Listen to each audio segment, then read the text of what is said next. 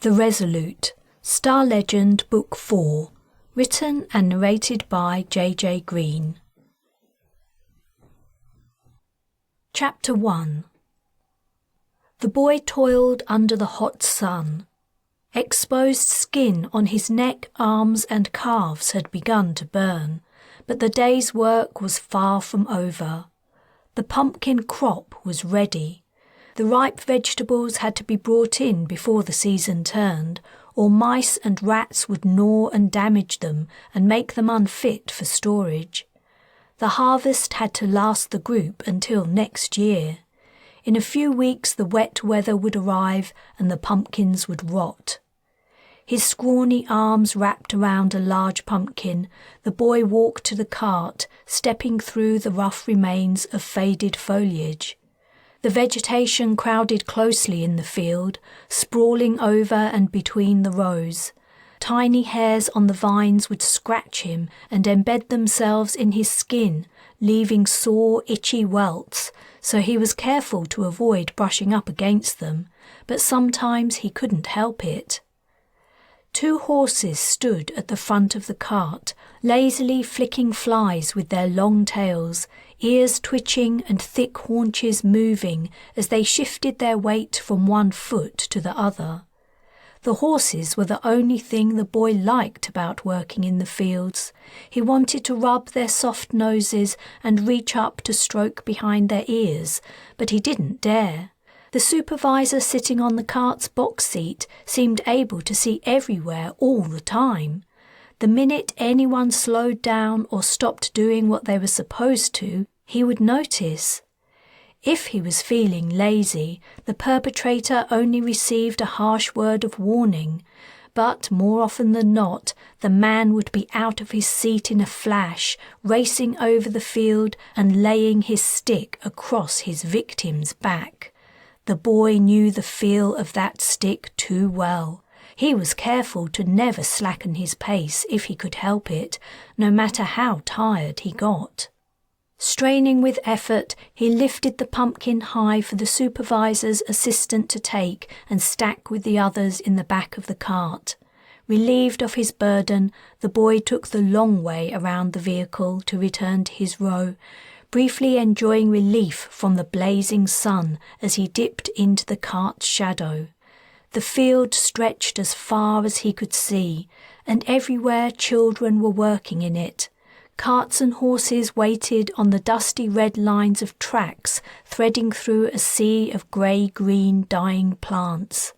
A faint odour of decay hung in the air, accompanied by the gentle rustle of quiet labour. When the pumpkins had been gathered, they would start on the soybeans. That's what Summoner Seba had said at dawn before they left the compound.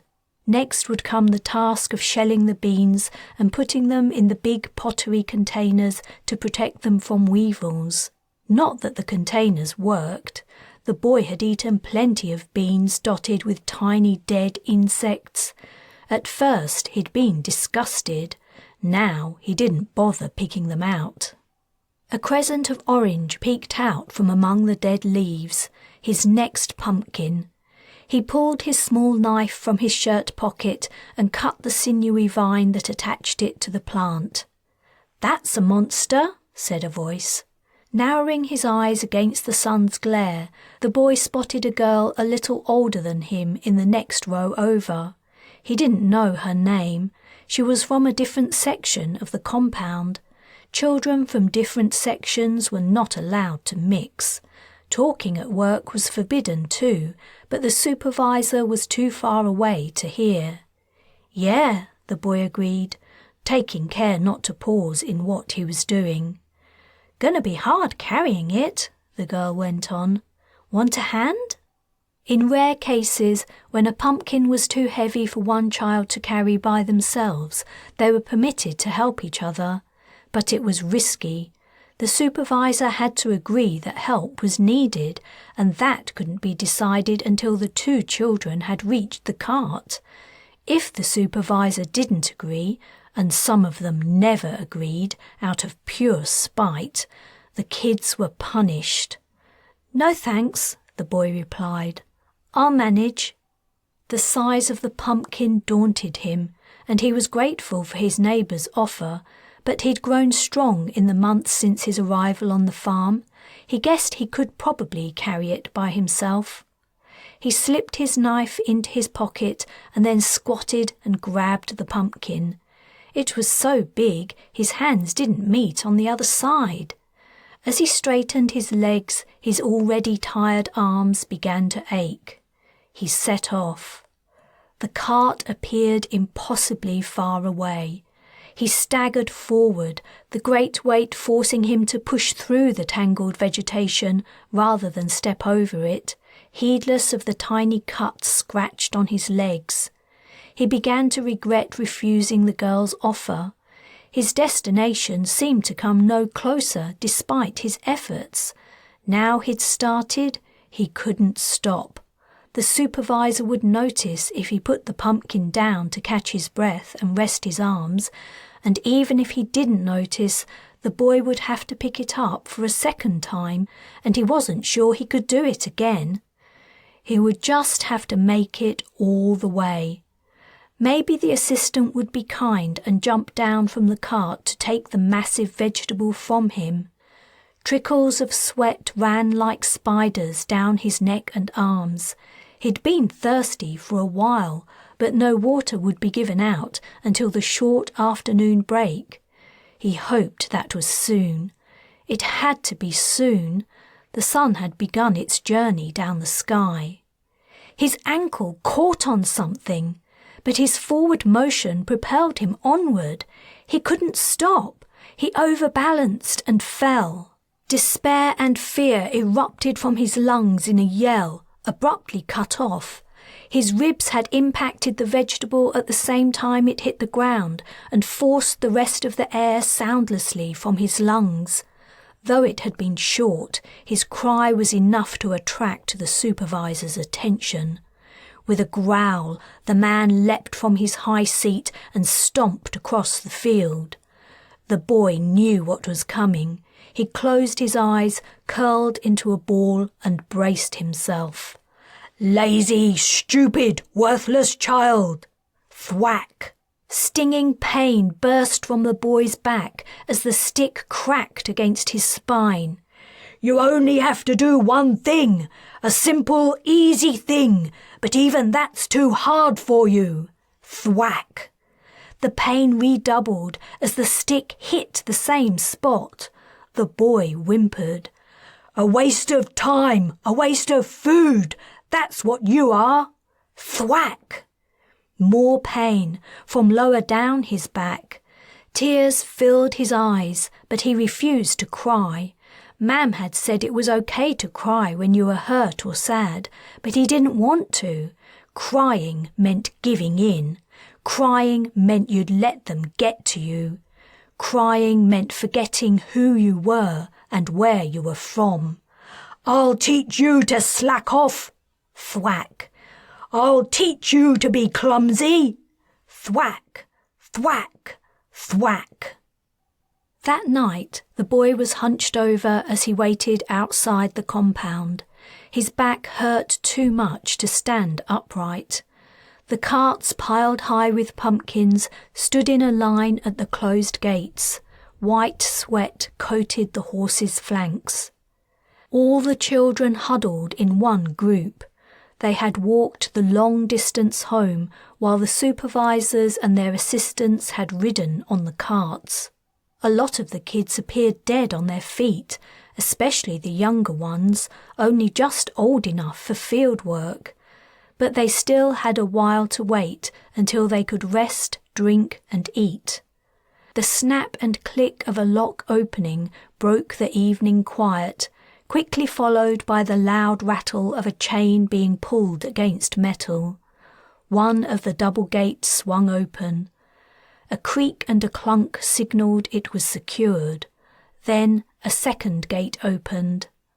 "Walk on," ordered the supervisor in the lead cart, slapping the reins on the horses' backs. Wood groaned and wheels rumbled. The line of carts began to slowly move forward. One by one, they disappeared into the gap in the high compound fence. The last cart went in. Now it was the children's turn to enter, but not before the final check. A woman walked out of the shadowy interior, a clipboard in hand. "Lucas," she read from the board. "Here," a boy answered. He split from the group and trudged into the compound. "Ben?" "Here." A second boy shuffled apart from the others. "Hannah?" "Here," a girl said. It was the girl who had offered to help the boy with the big pumpkin that had been his downfall. She walked through the open gates. The woman read more names, one by one, and each child answered in a weary tone before they were allowed admittance. When only a few kids were left standing in the dark, the woman called out, "Elias!" It was not his name, not his real name. It was the one they'd given him and forced him to use. He remembered his true name, and he would never forget it. But tonight, if he wanted to eat and sleep, he had to answer to the false one. "Here," he said, though the word grated like sandpaper in his throat. Grimacing, he hobbled toward the opening that led to food and rest, until tomorrow. Later, when his belly was full of watery porridge and boiled vegetables, he searched for his sister among the little kids in the barn where the children slept. He found her sitting alone in a corner, her skinny little legs sticking out from the skirt of her grimy dress. She was holding a bunch of grass stalks, and he thought she might be about to eat it. Hunger had tempted him to eat all kinds of things, but then he saw she was talking to it and bouncing it on her lap. "Hey," he said, sitting beside her. "Elias!" she exclaimed. The stalks fell from her grasp as she grabbed him around his neck. He winced, but tried not to show his pain. Had she forgotten his name? She was smart, and when he told her she had to call him something new, she'd caught on right away. He was glad. It had saved her from beatings less clever children had received. "What's that you're playing with?" he asked. "Oh!" She noticed the scattered stalks and picked them up. When she held the bunch again in her small fist, she whispered, "This is Mam." "Mam?" he said softly. "Uh-huh. I'm telling her to come and find us. I want to go home. I don't like this place." He put an arm around her. He hated the place too, and he was worried about his sister. She was too thin. He could see the bones under her skin. Sometimes, in the morning, one or two of the kids didn't wake up, and when he came back from working in the fields, they were gone. No one ever mentioned them again. "Is Mam gonna come and get us?" "I don't know. I hope so. But don't worry, if she doesn't, I'll look after you." "I know, but I miss Mam. I want to see her." "I do too. Maybe one day we will." His sister put her head on his shoulder and clutched the grass to her chest, crooning over it like a mother soothing a baby. He guessed she'd reversed roles and she was soothing Mam in the way she wanted to be soothed by her. An ear-piercing crack split the air, making all the children jump and shudder. Echoing reverberations of powerful engines followed, quickly dying down. A second crack followed, and a third. Fighter jets were passing overhead, alliance planes, off to fight in the war. Chapter 2. Taylan adjusted her scarf, pulling it forward over her head so it concealed her face like a hood. Hoping she hadn't missed something vital from her disguise, she pushed the pub door open and stepped inside. She recalled how, before they were invaded, the British had loved to make fun of Earth awareness Crusaders, saying they were ignorant fanatics with wild, irrational beliefs. In truth, no one was really sure what they did in their day-to-day lives because communication with the outside world was banned in every EAC nation-state. But rumours of their odd, regressive lifestyles had spread from the continent, along with smuggled images, vid clips and audio diaries confirming the stories. In her short experience of the cultists, she'd seen plenty of strange things too, but she'd also found that in some ways they were not so different from her own people. For instance, both cultures liked to drink. A wall of warm air hit her, heavy with exhaled breath, yeasty beer and weed smoke. At the same time, sounds washed over her, arguments, laughter and the clink of glasses. If the pub patrons had been wearing different clothes and speaking her native tongue, the scene could have been any ordinary weekend night from her youth. She could have been there to meet friends and hear the latest gossip, complain about work, or just to have fun and relax. But having fun was the last thing on her mind. She was embarking on a path that could lead to her death. It was the only way she might learn what had happened to Patrin and Kayla. She was convinced they weren't in Ireland or an EAC orphanage. If the latter were the case, Dwyer Orr would have found them. They had to be somewhere else. Perhaps a Crusader family was hiding them, or they were in another place beyond the Dwyer's easy reach. They were not dead. She refused to believe that, but also she was sure if they were, she would feel it. They were still alive. She clung to that conviction. But the information she needed to find them wasn't readily available. To uncover it, she had to insert herself into Crusader society, and now that the Britannic Alliance had the Dwyer in custody, the vendetta the woman had been waging against her and her kids was over, she hoped. She was at the lowest level of the pub, facing a large central bar surrounded by tables and booths.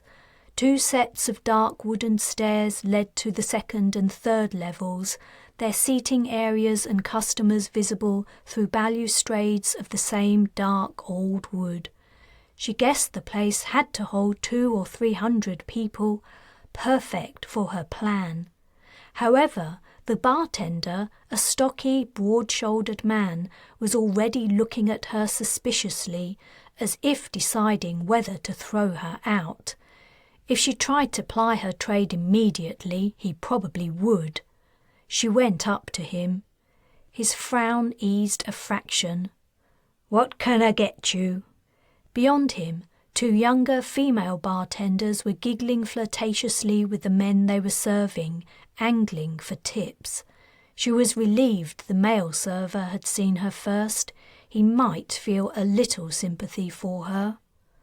She reached inside her robes to an inner pocket and took out the card before handing it to him, heart in mouth.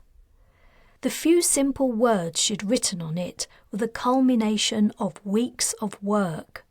Of all the challenges she'd faced in returning to West BI, learning to write by hand had been the hardest. Stealing food, staying hidden, studying the examples of the costume she needed and sourcing the clothes, all these had been difficult, but they paled in comparison with the laborious effort of creating words on paper that didn't look like they'd been written by a 4-year-old. She'd seen plenty of examples of handwriting on copies of old documents in history lessons. She knew what it was supposed to look like, and she'd thought it would be easy enough to do it. What she hadn't properly understood was that what she'd seen was the result of years of practice, hours a day spent writing for every subject at school, and then later writing letters, diaries, notes, reports, and so on as adults. Stripped of technology by their Dwyer, Crusaders had done the same. They'd grown skilled at the craft, and if she was to fit in, her efforts had to match theirs. Speaking to them was out of the question. Her accent would give her away in a minute. She couldn't mimic it like Mark, Angharad's son. He'd succeeded in fooling the people at the Crusader Midsummer Festival on Anise Morn, but she couldn't take that chance. Said the bartender after reading the note. He peered over the bar, his gaze travelling from her embroidered shoes to the decorative scarf hanging over her face. "What do you do? Write? Point?" It was safer to avoid testing her shaky handwriting skills unnecessarily. She touched the lever above one of the beer signs and then pointed to a shelf of glasses. "Pint of old black hen coming up." Tension oozed out of her like ice cream melting on a hot summer's day. While the bartender was pouring her drink, she checked out the pub's clientele again. A few were looking her way. She was already attracting interest. Good. She picked up her card from the bar and slipped it back into her pocket. Hopefully it would come out many more times tonight. When her beer was ready, she paid for it with a few stolen coins. "Look," said the bartender, scooping the coins into his other hand. "I know why you're here, and I don't mind. People like a bit of entertainment, but the boss won't approve. If he comes in, you can expect to leave soon after." She nodded her thanks for the warning and picked up her drink. It wasn't until she reached the second floor of the pub she found an empty table. Round-topped, sticky with spilled drinks, and wobbly, it was clear why the other patrons had avoided it. The table was also situated in a dark corner with only 2 single bench seats flanking it. For her purposes, it was perfect. Old Black Hen was not bad at all, and her experience of beer was extensive. When she'd drunk a quarter of her pint, someone approached.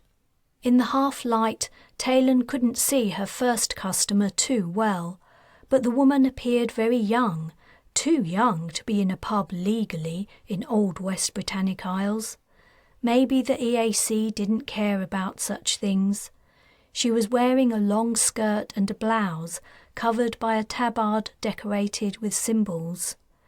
"Excuse me, I couldn't help noticing you sitting here alone. I was wondering, are you working? If not, I'll leave." Taylan was already taking out her card. The woman frowned as she took it and turned it toward the light. Her eyebrows rose. "Oh, you can't speak." Taylan held out her hand. The woman gave her card back. "But if you can't speak, how can you tell me my future?" Opening her satchel, Taylan took out a sheet of paper and a pen. With a sweep of her hand, she invited the woman to sit down. It had taken her ages to come up with a way to live among the Crusaders undetected. At first it had seemed impossible. How could she live among people whose lives were a mystery to her and who were actively seeking her out to hand her over to their mentally unsound leader? Then she'd remembered the fortune-tellers at the ceremony to launch the invasion of Ireland. They'd been dressed in colourful patterned robes and had gone from person to person, group to group, offering their services. She guessed they were probably itinerant, moving on to new grounds when interest dried up. No one would be surprised by the arrival of a new fortune-teller, and it was the kind of job that required no skill or training. It wasn't like she could get anything wrong. It was all nonsense anyway, and adding a vow of silence to the mix would only make her seem more mysterious and interesting. People told fortune-tellers all kinds of things, and what better place to hide than in plain sight? Chapter 3. HMS Resolute was a grandiose name for a patrol boat. even a new boat of the latest design and top-of-the-range tech. When Colburn had informed Wright of his new orders, she'd focused on the merits of the vessel, trying to spin the news into something better than it was. She'd emphasised he would be in command of his own ship, a very special ship. The fact that the Brigadier hadn't been able to look him in the eyes said everything. Basically, it was a demotion. After his damning psych assessment, he had retained his rank, but as to his dignity, pride and reputation, he'd gone from serving aboard 3 of the most powerful and vital ships in the BA Space Fleet, the Valiant, the Fearless and the Gallant, to twiddling his thumbs aboard a tin pot vessel, patrolling the Australian coastline. Tasked with keeping watch for incursions into Alliance waters, all he could look forward to, probably for the rest of his career, was endless days at sea. Even if the EAC did decide to attack Oceania, his little boat's role in the action would be minimal. It was a hard pill to swallow, and he had a feeling it would remain stuck in his throat forever.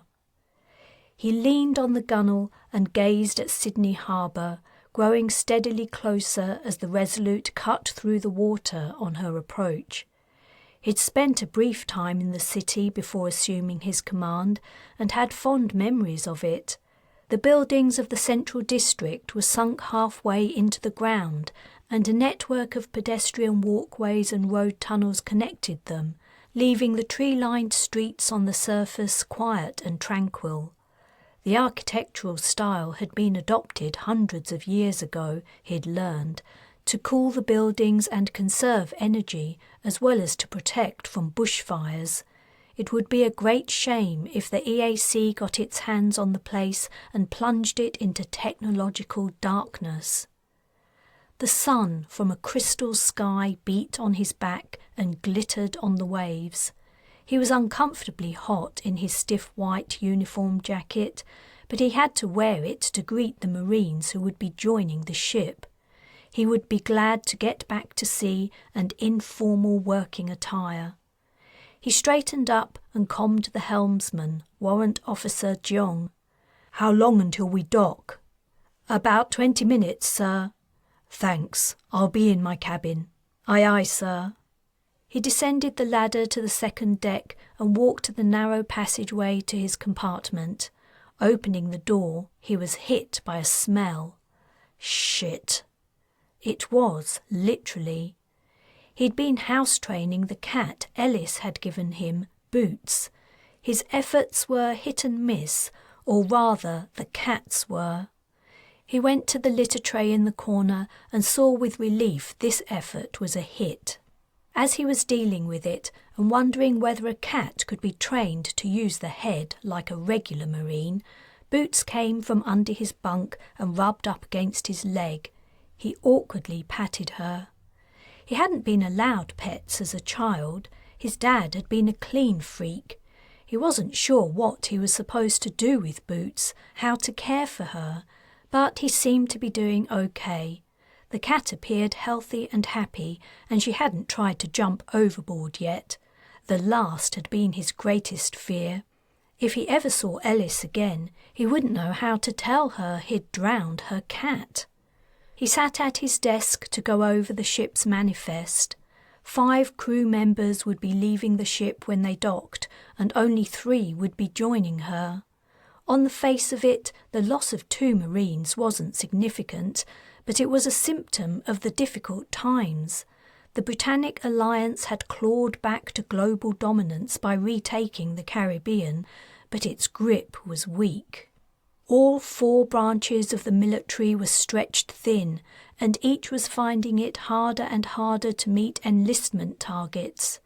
Perhaps the younger generation felt the Alliance's time was drawing to an end, or, with Ur Talman's colony ships due to depart in a few years, people felt the future lay in the stars. He wasn't sure.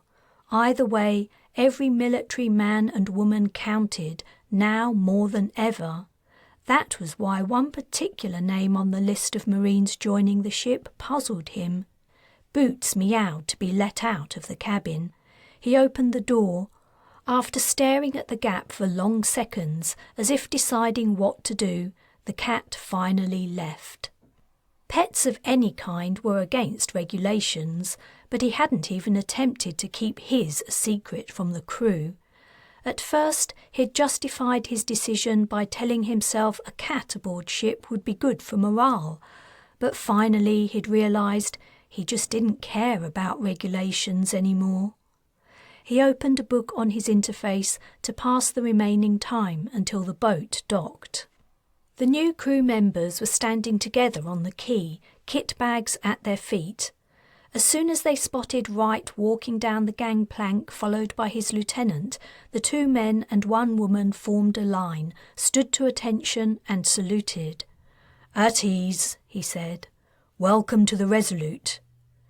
The man he was most interested in made eye contact, but instantly looked forward again. "I hope you have many happy days serving aboard her," Wright went on. "Lieutenant Ford will take you to your berths and explain your duties. You can board now." The men and woman picked up their bags and began to file past him. "Corporal Abacha," he said, "as soon as you've settled in, come to my cabin." "Yes, sir," the man replied, not breaking step.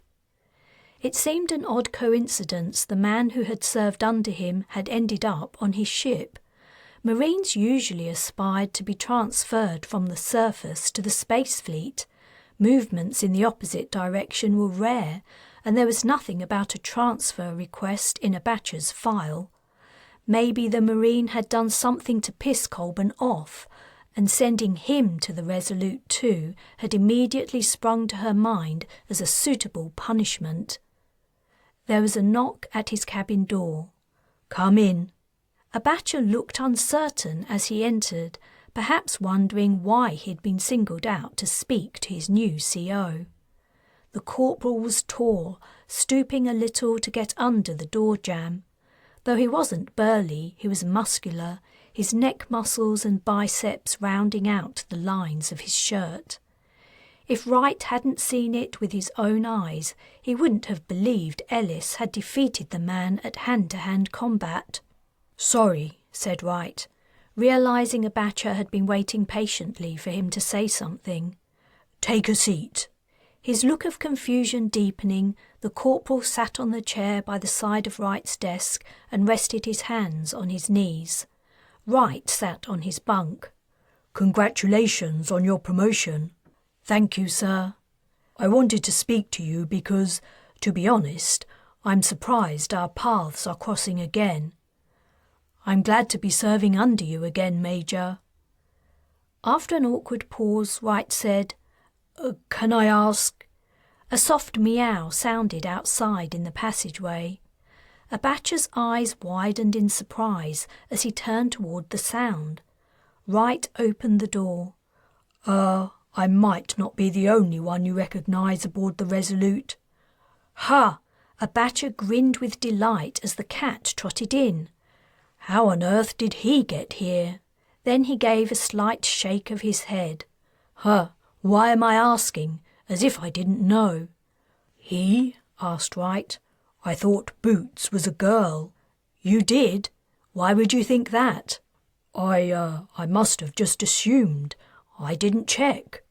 "Hey, little fella," said Abacha, leaning down to pat the animal, apparently forgetting he was in the presence of his CO. "How have you been?" From the way Boots readily leapt onto his lap, he clearly remembered Taylan's friend. "Gee, I used to hate this cat so much," said Abacha. "Always shitting and pissing everywhere." He still does that, but he's getting better." The arrival of Boots had dissolved the awkward atmosphere. "Do you know where Taylan is now?" Abacha asked, stroking the cat, a look of bemused nostalgia on his face. Wright leaned backward and propped himself on his arms. "The last time I saw her, she was headed back to West BI." "Still looking for her kid," Abacha said flatly. Kids, as I understand it. 2 of them, pretty young, I think. That's about as much as I know. Ah, she never talked about them, but it wasn't hard to guess what her problem was. I miss her. Wright almost blurted his thought out loud, but managed to stop himself just in time. What was wrong with him? He was forgetting his position. He could have made an embarrassing error in front of his subordinate. His terrible experiences in Jamaica, his de facto demotion, the loss of everything he'd worked for and believed in for most of his adult life, it was all getting to him. He needed to get a grip. But then again, did he? "Would you like a drink?" he asked. "A beer, maybe." The corporal's mouth fell open, but he was too shocked to refuse. "A beer would be very welcome, sir. It was hot out on the harbour waiting to be picked up." Wright took 2 cans from his refrigerator.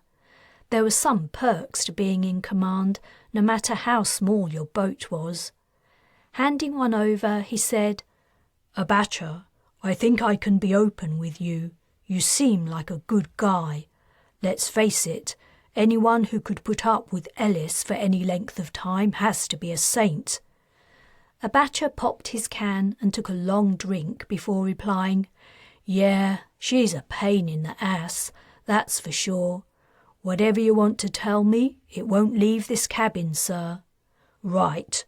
Well, I was wondering, do you have any idea why you're here?"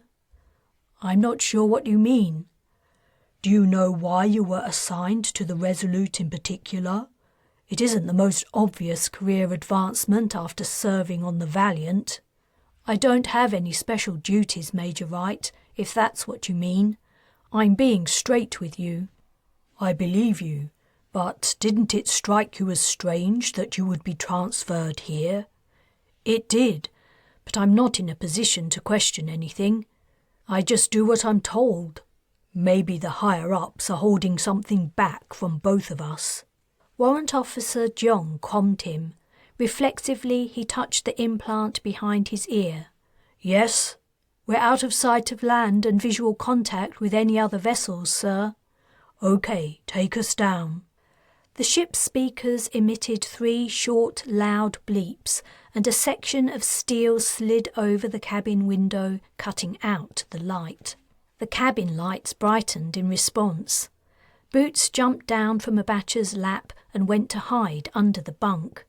"Don't worry," Wright said, in response to Abacha's expression of alarm. "You're perfectly safe." Clunks and whirring sounded all around, and the ship juddered. Above them, the outer hull was extending to enclose the main deck, and the pressure hull was also rising around the bridge, which would become the control room. The Resolute's hydrofoils also were converting into hydroplanes, and water was pouring into the main ballast tanks. Within a couple of minutes, the transformation was complete. The ship began to submerge. Wright remarked, "Yeah, the Resolute has a few secrets of her own."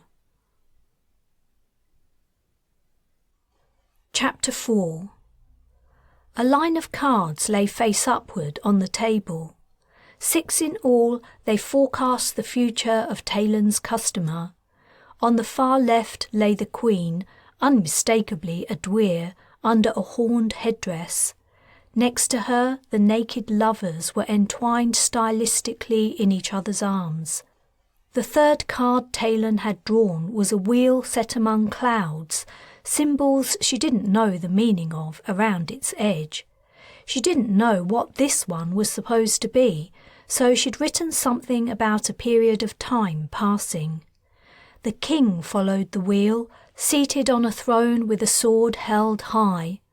The penultimate card was the sun shining over a green landscape, and the last card Taylan had drawn, inwardly wincing when she saw it, was death, a black-hooded figure wielding a scythe. Her customer's eyes had widened in dismay as it had been revealed. Taylan's imagination, already stretched to its limit in conjuring up some rubbish to interpret the cards, struggled to spin death in a nice way.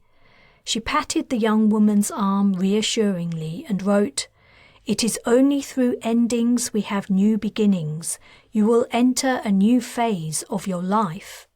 A look of relief came over the woman's face as she read. "A new phase in my life. I like that. And I loved the bit about getting the attention of someone important.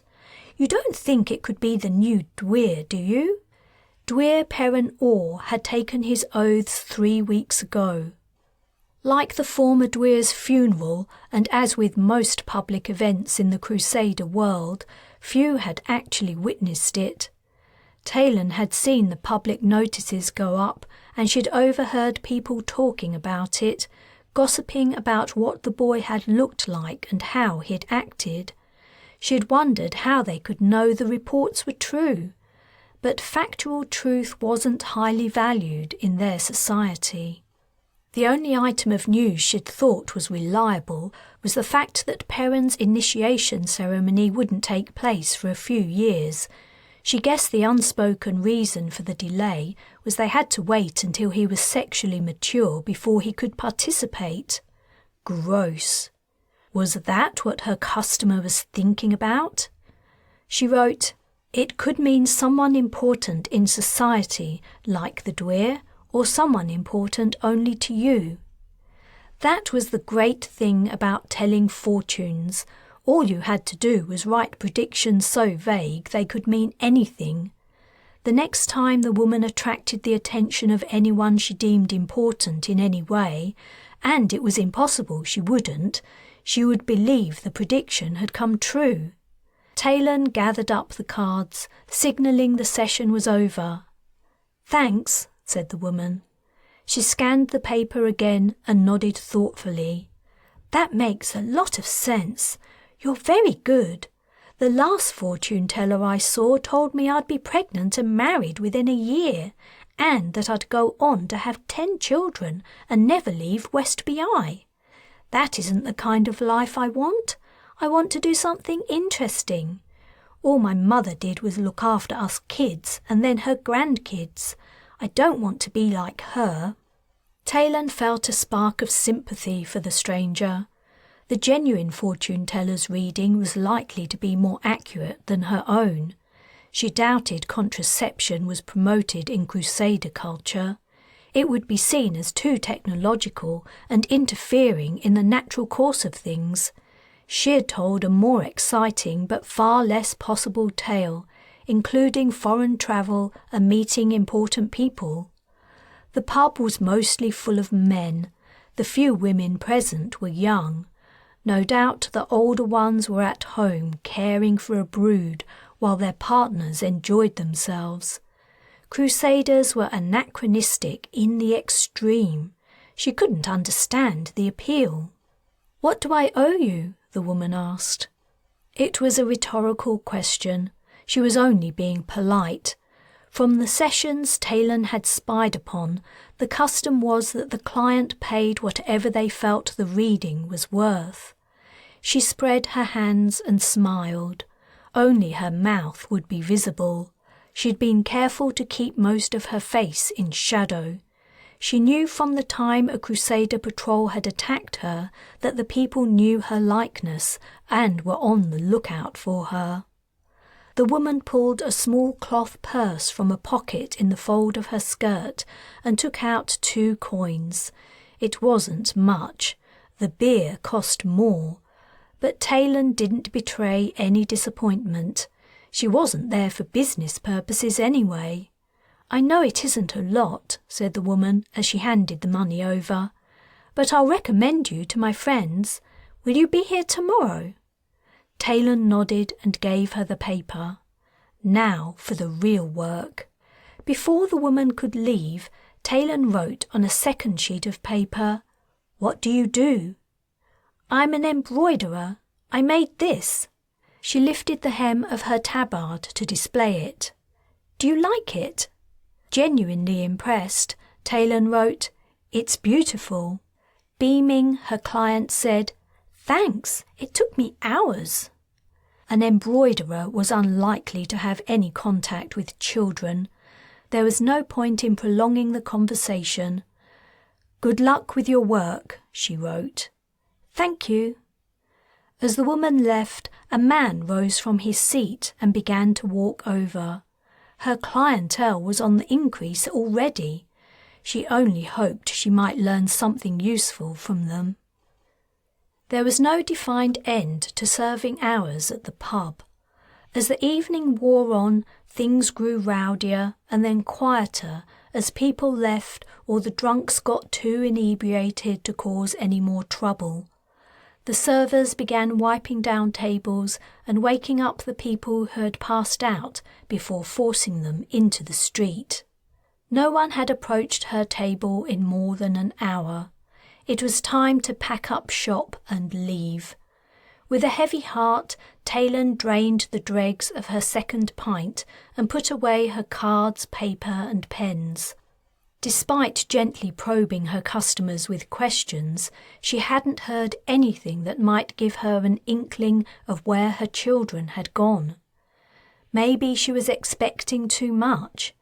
It was only her first try after all. If there were a place the native children had been taken, it could be something only a few people knew about. It might be weeks or months before she heard a whisper of it. Weeks of spouting drivel for credulous idiots? Ugh! That was not something to look forward to, and as time went on, her chances of being recognised increased. But she didn't have any better ideas. Whatever it took, and however long it took, she wouldn't give up her search. Pushing open the heavy outer door, a blast of cold, humid air hit her face. The scent of approaching rain washed over her as she walked the dark streets to the place where she'd been sleeping for the last few weeks. Autumn was passing quickly. When the winter cold arrived, she would need better accommodation, but that was a bridge to be crossed when she came to it.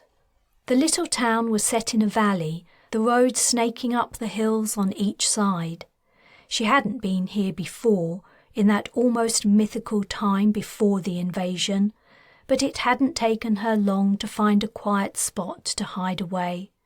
Half the houses were empty, abandoned by the fleeing townsfolk, or the former habitations of those who hadn't made it out. Still, she hadn't dared take over a house in case the Crusaders had a system of allocating them. She couldn't afford to attract attention by falling foul of it. Instead, she'd set herself up in a garden shed. In the before days, it might have been a man cave. The wooden building at the end of the long garden was spacious and dry, and though the large screen interface no longer worked, the small camp bed was comfortable. There was even a little single hob stove, though it required batteries and she hadn't been able to find any of the right kind to steal.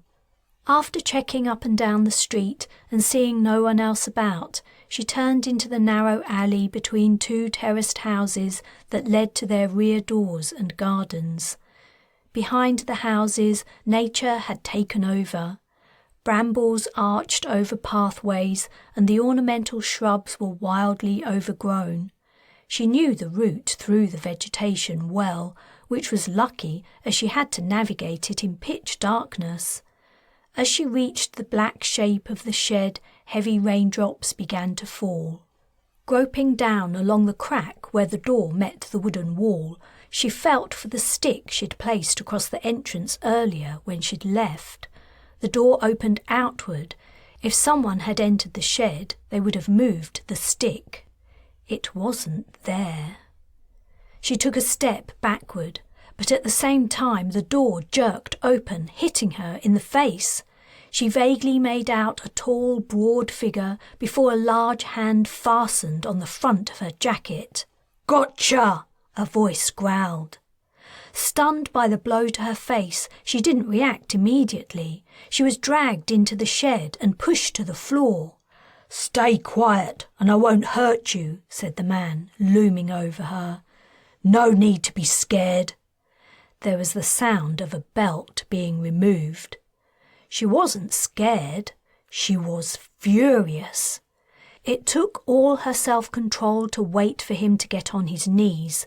Kicking sharply upward, she was rewarded with the sensation of her shin bone smacking into a soft and vulnerable area of his body.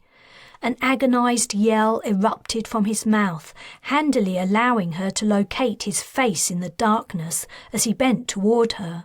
She punched hard and then slid to one side as he continued floorward.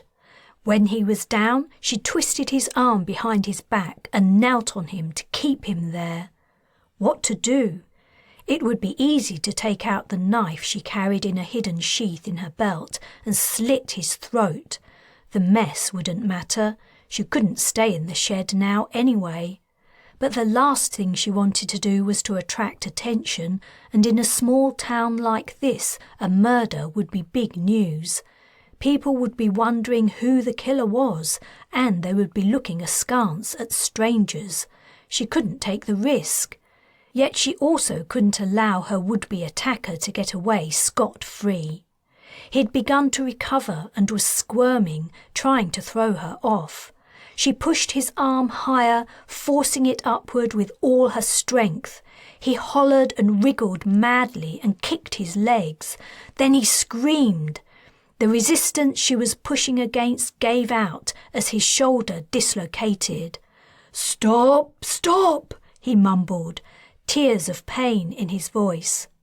Taylan put the tip of her knife below his earlobe and pressed it in until it scraped on his jawbone. Leaning down, she hissed in his ear, "Come near me or any other girl again, and I will kill you."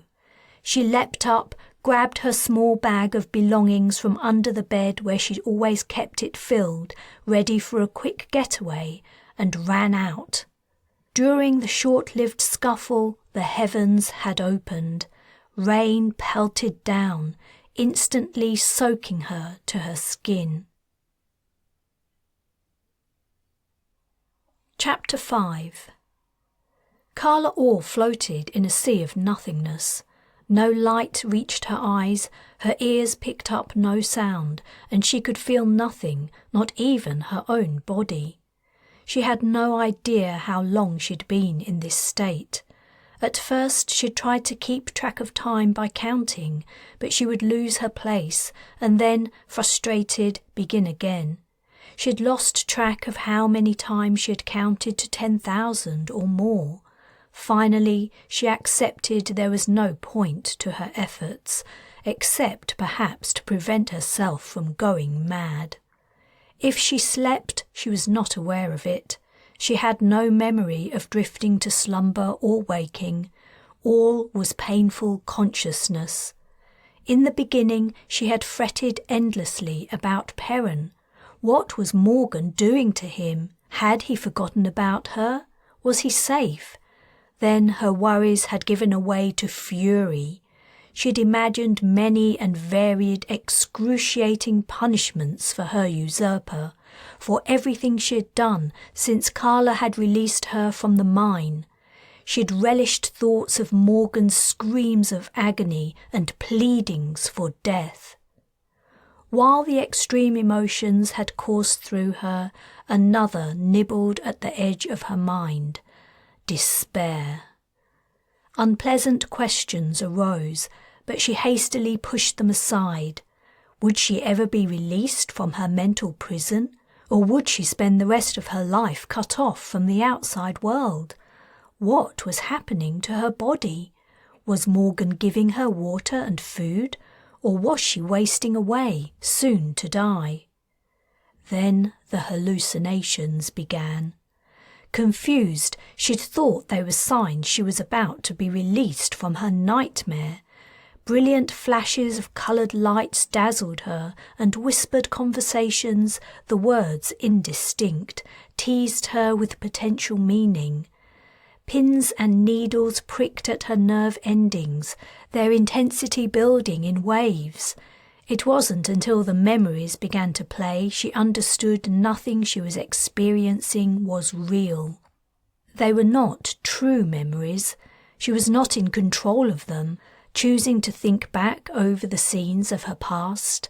They arose before her, surreal and dreamlike, the faces smudging and distorting, voices loud or too quiet to hear, the colours wrong, the events incorrect or transformed into something bizarre.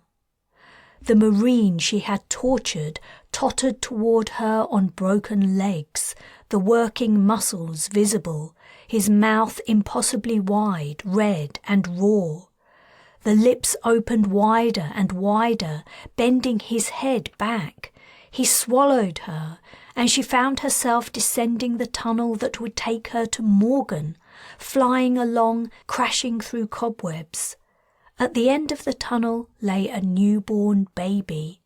Its skin glistened, and the purple pulsing umbilicus still protruded from its stomach. The baby mewed like a cat and wriggled. It was Perrin. His eyes opened wide and staring. "Go away!" he yelled. "Go away, mother!" Loose yellow feces streamed from between his buttocks. She backed away, not looking behind her, and fell into a chasm. Rock faces streamed past as she tumbled over and over.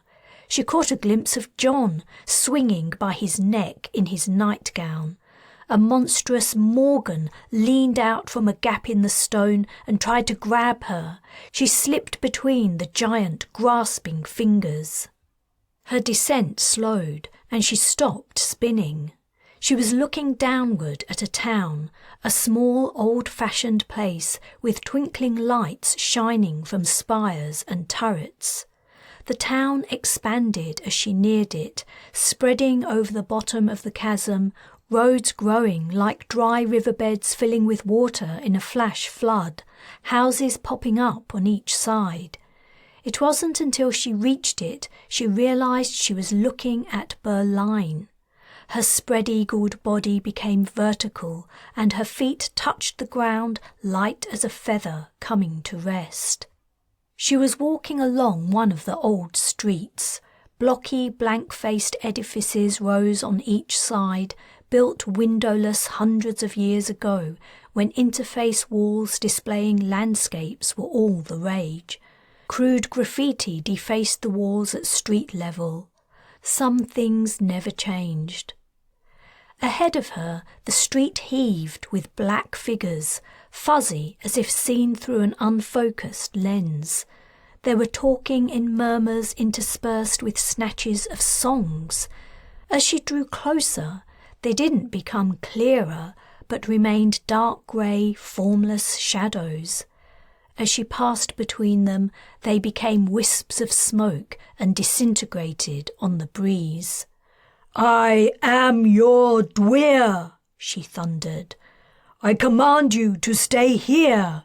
You cannot leave. Come back." The street was empty. Above, the wraiths glided swiftly upward. Were they the souls of the people who had died during her rise to power and the expansion of the EAC across the globe? The sight of them bothered her, sparking deep regret and self-hatred. She tried to ignore the feelings, but found she could not. In her current state, there were no distractions. She was forced to acknowledge all she had done. She tried to give the usual excuses, how the blood sacrifice would be worth the outcome, how she had to break stones to lay the path to the future, but her words sounded hollow. Berlin was gone.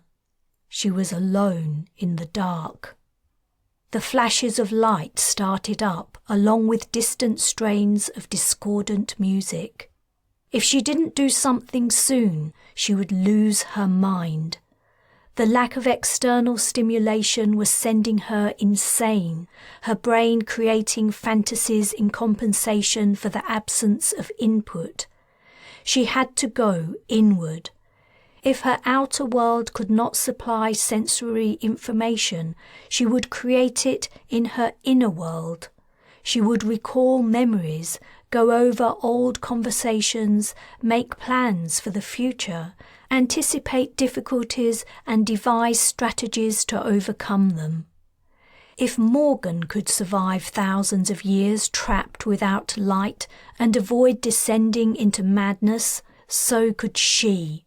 She would grow stronger, and when her time came to return to the world, she would defeat her mortal enemy. Chapter 6. For years, the EAC and AP had been suspected of smuggling operations in Australia, but no one had ever caught either organisation in the act or figured out exactly what their contraband was. The country's coastline was vast, and much of its territory was remote and isolated. The Alliance could watch the skies, but the surrounding seas and oceans were another matter. That was where the RESOLUTE came in.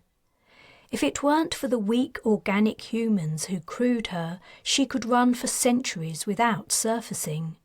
Not that she required a crew to operate, she could be fully controlled remotely, even at substantial depths.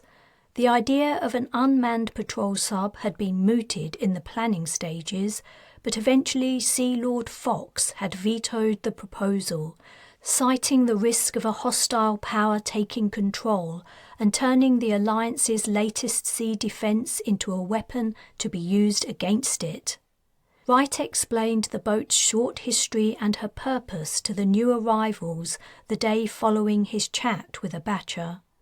He also told them all her capabilities, including the rim-driven thruster and scanner-deflecting hull that allowed her to travel through the water without detection, and her complement of AUVs for widening her field of surveillance. As he spoke, he found himself feeling better about his situation. He felt the stirrings of pride and attachment to this vessel under his command. She truly was a remarkable boat. Maybe his depression and resentment over his new appointment were churlish and ungrateful. He had been awarded a level of autonomy unusual for someone of his rank, and now that the Caribbean had been retaken, Oceania had risen in importance as a potential site for a Crusader invasion. He finished his talk by saying, "Our remit isn't only to keep watch. The RESOLUTE isn't big, but she's deadly. We could be tasked with defensive engagements with enemy vessels encroaching into Australian waters. If we are, we'll be busy. There are only 8 of us, and that's the bare minimum required to keep our boat operational. But while we're only patrolling, you'll probably find yourselves struggling to keep busy. Many of the tasks the submariners among you are used to doing are automated here. Lieutenant Ford has given you your duties. In your downtime, find something to occupy yourselves, a hobby or something. I've heard Abacha plays a mean game of Xiangqi. Unless we receive different orders, we're down here for 6 months." Abacha raised a hand. Wright nodded his permission to speak. "I'd be happy to arrange a Xiangqi tournament. It'll help pass the time." "That's a great idea." "What'll the prize be?" asked Ford. "I don't know," said Abacha. "I'll think of what I'd like, as I'll be the one winning it." One small advantage of Wright's new posting was the availability of time to sleep. Even during quiet periods serving aboard the Gallant, Colburn's rigorous approach to leadership had led to regular disturbances of his daily routine. If she wasn't running an emergency drill, she would think up another way to keep everyone on their toes, such as changing the entire crew's work schedules at short notice. In her case, her command style probably made sense. A starship like the Gallant could be called into battle at any time, but the RESOLUTE's purpose was different. Discovering what the EAC or AP were doing in Australia, if anything, would require long periods of simply watching and waiting. And during those long periods, Wright would take advantage of the opportunity to indulge one of his few pleasures in life, unconsciousness. That would all have been fine and dandy if it weren't for Boots. The cat had a special talent for destroying sleep, ranging from walking over his head to meowing to be let out, then quickly meowing to be let in, to getting the zoomies and running around and around the cabin at top speed. And yet he couldn't find it in his heart to get annoyed at the animal. He provided a connection to Taylan, who was often on his mind. Caring for Boots gave him an irrational feeling that one day he would see her again and be able to return the cat to her, and she would be pleased he was healthy and happy. 3 weeks after the change of crew, when the Resolute was working her way up the Coral Sea east of the Dead Reef, and Wright was deeply asleep, an annoying noise dragged him awake. Thinking Boots either wanted to come in or go out, with his eyes still shut, he groggily mumbled, "Door open." He'd fixed the door-com so that the cat's meows activated it. Otherwise he would never hear him from the passageway through the solid steel. He heard the scrape of the portal opening, but the sound continued. Forcing himself to a higher level of alertness, he concentrated on it. The noise wasn't coming from Boots. It was coming from inside his head. It was his personal comm giving an urgent signal. "What?" His voice was hoarse and his throat dry. He must have been mouth-breathing in his sleep. He swallowed and tried again. "What is it?" "Sorry to disturb you, sir." It was Lieutenant Ford, his second in command. "It's all right. What's happened?" "The long-range scanner has picked up something the computer can't identify. I thought you might want to investigate." "Give me a minute. I'll be right there." Pushing down his covers and climbing out of his bunk, he was reminded of the time when the Gallant had picked up the ancient distress signal coming from a mountain in West BI. What an escapade that had turned into! It had resulted in Arthur, Merlin, and the whole shebang. But he was out of all that now, and he was glad. Let others figure out how the ancient king and suspicious alien would fit into the plans to defeat the Alliance's enemies. He hastily pulled on some pants and jogged the short distance to the control room. Ford was looking at the interface that displayed the scanner data. In the confines of the small room, there was no space for a holo display. They had to make do with 2D imagery, though the sensors were sophisticated. 4 shadowy oblong shapes floated on the screen. "Non-organic?" Wright asked, peering over Ford's shoulder. "That's what the computer says. 93% probability." He could see why. The shapes were too uniform and evenly spaced to be shoals of fish or whales. He checked the shipping information he'd been given against the position of the anomalous bodies in the water. "We don't seem to have anything scheduled to be there right now," he mused. "The range is only accurate to 50k, but anyway, they're nowhere near a bay," said Ford. Wright took the statement on board without questioning it. His lieutenant was a native Australian and no doubt knew what he was talking about. "How long will it take us to reach them?" he asked. "At our current speed, about 5 days. If we travel at maximum knots, 3.5, roughly, I'll have a better idea the closer we get." "OK, tell the new engineer to crank up the engine. Let's go take a look." "Wilco, sir. Another thing, these ships, if that's what they are, we found them through passive sonar, triangulating with seabed devices. I took the liberty of checking with the surveillance stations on the east coast. None of them are picking up anything in the area. The ships seem invisible to radar." Wright wasn't sure what to make of that information. Perhaps reading his confused expression, Ford continued, It means they could be wooden or fiberglass. Ah, I see. Wooden ships would be right up the EAC's street and apparently made them easier to hide. Notify me when we're an hour away. He returned to his cabin to grab another couple of hours of sleep. The Resolute state-of-the-art scanning tech and massive computing power was already paying off. As he lay in his bunk, his eyes closed, another idea popped into his head. He put in a request for satellite data on the region where the non-natural objects had been spotted. If radar wasn't picking them up, perhaps satellites could provide imagery. His request might not be answered before they arrived, but the information would be worth having regardless.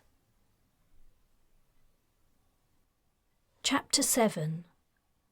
Taylan was fairly sure she'd spotted her attacker the next day. It was only a small town. There couldn't be many young men wandering around with one arm in a sling. He was tall and wore a scruffy ginger beard. When they passed on the street, he briefly made eye contact with her. The short encounter had made her blood boil again, and she had to resist the urge to dispense some more punishment for his attempted crime, but she had to avoid suspicion. There was already one member of the community who knew she was not as she seemed. He must have stalked her to find where she lived, and then waited for her to come home. She was lucky it had been dark. If the man had seen her face, she would have had more than sexual assaults to worry about. Now, a couple of weeks after the altercation, she decided it was time to move on. She'd picked the place dry in terms of customers and what they could tell her. No one had given any hint they might know something about Alliance children who had disappeared during the invasion, and the meagre fees she'd gathered in return for the fantasies she'd spun were barely enough to survive on. She sat up. Each night since the attack, she'd found somewhere new to sleep. This morning she'd woken in a derelict house on a dead-end road leading up into the hills. Damp had infiltrated the rooms, probably due to a hole in the roof. The plaster had cracked and was falling off the walls, and the floorboards smelled of mushrooms. The building wasn't much different from the little house she'd bought for her family, or the one she'd grown up in. Her heart heavy, she wondered what had happened to the family who lived here. Basing herself in one spot had been a mistake, though she knew why she'd done it. The notion of a place to call home, however decrepit and awful, brought her some comfort. More than ever, she was lonely. Her time as a Royal Marine had been a trial, but she'd made friends. Now she couldn't afford the luxury of familiar faces or places. They allowed anyone who was watching her to predict her movements. It made her vulnerable. She began to pack up her stuff. The fortune-telling deck, scarves, spare clothes, a purse of coins, a small cake of soap, packets of dried food, all the bits and pieces she'd stolen or bought with her tiny income. Life as a fortune-teller was hard, and from what she'd seen, other Crusaders didn't have things much better. Why anyone would choose to live this way was beyond her. Her backpack on her back, she peeked into the street. Grey and glistening from last night's rain in the early morning light, it was empty. She stepped out and began the long walk to the train station. Crusaders had few choices when it came to transportation. Technology of most forms was frowned upon, and that included cars. If a Crusader had to travel somewhere not within walking distance, they would most often take one of the public coaches pulled by teams of horses, or try to hitch a ride on a delivery cart. Yet even EAC philosophy had been forced to concede some larger forms of transportation were necessary. Trucks still drove the deteriorating roads, and trains ran on poorly maintained tracks. Another option was to travel by barge on the canals or by boat around the coast. For Taylan's purposes, a train ride was called for. She decided to go to Abertawe. In the large city, she might meet people who were more in the know about the inner secret activities of their cult, and, she hoped, it would be easier to remain invisible. The station was small. A single track ran through it, bordered by 2 platforms. The times for that day's trains to Abertawe were chalked on a board. The first one wasn't due for an hour and a half, according to the clock hanging over the platform, so she sat on one of the benches and settled in for the wait. Another aspect of Crusader life that irritated her was that it was so boring. All everyone appeared to do was work, stay home, or go out to drink. She'd seen some games of football played in the street by young lads, but the adults seemed to have little imagination or will to occupy themselves in interesting ways. Her discovery explained their wild hedonistic behaviour at the festivals. Repressed by their uninteresting, restrictive lifestyles, when the opportunity came to let loose, they really went for it. She occupied herself in the way she usually did, descending into her memories of happier times before the invasion, when she had her kids with her. At the time, she'd thought their lives were not so great. They didn't have much money, and she couldn't afford to buy her children the fun toys their friends had.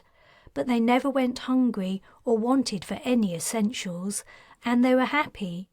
What wouldn't she give to have those times again? Or just to simply be together as a family?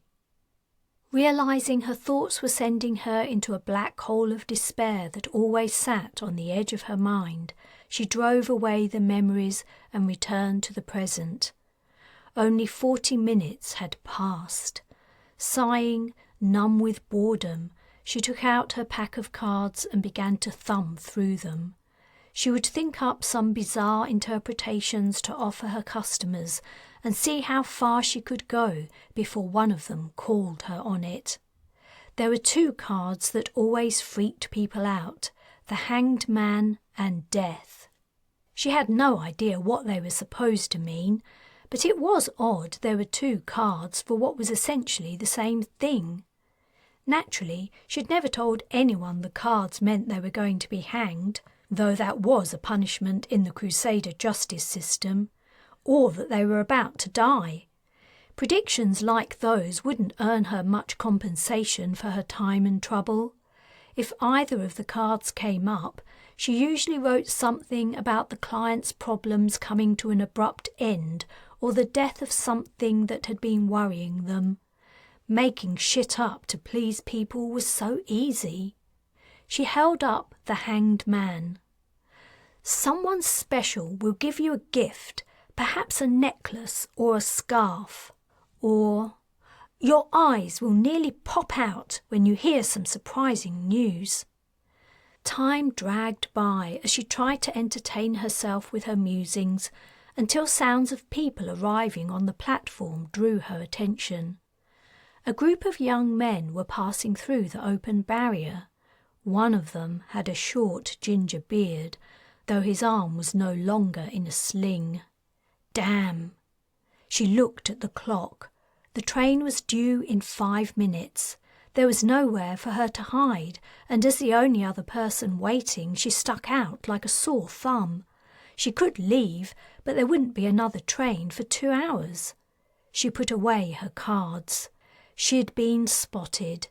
The young thug she'd incapacitated was sauntering toward her, something like arrogance or bravado in every step. As he sat down next to her, she stared ahead. "Don't I know you?" he asked. When she didn't answer, he went on, "You're that fortune-teller who's been hanging around here for a few weeks, right?" One of his buddies had cottoned on that a bullying session was about to begin. The bench creaked as he sat on the other side of her. Taylan clenched the backpack on the ground between her feet, mentally rehearsing the scenario that would involve her taking them both out. But she couldn't. She couldn't attract attention to herself.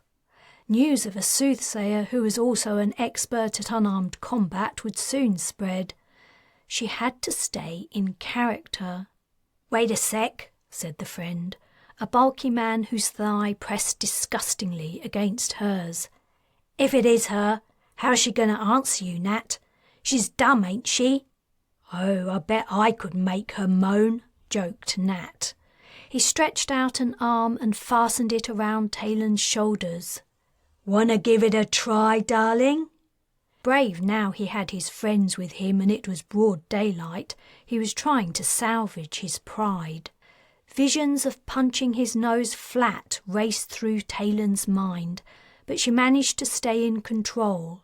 "That's not funny," said another of his companions, who had also walked over. "You're being a creep. Leave her alone." Risking a glance at the newcomer, Taylan saw a boy younger than the others. Like most Crusaders, he was bearded, but his had barely begun to grow. She was touched by his intervention, but couldn't do anything to acknowledge it. "Piss off," said Nat. "Who invited you to the party?" "She's alone, and you're scaring her. She doesn't know you're only messing around." "You'll mind your own business if you know what's good for you." Nat's hand had begun to travel down Taylan's arm. He was heading for a grope of her breast, secure in the fact she would be too embarrassed and intimidated to do anything about it. The sound of metallic rumbling came down the track. In the distance, the approaching train could be seen. She abruptly got to her feet, knocking the offending arm away from her. "Hey," Nat protested. "No need to be unfriendly. Are you going to Abertawe? We can sit together and chat." His last comment drew a guffaw from the other guy on the bench. Nat's tall form loomed at her side. The idea of spending a couple of hours in the company of this goon made her skin crawl. His hand grasped her shoulders again. "I'll keep a hold of you," he said, "so we don't get separated in the crush." That was it. She swung her pack at him, knocking him down. But in her anger, she swung too hard, and the bag flew from her hands. The train was drawing into the station, its unoiled brakes shrieking. The other goon picked up her pack. Nat was getting to his feet, shame and fury in his eyes. "Give it back to her," said the nice youngster. The train had stopped. "No," Nat spat. "Give it to me." He held out a hand. An official had noticed the commotion on the platform and come out of her office. "What's going on? What are you young men doing? I won't have fighting at my station." The nice youth marched to the man holding the pack and wrested it away from him before giving it to Taylan. "Don't you get on that train," ordered the station official, approaching the bench. "I want to have a word with you." Taylan assumed she wasn't included in the order and ran to the train. The guard whistled. Clutching her pack to her chest, she turned to face the young man as the door began to close. "Have a safe journey," he said. "Thank you," she replied. Horror at her mistake rose in her throat as the words left her mouth. The man's eyes stretched wide. The doors closed and his surprised face moved away as the train pulled out of the station. Chapter 8. Ailani Hale had become Lorcan's unwelcome sidekick, he realised, as she disembarked his shuttle with him on his visit to the Britannic Alliance's flagship, the Fearless.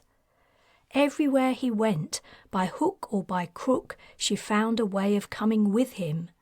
This time, she had argued that for something as important as a plan of cooperation between the Antarctic Project and the BA, he needed independent advice.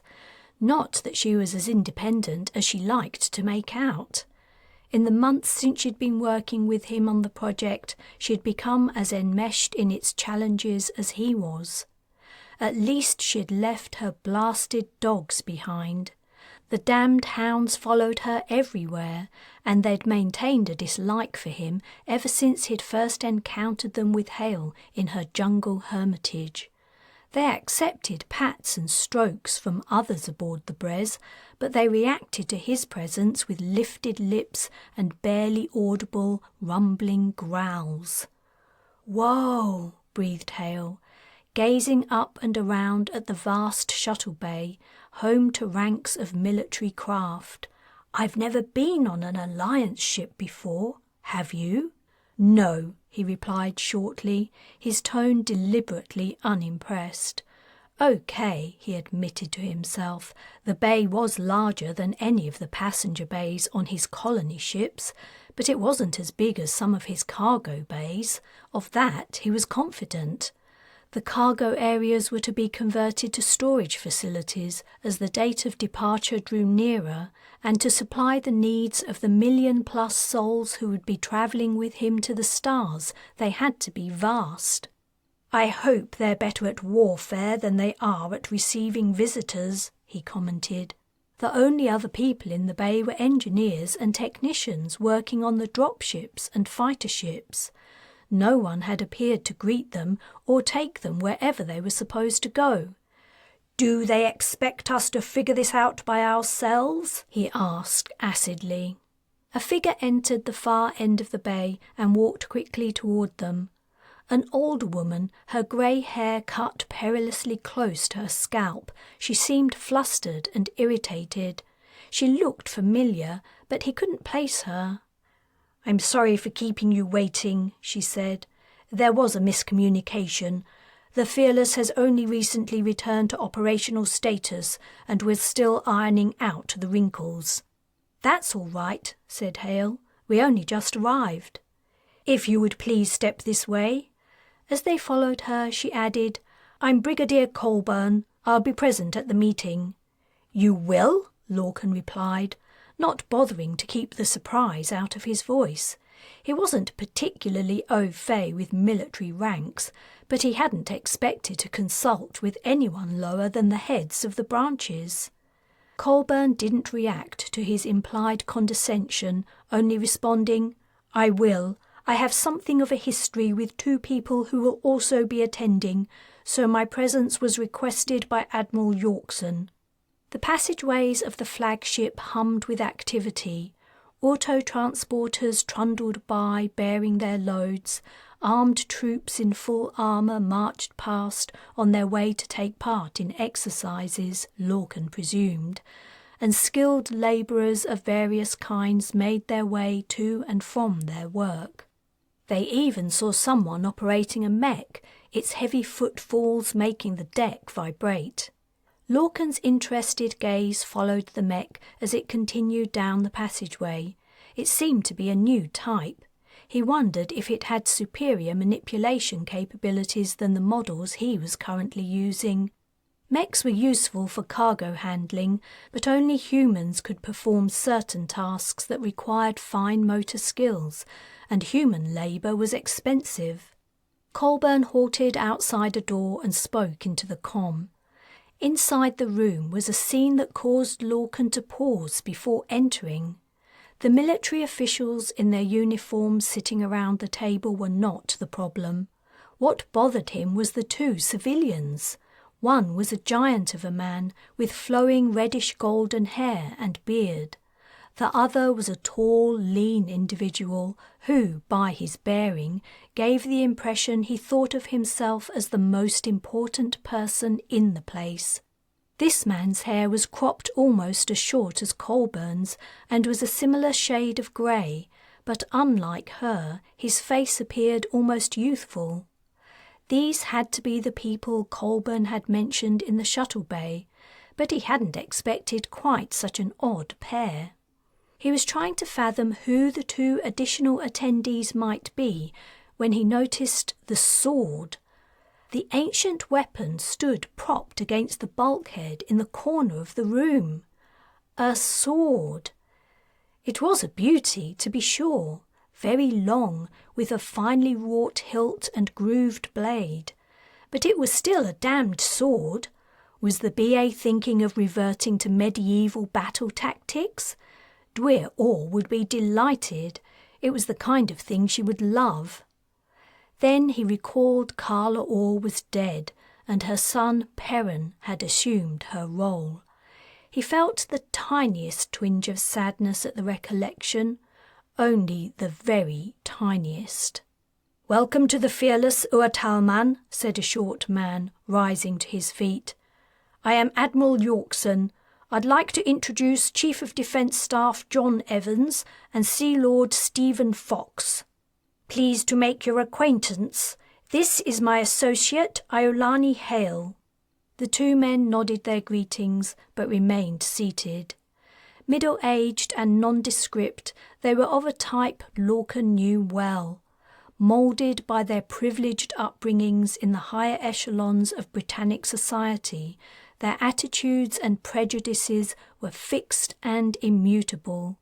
He had dealt with many similar men and women as CEOs of multinational companies.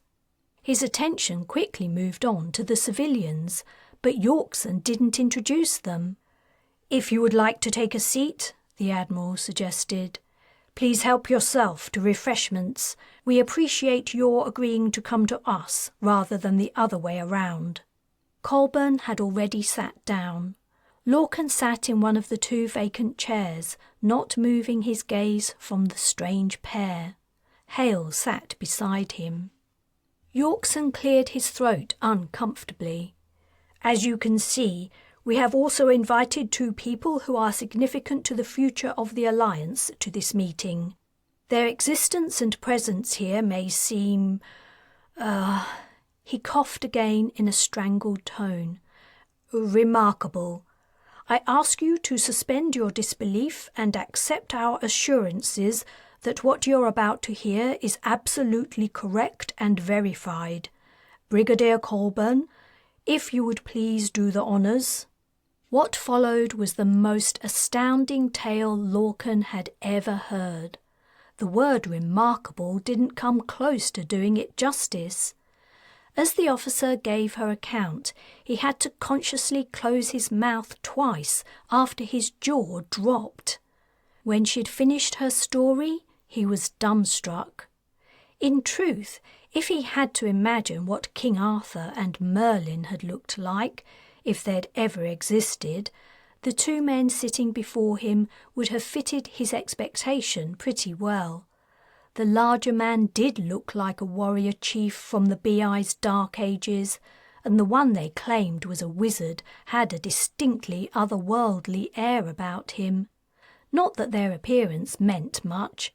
If anything, it was evidence they were fakes, that the Alliance had picked them due to their resemblance to the mythical figures.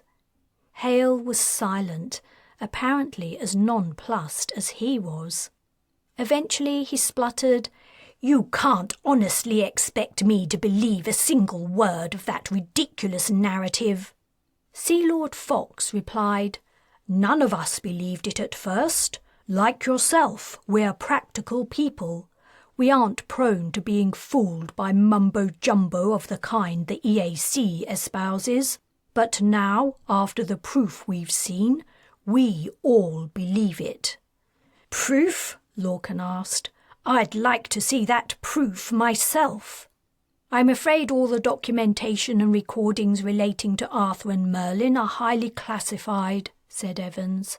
"And if you or Miss Hale mention anything about either of them in public at this time, the Alliance will vehemently deny their existence and do everything in its power to discredit your statements."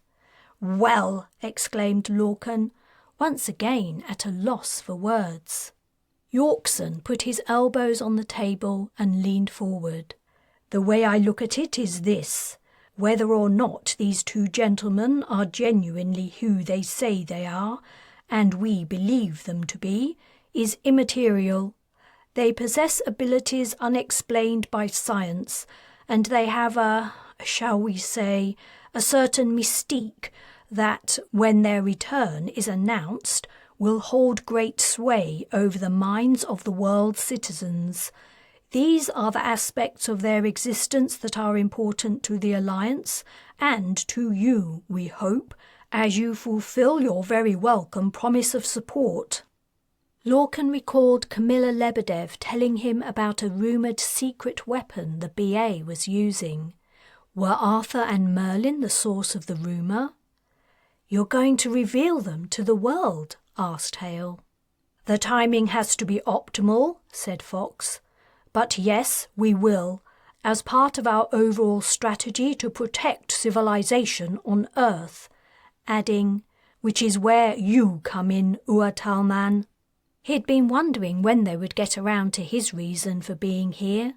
He almost replied something along the lines of, "Why do you need me when you have the once and future king and his magical friend?"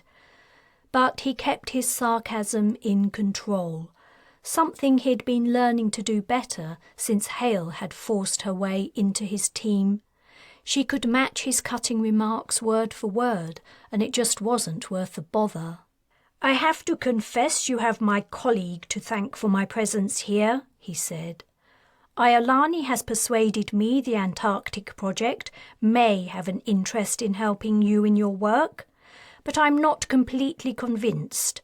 I'm interested in hearing your vision for the project's role, nothing more than that.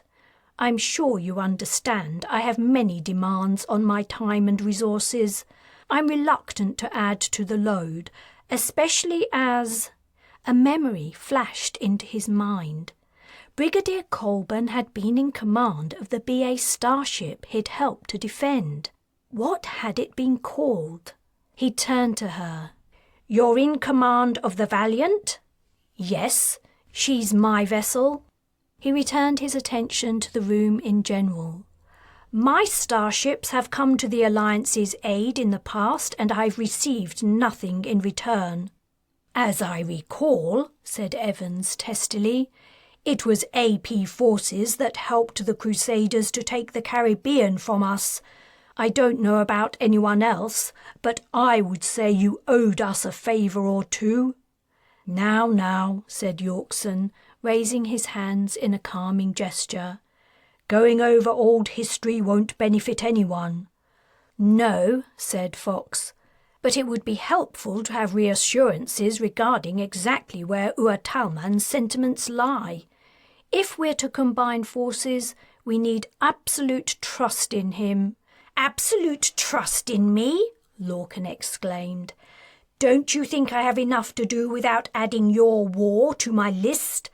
What precisely do you think I'm getting out of this, except another plateful of work and expense?" "To be honest," said Fox, "that's exactly what I'd like to know." Lorcan was on the verge of storming out. The last thing he'd expected from attending this meeting was to be insulted. But then an unfamiliar voice spoke. "Could I say something?" It was the man who claimed to be King Arthur.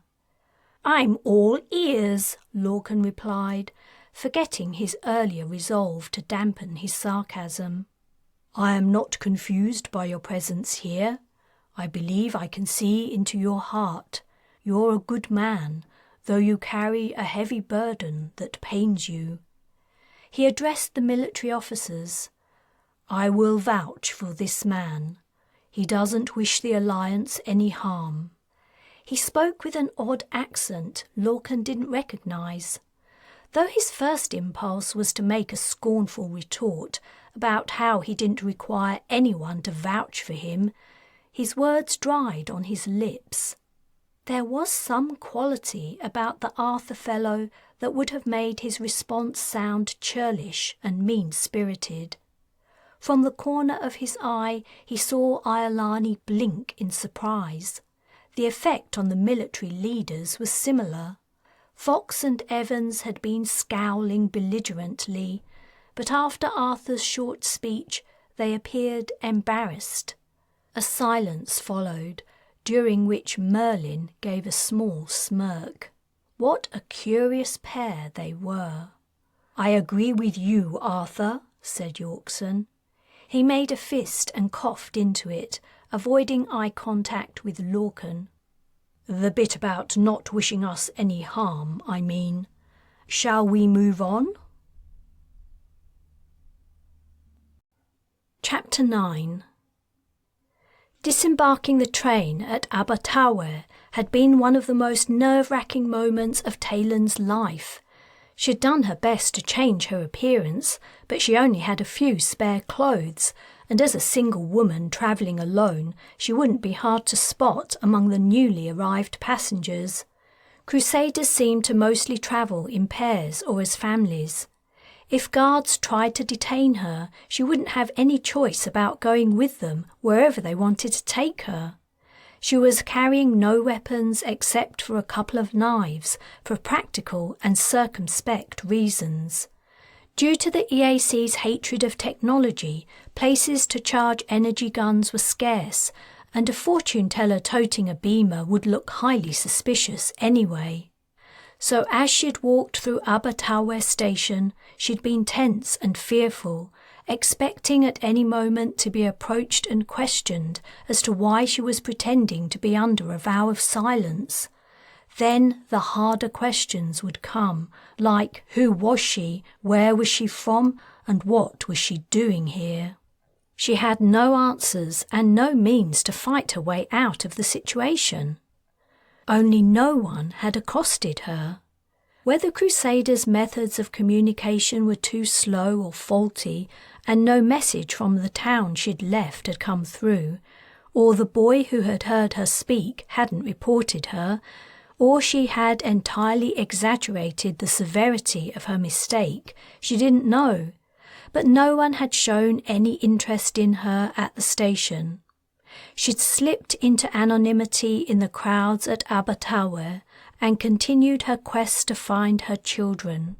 She'd maintained her habit of never staying longer than one night in the same place. It wasn't hard.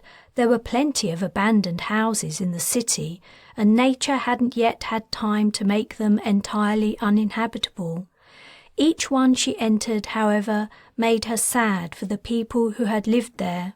Her own people, driven away or killed, their lives and possessions taken by the invaders. More than once she was reminded of Maelir's conversation with her in the resistance hideout in the Preseli Hills, when he'd said they had to work together to get their country back, implying that acting alone was selfish. But what choice did she have now? She'd betrayed the resistance and could never work with them again. She guessed that festivals were where her customers would be most likely to let slip sensitive information. At these events, Crusaders would get wildly drunk. As everyone knew, intoxication loosened lips.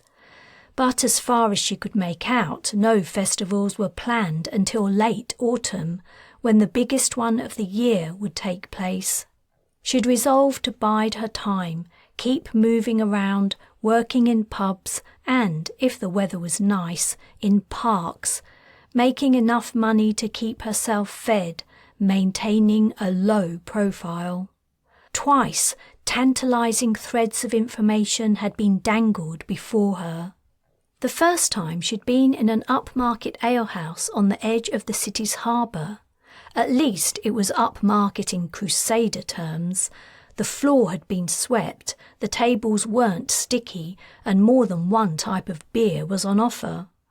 Her client had been an older man in his 50s, an unusual demographic in her market. She felt a special hatred of the older generation of Crusaders. These were the ones who had been around long enough to have not been brainwashed into accepting the ways of the cult. He'd chosen to assume modernity and progress of his own free will. The younger ones she mostly pitied. He'd taken a long drag of a joint and looked down his nose at her before taking a seat at her table. "You're the one who's vowed silence, right?" Taylan nodded. Her cards were already out in a stack on the tabletop. She picked them up and started to shuffle them.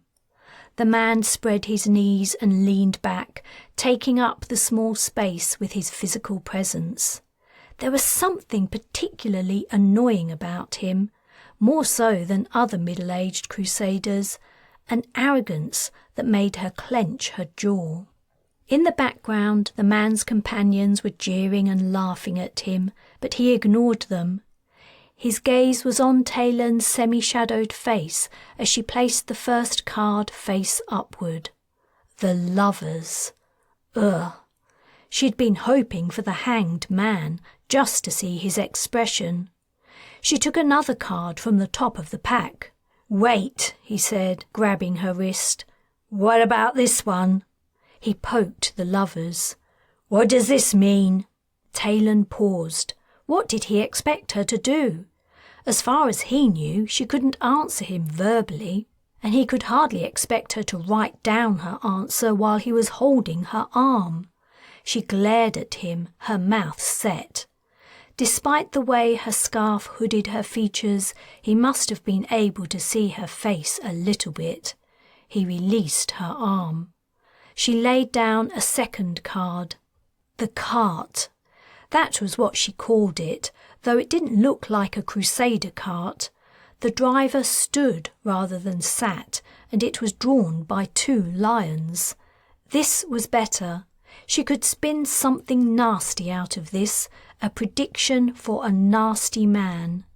She wrote, "A loved one will soon leave you."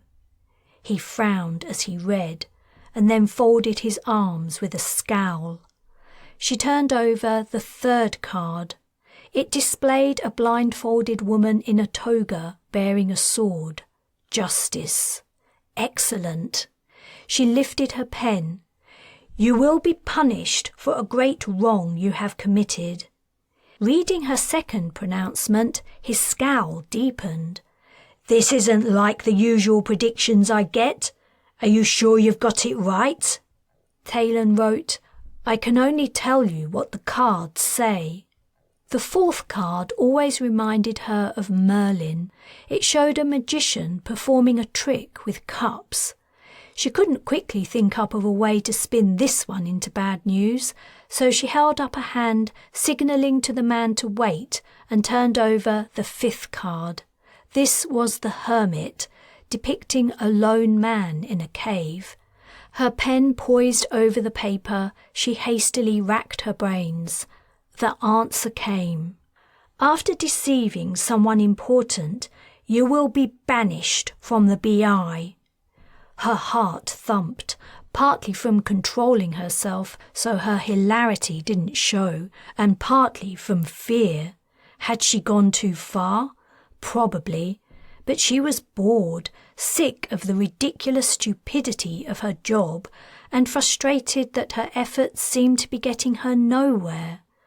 As an afterthought, she added at the end of the final sentence, "Sorry." Her customer's reaction was predictable. Blood suffused his face, and he brought a fist down on the table, making it wobble. "This is bullshit! It can't be right! You're useless! No good at all! I don't want to hear any more of your lies!" He stood up so fast, Taylan grabbed the table, thinking he might knock it over. He jabbed a finger at her. "You're the one who should be banished. You should be shipped off to Oceania with the other misfits." He stalked away, naturally not paying her anything. But what he'd said was more useful than any amount of money. Unless she was even more out of touch than she'd imagined, the EAC hadn't invaded any of the countries of Oceania. Was it really shipping people there? If it was, it had to be under the noses of the Alliance's military. Was that where her children had gone?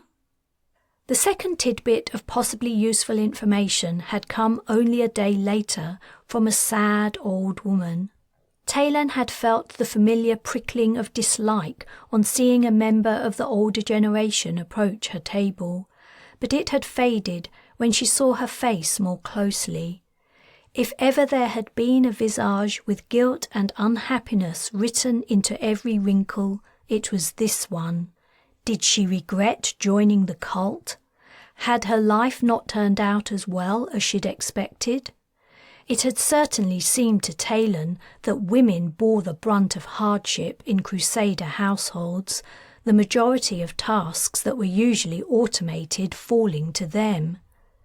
She'd given her a kind, hopeful reading, telling her that her troubles would soon be over and she would find joy in her life. It might be unlikely, but the prediction would bring her happiness for a short while. As she left, after smiling at Taylan's writing and picking up the paper, she'd leaned over the table and squeezed her forearm, saying, "Maybe it's because of the ones we saved. We didn't kill them all, not the little ones. Maybe I'm being rewarded for that." Taylan spread her hands in an "I don't know" gesture, struggling to stop herself from trembling.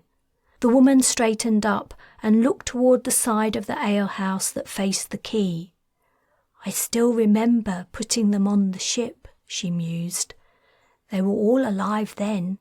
They were crying, missing their parents, but they were alive." Remembrance of where she was returning to her face, she dug in a pocket in her skirt and handed Taylan some coins. "Thanks. You've brightened my day." And she had Taylan's, though she didn't know it. The 2 sets of comments from unrelated customers hadn't only given her hope, they'd given her leads to follow. But she remained without any clear method to continue her research. In her role in Crusader society, she was nobody. She had no access to officials who knew the details she needed if she were to stand a hope of locating Kayla and Patrin. The only information she could glean in her current situation would be basic and not actionable. She needed to try something new, but she didn't know what. Chapter 10. "So they passed through here," said Ford, his fingertip poking a red line on the screen in the Resolute's control room, "and carried on sailing toward the coast." The interface displayed a section of ocean off the coast of far north Queensland. The jagged topography of the dead reef dropped away on the coastal side, then the seabed rose gradually until it became the shore. As Ford had mentioned when their boat's computer had interpreted the passive sonar readings as non-natural, no harbours were visible. "Sailed?" Wright asked. "You're convinced they're sailboats?" "I can't think what else they could be. It would explain why coastal surveillance isn't picking them up on radar, and their pattern of movement, well, it would take too long to tell you why, but to me it looks like they're sailing. The area they passed through would accommodate a draft of 4, maybe 5 metres at high tide, and it was high tide." "Fairly big sailboats, then." As Wright frowned, Ford went on, "I know what you're thinking, no satellite imagery. If they're sailboats, why aren't our satellites seeing them? I can't explain that." "Could they be subs? Travelling just under the surface?" "Might be. The ocean's wide, deep, dark, noisy, irregular and cluttered. Even the Resolute's computer must struggle to interpret the data." "But where are they now?" Wright mused. "That's the real question." Ford jabbed the screen again, this time at the spot where the red line ended. He asked the computer to give him the distance to land from there. A green line flashed up, bearing the numbers 187. 178 metres from the shore, he said. "They disappear into thin air, or water." "That's how it looks," said Wright. "But they must have gone somewhere. What if the sonar readings just become too low to register at that point?" "Yeah," agreed Ford. "The seabed readers are kilometres away. There's only so much they can do." It was a frustrating mystery. A day from their target, all signs of what they'd been chasing had vanished. Wright was sure something illegal was going on, but what was anyone's guess. "What is there in that part of Australia?" he asked. "Along the coast, rainforest. Further in, plains and desert. People used to farm there once, but it's mostly empty now. It's a beautiful part of the country, but not really good for agriculture or industry. It's too far from everywhere else, for one thing." "What about mines? Any old uranium mines in that area?" "Good point," replied Ford. "I hadn't thought of that. I'll see if I can find any records." Uranium mining was banned in Australia, but it was exactly the kind of resource Taylan would be interested in for his ships. While Ford was searching the database, Wright sent a report detailing the latest events and requesting permission to go ashore and look for signs of illegal activity. It would take an hour or so to hear back from Oceania Command, so to kill time he went to the crew lounge where the Shang-Chi tournament was heating up. Abacha had devised a system of matches so complicated no one really understood it. Everyone relied on him to tell them who they had to play next, and who was in the lead, after Abacha of course, was anyone's guess. But everyone was having fun, so it didn't seem to matter. Wright, Warrant Officer Jeong, Abacha, and the ship's engineer, Kroll, were due to play that day. One of the recent arrivals, the engineer was a taciturn woman, grim-faced and laconic. Wright couldn't tell if she was quiet because she was shy or if she was generally uncommunicative. There was nothing on her file to indicate any problems in her background. She had served aboard 3 Royal Navy ships and, unusually, had experience in both marine and weapon engineering, which was why she'd been assigned to the RESOLUTE. The boat needed a jack-of-all-trades to maintain her range of cutting-edge equipment. As long as she did her job, he wasn't worried about her standoffishness, and she had agreed to join the Shang-Chi tournament, so she wasn't entirely antisocial. Kroll faced Abacha over an interface that displayed a Shang-Chi board, leaning her folded arms on the tabletop as she glowered at the pieces. Hers were green and Abacha's were red. Her concentrated frown gave the impression she was trying to move her pieces via telekinesis. Wright doubted her engineering skills extended that far. She was no Merlin, though she was an excellent engineer. One day, when Jeong had reported a strange, soft whine coming from the vicinity of the boat's propulsion system, a serious issue as the RESOLUTE was designed to slip through the water in near silence, Kroll had listened carefully outside the casing for a minute and then tightened a single nut. The whine instantly stopped. Shrugging off expressions of wonder from the assembled crew, she had left, spanner in hand. Now she seemed to be applying the same level of concentration. The game of Shang-Chi was new to Wright. Each player controlled an army consisting of a general, advisors, elephants, horses, chariots, cannon, and soldiers.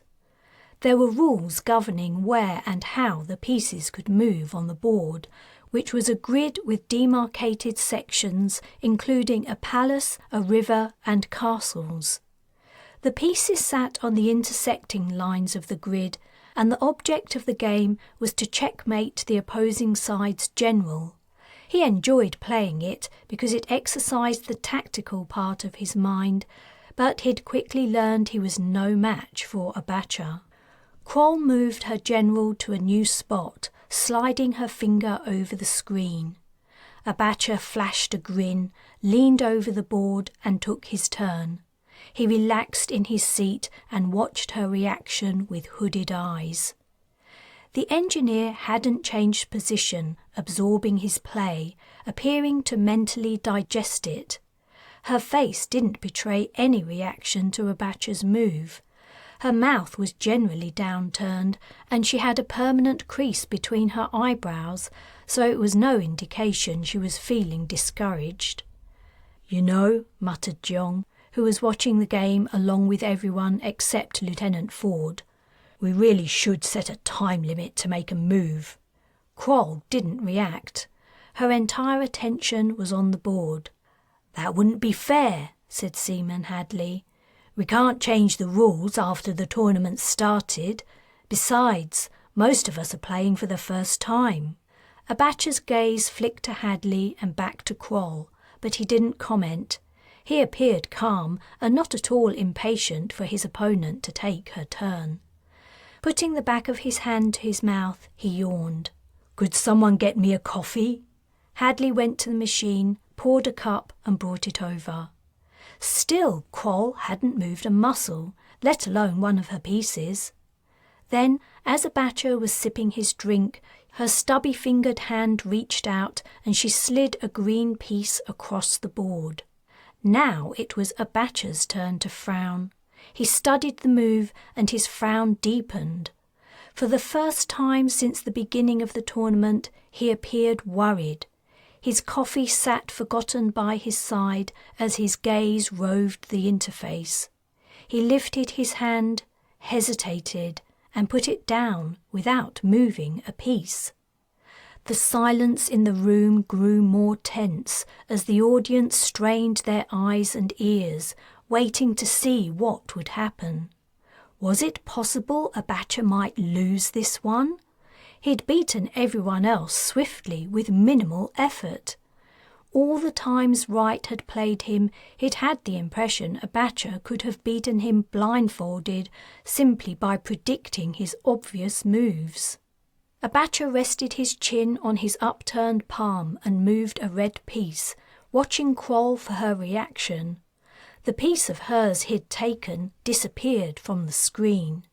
She didn't react. The audience settled in for another long wait, but the engineer only took a few seconds to decide her next move. One of Abacha's pieces vanished. He nodded thoughtfully. He reached out. His finger pushed a piece to another square. Immediately, Kroll did the same. The game sped up. What had been an agony of waiting turned into a match that moved so fast it was hard to follow. The pieces flashed across the board and disappeared at a breathtaking rate. At first, Abacha seemed to be winning. Then the tide turned in Kroll's favour. Was it possible the champion might be beaten? But gradually, Abacha's wins began to mount up, and the board's dominant colour shifted to red. Kroll's moves slowed. Her grim expression grew grimmer. Abacha moved a piece, and she straightened up, her arms falling to her sides. The game wasn't over, as far as Wright could tell.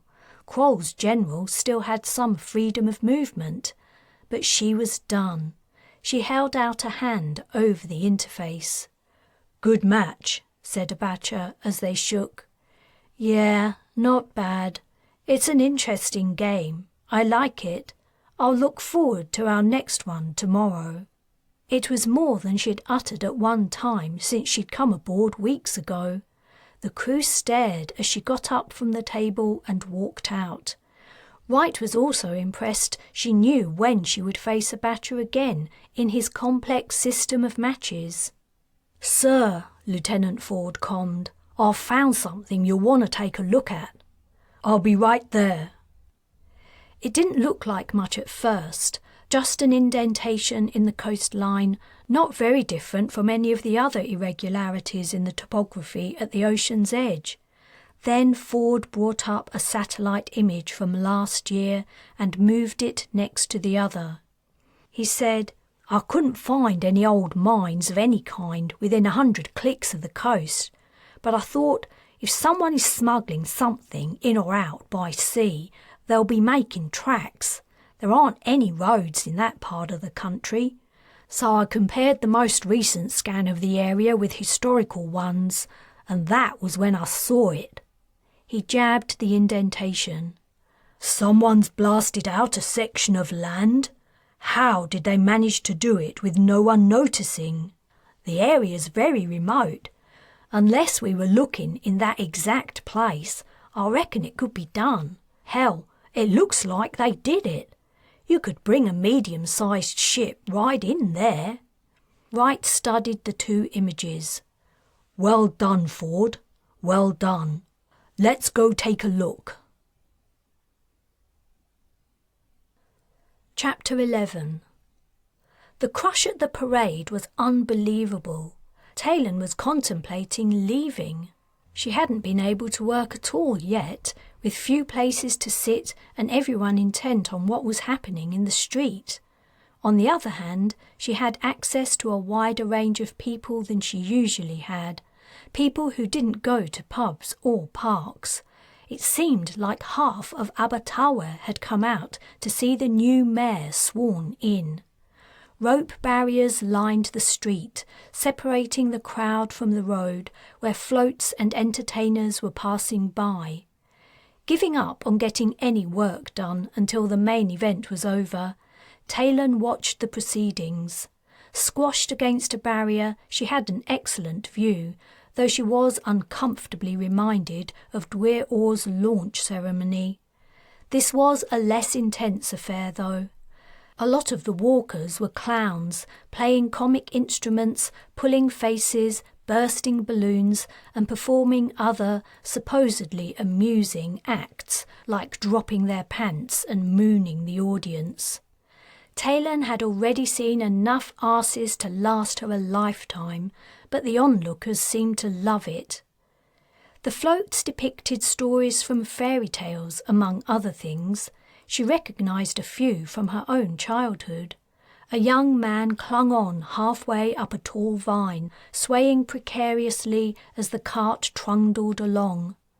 Someone was wearing a cat costume with high boots. A small pang of sadness hit her. On another float, a man with a sword fought a dragon. Predictably, many in the crowd were drunk or off their faces on weed or mushrooms. She'd been groped more than once, but she'd found a vicious backward kick put off subsequent attempts. How much longer would it go on? She guessed the final float would carry the mayor to the town hall down the road, where the official ceremony would take place. Once his float had passed, the barriers would be taken down, the street food sellers would set up their stalls, and the real party would begin. She'd been pleased to hear there would be another celebration before the late autumn one. Every gathering of drunken Crusaders was an opportunity for her to build on the little bits of information she'd already gleaned that might lead her to her kids. It was irritating to be squashed in among the inebriated cultists, but she just had to hang on a little while longer. A shout went up, and the crowd around her surged forward, pressing her stomach against the rope. She locked her knees and leaned back, sticking her elbows back too for good measure. No one took any notice. The mayor's float had been spotted. Taylan felt sick. The man's conveyance was like the one Dwyer Orr had used at the launch ceremony. The sight of it sparked a flood of memories. Her children, not real, but looking very real. The Dwyer holding a knife to Kayla's throat. Arthur slicing through people who stood in his way. Wilson horribly tortured and still alive. She swallowed. The new mayor was not protected by a transparent screen as Orr had been, and she had no desire to shoot him, but the similarity to that other time was too great. She had to get away. She turned and tried to squeeze between the bodies behind her, but it was hopeless. Everyone was jammed in tightly. There was no possibility of escape until the barriers were down. Grimacing, she turned to the front. The mayor's float slowly moved forward. Unlike the others, it wasn't pulled by horses, but travelled under the power of an electric engine. Naturally, those in higher social ranks had access to technology others did not. But she had never heard a Crusader remark on the hypocrisy. It was not surprising. They were capable of all kinds of mental gymnastics to explain and justify their backward thinking. The new mayor stood proudly on the end of a V-shaped platform protruding from the front of the float, waving and smiling at the crowd. He was dressed in a dark robe that fell to his feet and wore a three-cornered hat. As she gazed up at his face, Taylan was surprised to feel a twinge of familiarity about him. It was odd, because she'd never seen a Crusader she'd recognised before. They didn't generally record themselves in vids or stills. They didn't have the means to. So why did she think she might know this man? The float was almost level with her. She squinted as she peered closely at the face under the stupid hat. He was middle-aged, broad-chested and clean-shaven. The latter was weird for a Crusader. Was he a former customer, but he'd been bearded at the time? "What's the new guy's name?" she asked a burly woman pressed into her right side. The woman gave her a look of disbelief. "Why, it's Joseph Fry, of course. How could you not know that? Been living under a rock?" Joseph Fry? It didn't ring a bell, and it wasn't a typical West BI name either, so she guessed he wasn't someone from her childhood or the town where she used to live. He had to be a Crusader. She imagined him with a beard. Shit! That man was no Crusader, and his name wasn't Joseph Fry. It was Hans Jonter, former head of CIS for the BA. The new mayor of Abertawe was Hans Jonter. She was so surprised. If she hadn't been held upright by the people jammed in around her, she would have had to sit down. He was gone. The float had passed by. On its rear end, two women in gossamery costumes threw flowers onto the street and into the crowd. The cheering was dying down. The parade was over, and the attendees were growing restless, waiting to be released. Taylan barely noticed. She was trying to process what she'd seen and what it could mean. She hadn't heard what had happened to the BA government after the Caribbean fell, except for some horrible gossip about 2 military heads being burned alive. She'd assumed they'd all died, executed under Dwyer Orr's orders.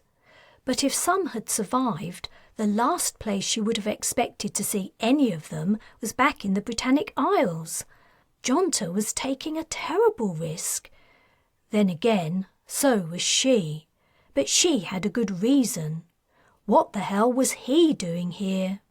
His work involved espionage, so maybe he was here as a spy for the new government.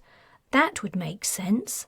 He'd infiltrated the EAC in order to find out information that would help the Alliance defeat it. Though it seemed strange he would take a high-profile role like mayor. It would be hard for him to do anything without scrutiny.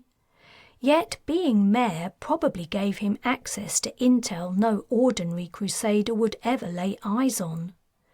She felt a growing respect and admiration for the man. Here he was, in the lion's mouth, carrying out the Alliance's work to free the BI from its invaders. The rope barrier dropped and the crowd pushed forward. "Hey!" she protested as she was nearly knocked over. But in another second the pressure was gone and she could move freely, though the throng remained thick. "Would you read my cards for me?" A skinny girl had approached her, her eyes wide and hopeful. Distracted by the revelation, Taylan momentarily forgot her disguise and replied, "What are you talking about?" "Oh, the girl flushed. "Oh, sorry," said Taylan, remembering. "I'm not working right now." The girl wandered away. The germ of an idea was forming in Taylan's mind. She set off in the direction of the town hall. Chapter 12. Lorcan was juggling, trying to think. The meeting with the Alliance officers had been remarkable in many ways. Not only had they claimed the two odd characters present were figures from ancient history, they had also revealed they had Dwyer Orr in custody. Though Arthur and Merlin had put on a convincing show, they had to be fakes. The BA was clearly deluded about them. He could see the appeal. He knew the old story about the king who would return to save the Britannic Isles. Who wouldn't be delighted to discover two beings with superpowers had returned to save the day? Perhaps it didn't matter that the Alliance was having the wool pulled over its eyes. As long as their people were convinced, the belief could rally them and give them the confidence and strength of will to throw out the invaders. It was the belief rather than the actuality that was important. On the subject of the Dwyer, he didn't doubt what he'd been told was true. He hadn't seen her with his own eyes as she was being held in sick bay on another ship, the Gallant, but the assertion was too momentous for it to be a lie. Also, the Alliance's military were not generally a deceptive bunch, unlike Carla Orr. But it sounded as if the woman was out of action entirely, deep within a coma induced before the Alliance kidnapped her. If that was the case, how useful was she now? Maybe only in the same way as Arthur and Merlin, as a name, a figurehead, an idea for which people would give their lives. "Do you have to do that?" asked Iolani. He caught the ball currently in the air. "What?" "What do you mean, what?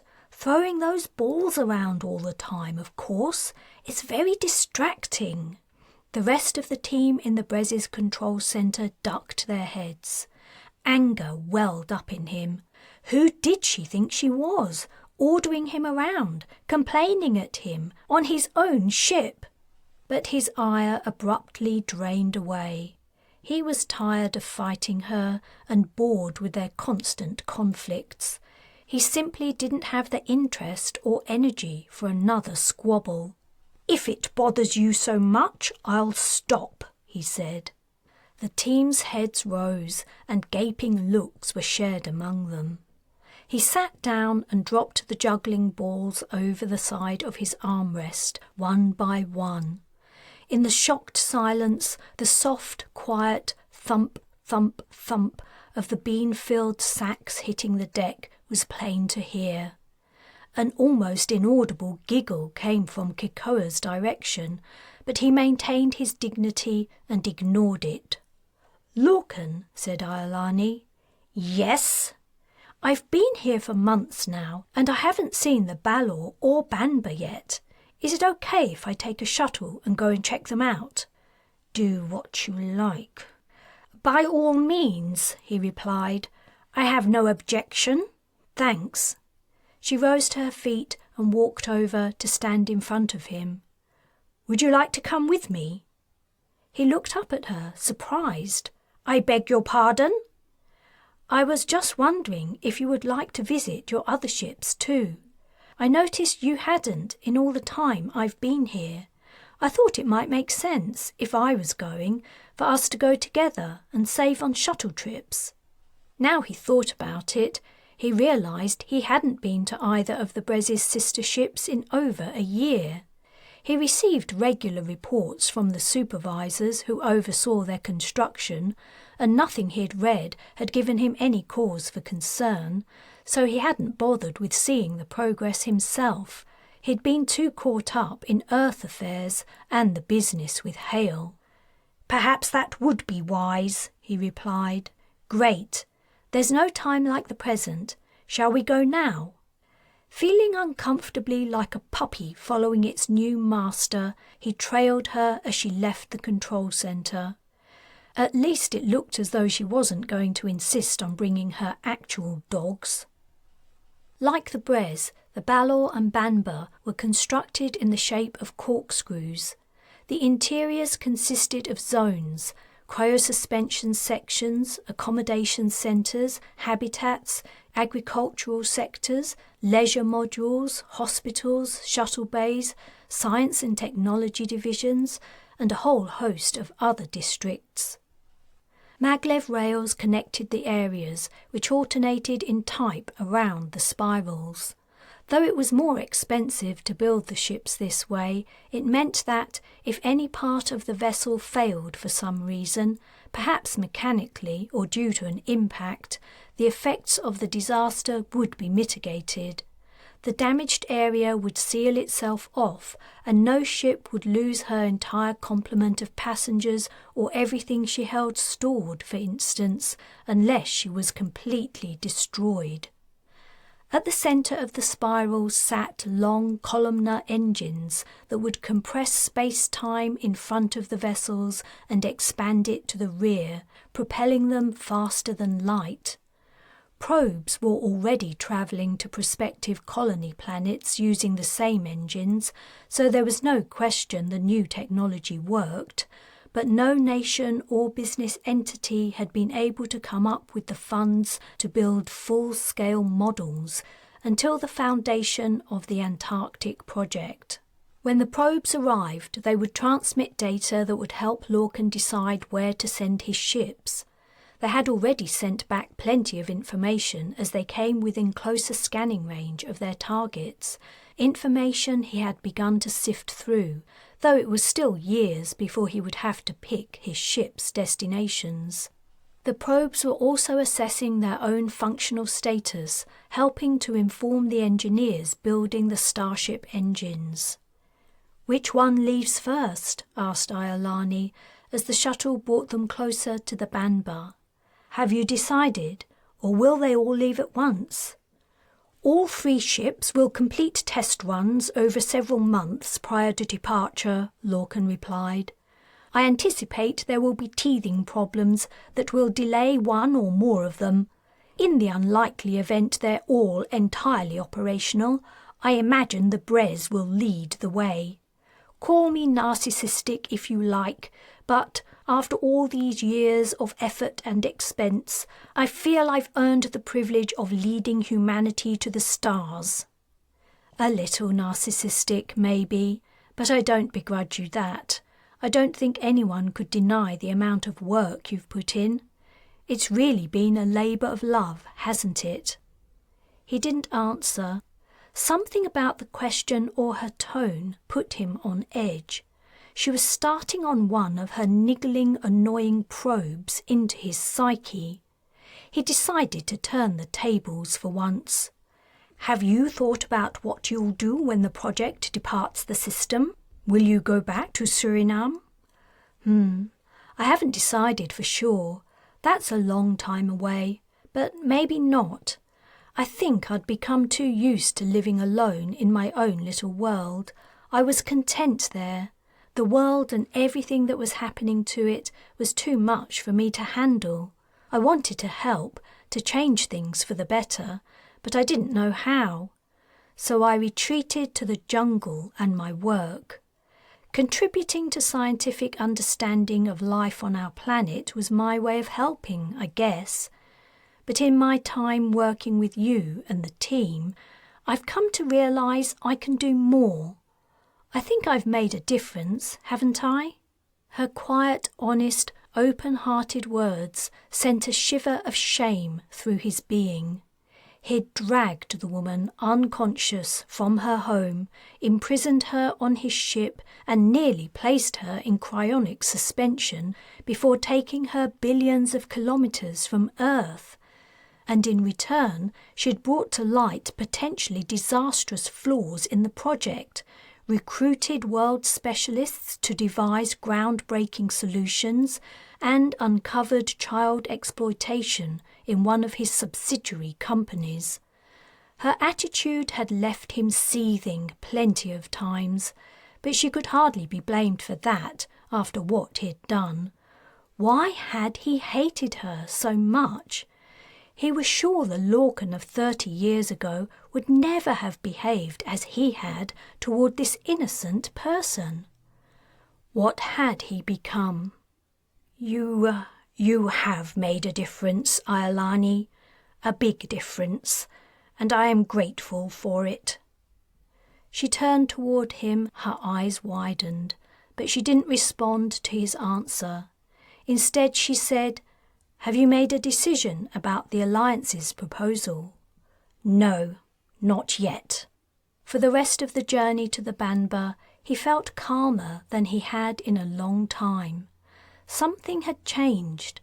It was as though a great weight had slipped from his soul.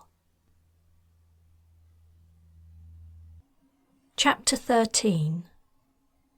Abertawe Town Hall was a modern structure. Taylan vaguely recalled hearing about its construction and opening when she'd been a teenager. She didn't know a lot more about it than that. Gazing up at the series of tall, curved sections that made up its frontage, she wished she'd paid more attention. Maybe she would have learned something that would help her sneak inside and find Hans Jonter. The security guards at the entrance would never allow her in. Why would they? What possible business could a raggedy fortune teller have with the mayor? And, masquerading as morally compelled not to speak, she couldn't even try to persuade them. If it had been night time, she might have stood a chance of killing them both without raising an alarm, but it was broad daylight, and the street was full of people celebrating the mayor's inauguration. Also, the thought of murdering the two men turned her stomach. She was sick of all the death and pain she'd seen. Surely there would come a time when it had to stop. She leaned on one of the curved tiled walls, sheltering from a cold wind that had started up, and watched the guards checking passes and allowing visitors through the entrance. It looked like some kind of party was going on. The lucky attendees were dressed up, though in the usual handmade Crusaders style. The men wore felted wool jackets and pants in matching colours, and the women were dressed in long, heavily embroidered frocks. She was reminded of her first customer, the young girl who had dreamed of meeting Dwyer Perrin Orr. Of course, she realised, the guards weren't checking passes, they were checking invitations. The breeze funneling down the street suddenly stiffened, and she put her hands in her skirt pockets for warmth. Her right hand touched her cards. That's it! Stepping out from the shelter of the contoured facade, she quickly walked toward the entrance. As she reached it, she threw up her arms dramatically, gave a loud wail, and fell to the ground, taking care not to fall too hard and hurt herself. Her eyes closed, she waited and hoped for a reaction. She didn't wait long. "Oh no!" a woman exclaimed. Footsteps trotted to Taylan's side, and she felt the presence of a figure kneeling beside her. Too late, she remembered she was supposed to be hiding her face. In her current position, it was exposed. Never mind, it couldn't be helped. "This woman's fainted," her rescuer called out. "Could someone bring her some water or something?" It was time to come around. Taylan opened her eyes and blinked as if recognizing her surroundings. A concerned female face with deep green eyes hung over her, and beyond it 2 men stood, watching. From their fine clothes, she guessed they were partygoers. "Some water!" the woman called again. "Sebastian, get her some water!" One of the men pulled a face before walking away. "Are you feeling better?" Feigning grogginess, Taylan sat up and put a hand to her cheek. The woman squatted down to peer into her face. "You seem okay. Maybe you were a bit lightheaded for a minute. Are you hungry? Have you eaten lately?" Taylan was touched by her kindness. That was the thing that killed her about Crusaders. Most of them were normal and decent, though only when it came to their own kind, she reminded herself. She shook her head and drew a finger across her lips. When the gesture only elicited a puzzled frown, she reached into her pocket and pulled out the card that explained her condition. "I see," said the woman after reading it. Her companion, Sebastian, had arrived with a cup of water. He crouched to give it to her, but Taylan waved it away. Scrabbling inside her bag, she retrieved a piece of paper and a pencil. Her months of practice had improved the speed and legibility of her handwriting. She scrawled a couple of sentences hastily, worried that, now she was better, she might lose the attention of the bystanders. The woman's jaw dropped as she read. "You did? That's so cool. What was it about?" Taylan gave a little shake of her head and wrote another sentence. "I guess that makes sense," said her rescuer, reading as Taylan wrote. She looked disappointed. "I'd ask you to whisper in my ear, but—" She giggled, embarrassed. "What's going on?" asked Sebastian. "What did she say?" "She didn't say anything. She can't talk. But we need to get her to the mayor." "The mayor? Why?" "I'll explain later. Come on, help me get her up." He hesitated, looking doubtful. "Sebastian, help me!" Taylan supposed her attempts to look frail and helpless had to be working. The two Crusaders gripped her elbows and gently lifted her to her feet. As they escorted her to the town hall entrance, she pulled her headscarf forward so it hid her face. The guards might have seen her image when Dwyer Orr was searching for her. The woman whispered to the guards as they checked her and Sebastian's invitations. They didn't look convinced, and Taylan feared they wouldn't let her in. But then they looked her up and down and apparently concluded a sickly fortune-teller couldn't do any harm. One of them handed back the invitations and gestured for the group of 3 to step inside. Wall hangings depicting figures worshipping the former Dwyer in her horned headdress decorated the walls of the party room. Taylan guessed there hadn't been time to replace them with ones showing the new Dwyer yet. Thickly scented smoke from candles, incense and weed had turned the atmosphere hazy. She could also smell barbecued meat and some kind of alcoholic spirit, maybe rum or brandy. The party was in full swing. The Crusaders were flushed, relaxed, and getting touchy with each other. In the intervening time between seeing the mayor on his float and finally being admitted to his presence, Taylan had begun to second-guess her conviction that he was Hans Jonter, former high official of the BA government. But seeing him close up took away all her uncertainty. Even if she hadn't recognised him without his beard, the man had a way about him, a confident, charming manner that was distinctive and hard to forget. She was surprised no Crusader had recognised him, but then again the cult followers were cut off from the world's media.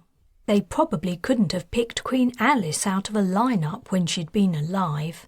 It was an excellent method of control, with obvious downsides. She watched her rescuer approach the little knot of people fawning over the mayor, politely ease her way through and lift her lips to his ear. The woman seemed to know him already, as he didn't balk at this intimate behaviour. Jonter's gaze met Taylan's across the crowded room. In different circumstances, it might almost have been romantic, but romance was the last thing on her mind. This man could hold the key to finding her children. He appeared to demur. The woman insisted. Unable to hear what was said, Taylan felt like she was watching a mime show. His barrel chest heaved in a sigh, and he smiled graciously. He had agreed. But, after bowing politely to his friends, he left the group and headed out of the room. Her heart sank. He hadn't agreed after all. "Don't look so glum," said the woman as she returned. "Joseph wants to hear what you have to say, only not here. He's gone to his office. He'll see you there." In her excitement, Taylan almost asked where it was. The question must have been obvious on her face, for the woman said, "It's okay, I'll take you to him." Her curiosity mildly piqued as to who this woman was who was so close to Hans Jonter. Taylan followed her through the building. When they reached an ornate solid door made from dark wood, she didn't knock before opening it. After ushering Taylan inside the room, she backed out and closed it. Jonter sat behind a wide desk, a pained expression on his face. He had clearly only agreed to see her on sufferance, perhaps as a favour to the woman who seemed to have a close connection to him. "Please take a seat," he said. "I can give you 5 minutes, then I must return to the party. It would be rude of me to absent myself from my guests too long. I understand you're unable to speak. If you write your vision down, I'll read it later. Naturally, you'll be paid for your services." What a smooth diplomat he was! It was obvious to both of them he had no interest or belief in the flash of prophetic insight she claimed had come to her on the steps of the town hall, but he was willing to play along with the masquerade. He knew it was all fake, though he inferred the wrong reason. He thought she was scamming him, and, sensitive to Crusader ways, he was allowing her to. Pandering to their odd ideologies was worth more to him than the little money she would receive. Taylan opened the door and peeked into the hall. It was empty. The woman had gone. She closed the door and sat down across from the now puzzled Jonter. She was fairly confident the room wasn't bugged. The EAC wouldn't bother spying on their own side. She pulled her scarf down and announced, "I know who you are." Jonter, who had been leaning back in his seat, his legs crossed and his hands clasped on his lap, sat upright. "What?" She said, "Esme said—" "I haven't taken a vow of silence. It's a disguise, like yours, Mr. Fry." Jonter's skin paled and he rubbed his chin, but he was taking the revelation in his stride. "Who are you?" he asked. "My name is Taylan Ellis. I'm a West Britannic native and a former Royal Marine." "I see." His fingertips drummed his desk. "I recognised you at the parade this afternoon. I know you're—" "Shh! I don't want to hear it. And if you know what's good for you, you'll never mention your suspicions to anyone." "Do you deny it?" "Do you understand how dangerous it could be to throw around that kind of assertion? Imagine I was who you suppose me to be. How would you prove it?" Taylan had a sudden sensation of uneasiness.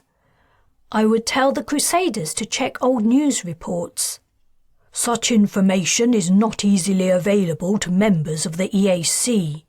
And what makes you think I would let things get that far?" He fixed her with a glare. "Why would someone in my position allow it?" Apprehension settled on her. He was right. He had all the power. She had none. She'd thought she could walk in and threaten to expose him if he didn't help to find her children. That had been stupid enough, but worse, she'd revealed herself to him. If he didn't already know the significance of who she was, a cursory search of Crusader records would turn up her name in no time. She began to get to her feet. Could she make it out of the building without being captured? Could she recall the way back to the entrance? "Sit down," said Jonter. "I'm only trying to make you understand the dangerous path you're treading. Are you with the resistance? No, She hung her head, remembering. I was, but I've lost touch with them. Pity. I've been trying to get in contact with them, but it's hard. The higher you go in society, the more closely you're watched. He put a finger to his lips and frowned as he thought. Mr. Fry, what are you trying to do? Why are you here? To answer that would require more time than we have. I cannot stay away from the party much longer, and besides, it's probably better you don't know. But I could ask you the same question. You've winkled your way into my presence with your silly story of a vision concerning my future. But why? Was it only to make your accusation? No. I was here when the invasion took place and I got separated from my kids. I've been trying to find them ever since.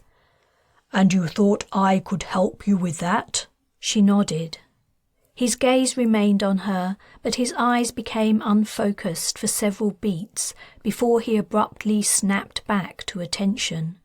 Perhaps I may be able to uncover some useful information for you, but I want something in return. I want you to be my bridge to the West BI resistance. But I don't know if I can. That's my price. Take it or leave it. It shouldn't be too hard for someone in your position. He paused, then exclaimed, Ha! The vow of silence. It's because you can't do the accent, isn't it? That's right. And you can. 2 of my grandparents were born in Berlin. I speak the language, so the accent's a doddle. Lucky you, Taylan muttered. I must get back to the party. What do you say? Find the resistance for me, and I'll try to find out what happened to your children. Is it a deal? Do I have a choice? Excellent. He pulled a drawer open and took out a wad of banknotes. Peeling off a few, he said, These should make life a little easier for you. He slid the notes over the desk. I'll have an usher show you out. Come back the same time next week. You can be my personal seer. The Crusaders will love it. Chapter 14. When Carla Orr felt on the edge of hysteria and utter despair, she would plan an event to celebrate the triumph of her return to glory. Crusader celebrations were always extravagant, but this one would be on a scale never before attempted and never to be repeated.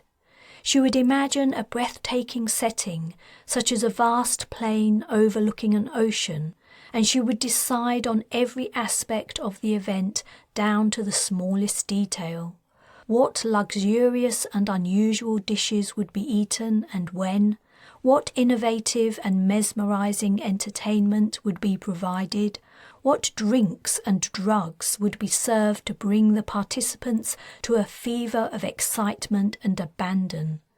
No item was too small for her attention. Thus, unmeasured time passed in her sleepless nightmare of imprisonment.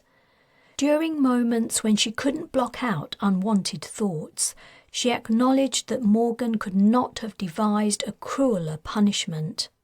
Not only was she cut off in every way from the real world, there was no foreseeable end to her sentence.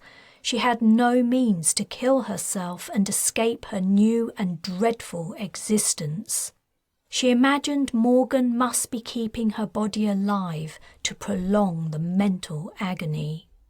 Yet, despite everything, she was not cowed. She didn't fear her enemy. Her captivity within the walls of her mind had only nursed her flame of hatred until it was white hot. If she were ever given the opportunity to have her revenge, she would take great pleasure in exacting an equal and fitting retribution for what she had suffered. She was imagining the pyrotechnic display that would cap the event celebrating her return to power. Each effect and colour had to be carefully thought out, as well as the sequence of the fireworks. A river of golden sparks would signal the commencement, rolling and bubbling over the ground. Fountains would rise up from the river before transforming into mythical beasts, a dragon, a unicorn, a griffin, a phoenix, and a basilisk. The firework creatures would rise into the air, shedding shining embers until, when they reached their zenith high in the atmosphere, they would shudder and explode, raining down in glittering, multicoloured showers before evaporating into mist and smoke. Something touched her. For the first time in an eon, she felt a touch. Instantly, she was forced out of her imagination and flung back to the terrible nothingness that was her existence. Had she imagined it? Were the hallucinations starting up again? She had felt the touch on her shoulder, but she could not move to look in that direction. "Hello?" Deprived of hearing, she only felt her chest move and the faint vibration of her vocal cords as she spoke. In the beginning of her incarceration she had spoken often, hoping Perrin might be able to hear her and he could persuade Morgan to set her free.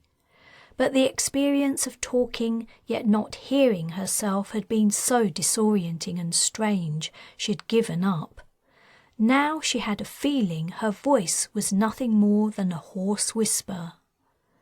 "Hello," she repeated more forcefully. Sounds. She could hear noises, rustling, and a low, soft hum, almost too quiet to detect. The darkness began to lift. It took on a deep red hue, highlighted with spots of brightness.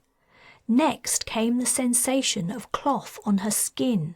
She was lying on her back underneath a sheet. "You did it," someone said. "She's waking up." It was a man, and he'd spoken in an unfamiliar accent. His voice seemed to come from her right. "For all the good it'll do," said another man. His accent was different, yet she still couldn't place it. "It's a waste of time," he went on. Her relief and joy at being brought out of her horrifying ordeal overwhelmed her sense of confusion. She had no idea who these people were. Where was Morgan? Surely only she could have undone the curse. She didn't care. It didn't matter. Nothing mattered. She was free at last. A hand touched her shoulder. It had to be the same person who had touched her before, but the fingers felt small and the skin soft. A woman's hand. "Can you hear me, Carla?" she asked. The hand left her shoulder and then took Carla's hand in her own. "If you can hear me, squeeze my hand." Said the second man who had spoken. "There's no point in any of this. Let's go. We have better things to do." With a huge effort to activate her long unused, weak muscles, Carla managed to move her hand a little. "I think I felt something," said the woman. "I think she can hear me." "The two are not necessarily related. Some twitching of her muscles is to be expected, but—" Carla was attempting to say, "I can hear you," but all that came out was a voiced outward breath. She realised that when she'd been saying hello before, she couldn't have been saying anything at all. It had all been a figment of her isolated mind. "You see," the woman said, "she can hear me." "Extremely unlikely." "I don't know why you would say that. I've nursed several people back to consciousness who'd been in a coma. It takes them some time to return to full health, but they do eventually. There's no reason to think Carla won't do the same." "There's every reason to think it," said the second man. The first had remained silent throughout the spat. "The people you've treated who were in a coma were unconscious most of the time. They may have dreamed a little, but that's it. This woman has been fully conscious for months while deprived of the input of all her senses. Months. She hasn't even slept. If you looked at her brain scans, you would know that." "That's not possible." The first man finally spoke. "When it comes to the bewitchings of Morgan Le Fay, anything is possible." "Not quite," said his companion. "But in this case, that's what has happened. Imagine it, utterly cut off from the outside world. No sights, sounds, tastes, smells, or sensations. No notion of the passage of time. Not even the sense of your own body's spatial position, without pause and without hope of escape. How long do you think you would last before losing your mind?" The woman didn't reply. "This is all moot now," said a fourth voice, another woman older than the first. "Thank you for your efforts. The medical team can take over from here." "Good luck to them," said the second man dismissively. "It would have been kinder to kill her." There was the sound of a starship door opening and closing. That was what the soft hum was. It was the noise of the engine. So she was still aboard the Belladonna? In which case, who were these people? Who was the man who appeared to be the one responsible for restoring her to a normal state? Whoever it was, he was wrong. She hadn't lost her mind. As the conversation had been going on, she'd been trying to open her eyes. At last she succeeded. Everything looked unbearably bright and blurry.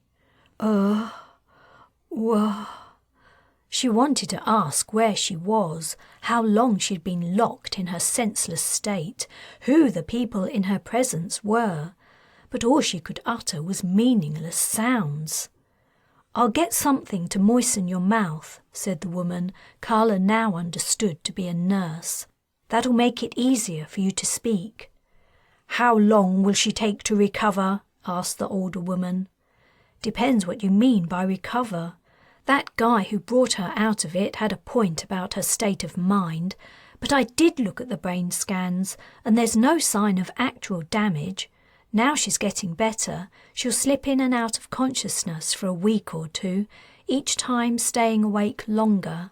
We should have an idea about her mental fitness in 3 or 4 days. Physically, it'll be 2 months minimum before she can walk normally again. We do our best to keep the muscles exercised, but some wastage is inevitable." 2 months? We don't have that long. Chapter 15. "Opening valve, sir," said Jiong over the CUV's comm. "Copy that," Wright replied. Seawater began to pour into the chamber, swamping the deck and quickly rising up the sides of the CUV. The Resolute carried 4 uncrewed underwater vehicles, but only 1 crewed underwater vehicle. The boat was simply too small to hold any more. All the vehicles were stored in a chamber toward the stern that could be flooded for launches. The 2-seater, transparent-hulled CUV was clamped to the centre of the deck, while the UUVs were secured to the bulkheads. Wright had decided to lead the mission to investigate the newly blasted small harbour Ford had discovered. The lieutenant would be in charge during his absence. Strictly speaking, he should have sent his subordinate and remained on the boat himself, but since being sidelined due to his mental health crisis, sticking to the book didn't seem important anymore. Besides, he reasoned, obtaining permission to deviate from protocol would have taken too long. If they were to catch the smugglers in the act, they had to move fast, and the vessels they'd been tracking had disappeared from sonar readings a day ago. He'd picked a Batcher as his partner. The man was easygoing and had a calmness about him that indicated he wouldn't be rattled by a crisis. Wright didn't have much of an idea what to expect. The smugglers, if that's what they were, would outnumber the tiny crew of the Resolute, so any attempt to curtail their activities was out of the question. The plan was to conduct reconnaissance, but information on the terrain in that remote location was almost as slim as their knowledge of the foe they might be up against. "Releasing clamps," said Jong. The chamber had filled to the overhead and the exit hatch was cranking open. With synchronized clunks, the clamps opened. The CUV bobbed gently free. Wright started the engine and piloted the vessel out into the cloudy water of the Coral Sea. "I've never been in this part of the world before," a Batcher commented. "It reminds me of home." "And where's that?" "A small island in the Caribbean, St. Kitts." "The Caribbean? You must be glad we got it back." "Yes, though." A Batcher gave him a sidelong look. "What?" "It doesn't matter." "You can speak freely, Corporal," said Wright. "Nothing you say will go any further." The Alliance probably had no interest in either of their opinions anyway. "Life under the BA is better than life under the EAC," said a Batcher. "But the people of the islands would prefer to have no master." "I thought it was something like that. Don't worry, that isn't news to me. I met plenty of resistance fighters on Jamaica who felt the same. But without the Alliance, could the Caribbean protect itself? That's the problem. In the current state of the world, we're too weak. But what has the BA done to build us up? It suits its purposes to keep us at a disadvantage. That way, we'll always need Alliance help, and its leaders will always be able to exploit us." Sunbeams glittered through the water above them. Wright had been taking them higher, planning on getting a visual on the mysterious vessels if he could find them. The CUV scanners were not currently registering anything out of the ordinary. "I don't know what to tell you," he said. "I signed up because I'd decided the Alliance was a force for good, and all I had to do to make the world a better place was to follow orders. But lately I've come to realize things aren't so simple." "That's right, they're not. For me, enlisting was my way off the island, and it meant I could send money home regularly to help my folks. But if I had a choice, I wouldn't fight.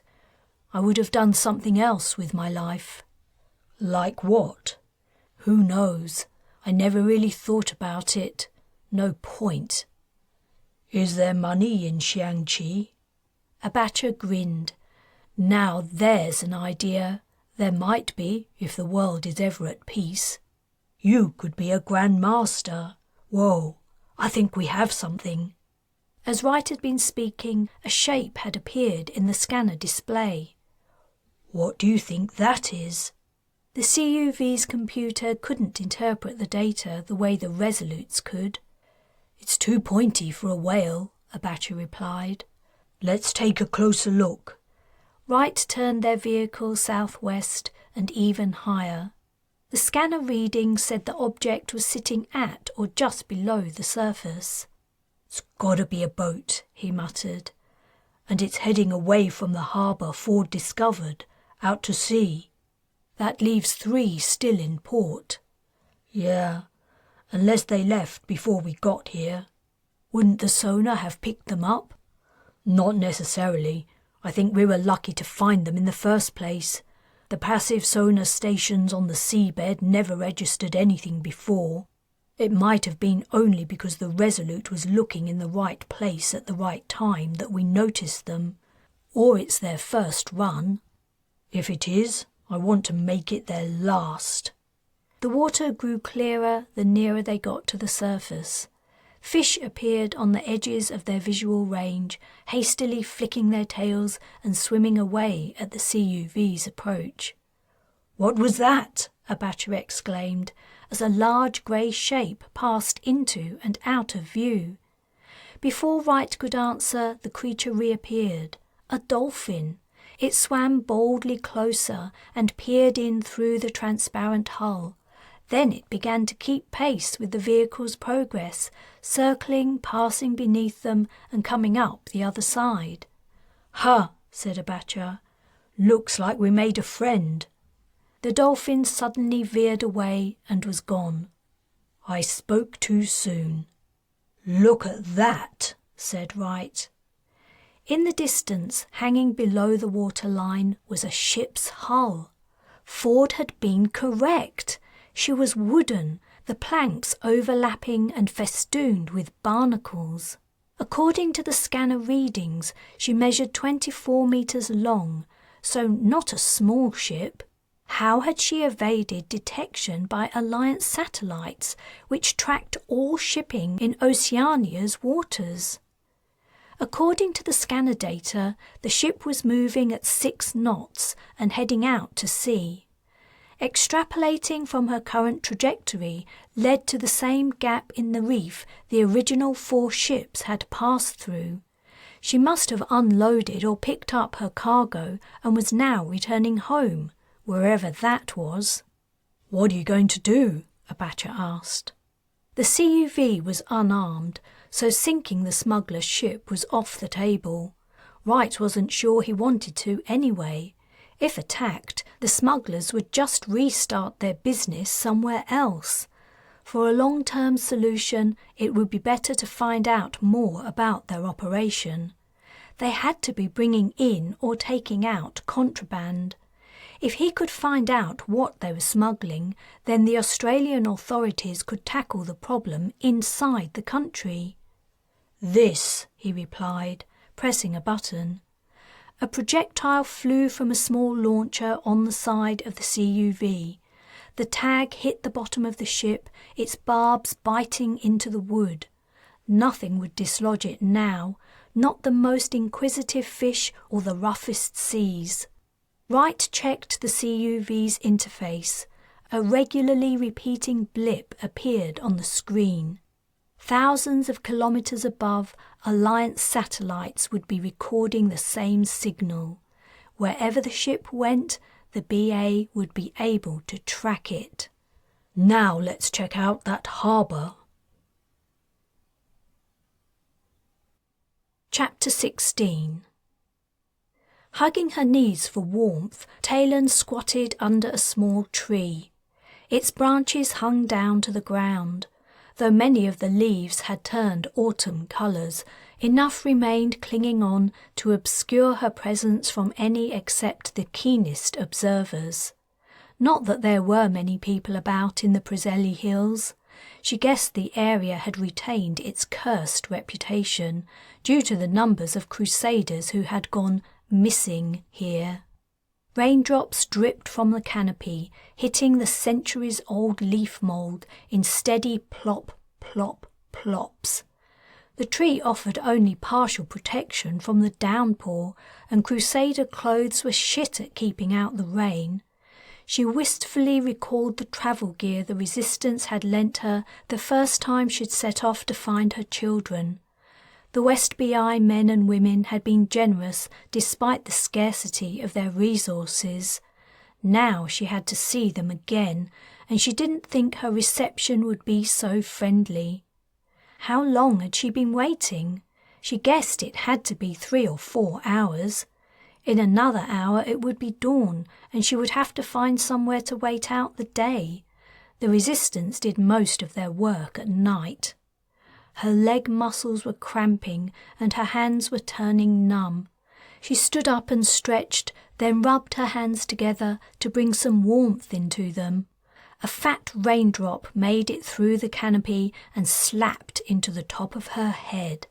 The icy trickle ran down her scalp. Ugh! She shivered. She didn't fancy another night of this. It rained so much at this time of... What was that? Above the sound of the rain, the soft tramp of boots could be heard. 3 or 4 people were walking along the track on the rise beyond the tree. She whistled, hoping she got it right. She had been practicing, but she was doing it from memory. The whistle was like birdsong, only no bird made that sound. There was a murmur of voices, and one set of footsteps split from the rest. She peeked out. A dark, lanky figure was approaching, taking long strides down the slope. Yes! The man's companions were walking on, but slowly. She didn't dare risk coming out of hiding until they were out of sight. "Taylan?" Mark whispered. "I'm here, under the tree." He lifted a soggy branch. "Come in, I don't want to be seen." Mark was hooded against the rain, but she could make out his young features in shadow. The sight of him gladdened her heart. He was whole and healthy. Merlin had kept his promise and healed him. "It's good to see you," he said. "And you, more than you know. I didn't think you would recognize the call." On their trip to Ynys to sabotage the Crusader festival, Mark, his brothers, and Taylan had devised a bird-like whistle to use if they were ever separated. "I nearly didn't. I just thought it was early for any birds to be singing, and then I thought that bird sounded like it was being strangled too. It was then I knew it had to be you." Taylan laughed quietly. "Come here." She hugged him. "It's good to see you're better. I'm so sorry. No, it was my decision to help you gather up the incendiaries, and going for that last one was my own stupid fault. Don't blame yourself." She didn't know what to reply. She did blame herself, and she knew she always would, no matter what he said. "And I was healed by the great Merlin and got to meet King Arthur," Mark went on.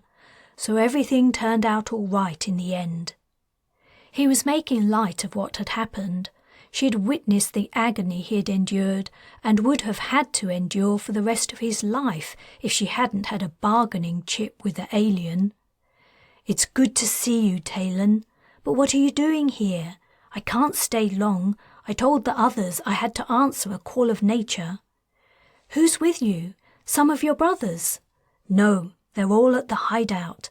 We changed location, by the way. If you'd gone to the old place, you wouldn't have found us." "I'm not sure I'm looking for you now." "What do you mean?" "The reason I came to find you on the trail was I thought if I turned up out of the blue at the hideout, I might be lynched."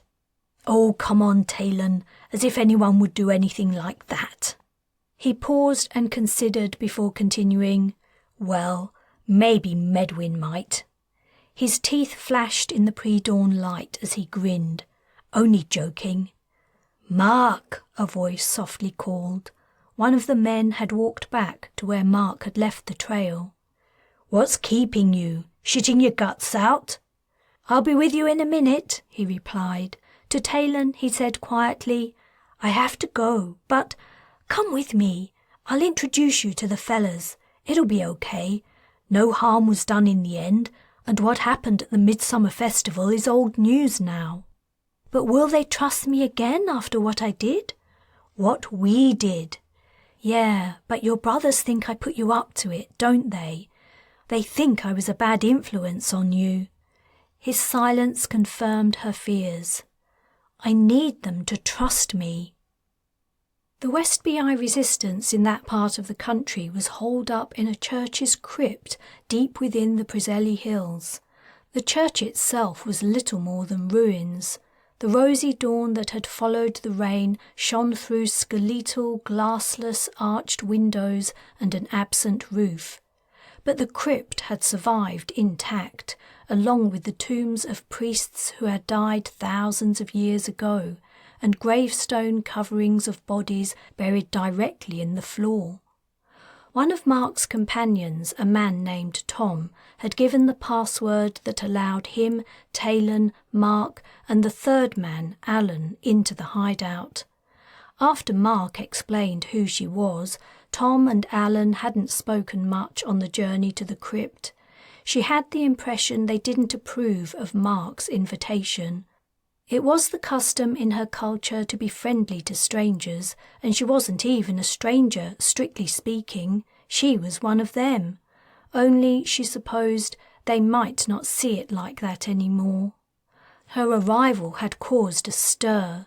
The people in the hideout hadn't been slow to notice that the party that had gone out to watch the comings and goings at a Crusader military camp, with a view to stealing some equipment, had returned with an extra member. Quiet settled on the large stone chamber as gazes turned to check out the newcomer. "Not that bitch!" Taylan would have recognised Medwyn's voice anywhere, even without the hatred for her in it. There was a flash of movement, and she just had time to duck. His fist swept the place her head had been a moment before. She leaned sharply to one side as his other fist came swinging toward her face. She did not want to fight this man, let alone hurt him. She genuinely didn't wish him any harm, despite the animosity he'd displayed ever since they'd met, but also it wouldn't help her image here. Catching the man's wrist, she said, "Calm down, I only want to—" His other fist headed for her jaw. She deflected his arm and, grabbing it, stepped behind him, twisting it up his back. Medwyn roared and struggled. "No fighting in the hideout!" a voice yelled. It was Mailir, oldest of the siblings. "Taylan, let him go. Medwyn, if you try to hit her again, I'll knock you down myself." She released her hold. With visible effort at controlling himself, Medwyn turned his attention elsewhere. "What the hell do you think you're doing bringing her here?" He pushed his face close to Mark's. "She's got you under her spell again. What did she do? Flash her tits at you? Or did you get further this time?" Mark's fist shot out and connected with Medwyn's chin, catching the older man by surprise and flooring him. "You're disgusting!" Mark shouted, standing over him. Medwyn was rubbing his jaw, but he quickly leapt up and was about to retaliate when Mailir restrained him. "That's enough! Mark, apologise to your brother." Medwyn was struggling in his grip, red-faced, probably with anger and embarrassment. "But he insulted—" "Apologise!" With reluctance, Mark murmured, "Sorry, Medwyn." This seemed to mollify him a little. Mailir judged it safe to let him go. When he was released, Medwyn stalked to another corner of the crypt where he kicked a pile of clothes stacked on the floor. "Taylan Ellis," said Mailir, "I see you've come to sow discord among my family again." She hung her head. It was exactly the greeting she deserved, though none of what had happened between the brothers had been her intention. "That isn't fair," Mark protested. "I've told you all often enough I helped her of my own free will, and I would again. She was right when she—" "Why don't you shut up and let her speak for herself?" asked Madog as he sauntered over. He took a bite from a piece of bread and glared at Taylan expectantly. Mark clenched his jaw and turned away. "I have an apology to make too," she said. "I didn't get a chance at Anismorn. It was too soon after the accident and I was hurt. Then we all left. We wanted to get out of there as soon as we could. I'm not sorry for what I did, but I regret Mark being dragged into it all and injured. I regret that a lot, and I was glad I had the chance to fix my mistake. I know you must all hate me for preventing the sabotage, yet I can't stand here and say I wouldn't do it again, because I would, in a heartbeat. I won't hurt Crusader children, and I'd think twice about hurting the civilians. I've been living among them for weeks now. They're just people, like us. They have some strange beliefs and customs, but they aren't that different from you or me." "All right," Mailir interrupted angrily. "You've said enough. If you've come here to plead the Crusaders' cause, you can—" "I haven't. Let me finish. Even if they are only ordinary people, they have no right to be here. I want them out of the BI the same as you do. And I think I know the way. I met someone who can help you. He's working in secret on behalf of the Alliance, and he wants to get in contact. That's the only reason I'm here. Otherwise, believe me, I'd never show my face again." "Why hasn't he come here himself?" Medwin growled from the shadows. "He can't. He's in a high position. Someone would notice." "Why should we believe you?" asked Mardog. "I don't know. I don't know what I can show you as proof. You know Crusader society. They don't have the technology to—" "Then you can piss off," said Medwin. "You're a traitor, as everyone knows. We'd be mad to trust you again." Taylan looked at Mailir. As the oldest brother and one of the founders of the resistance, along with his mother, Angharad, his siblings and the other resistance fighters generally let him have the final say. Before he could speak, however, she said, "You told me once we shouldn't act alone, that the only way we'll get our country back is if we work together, as a group.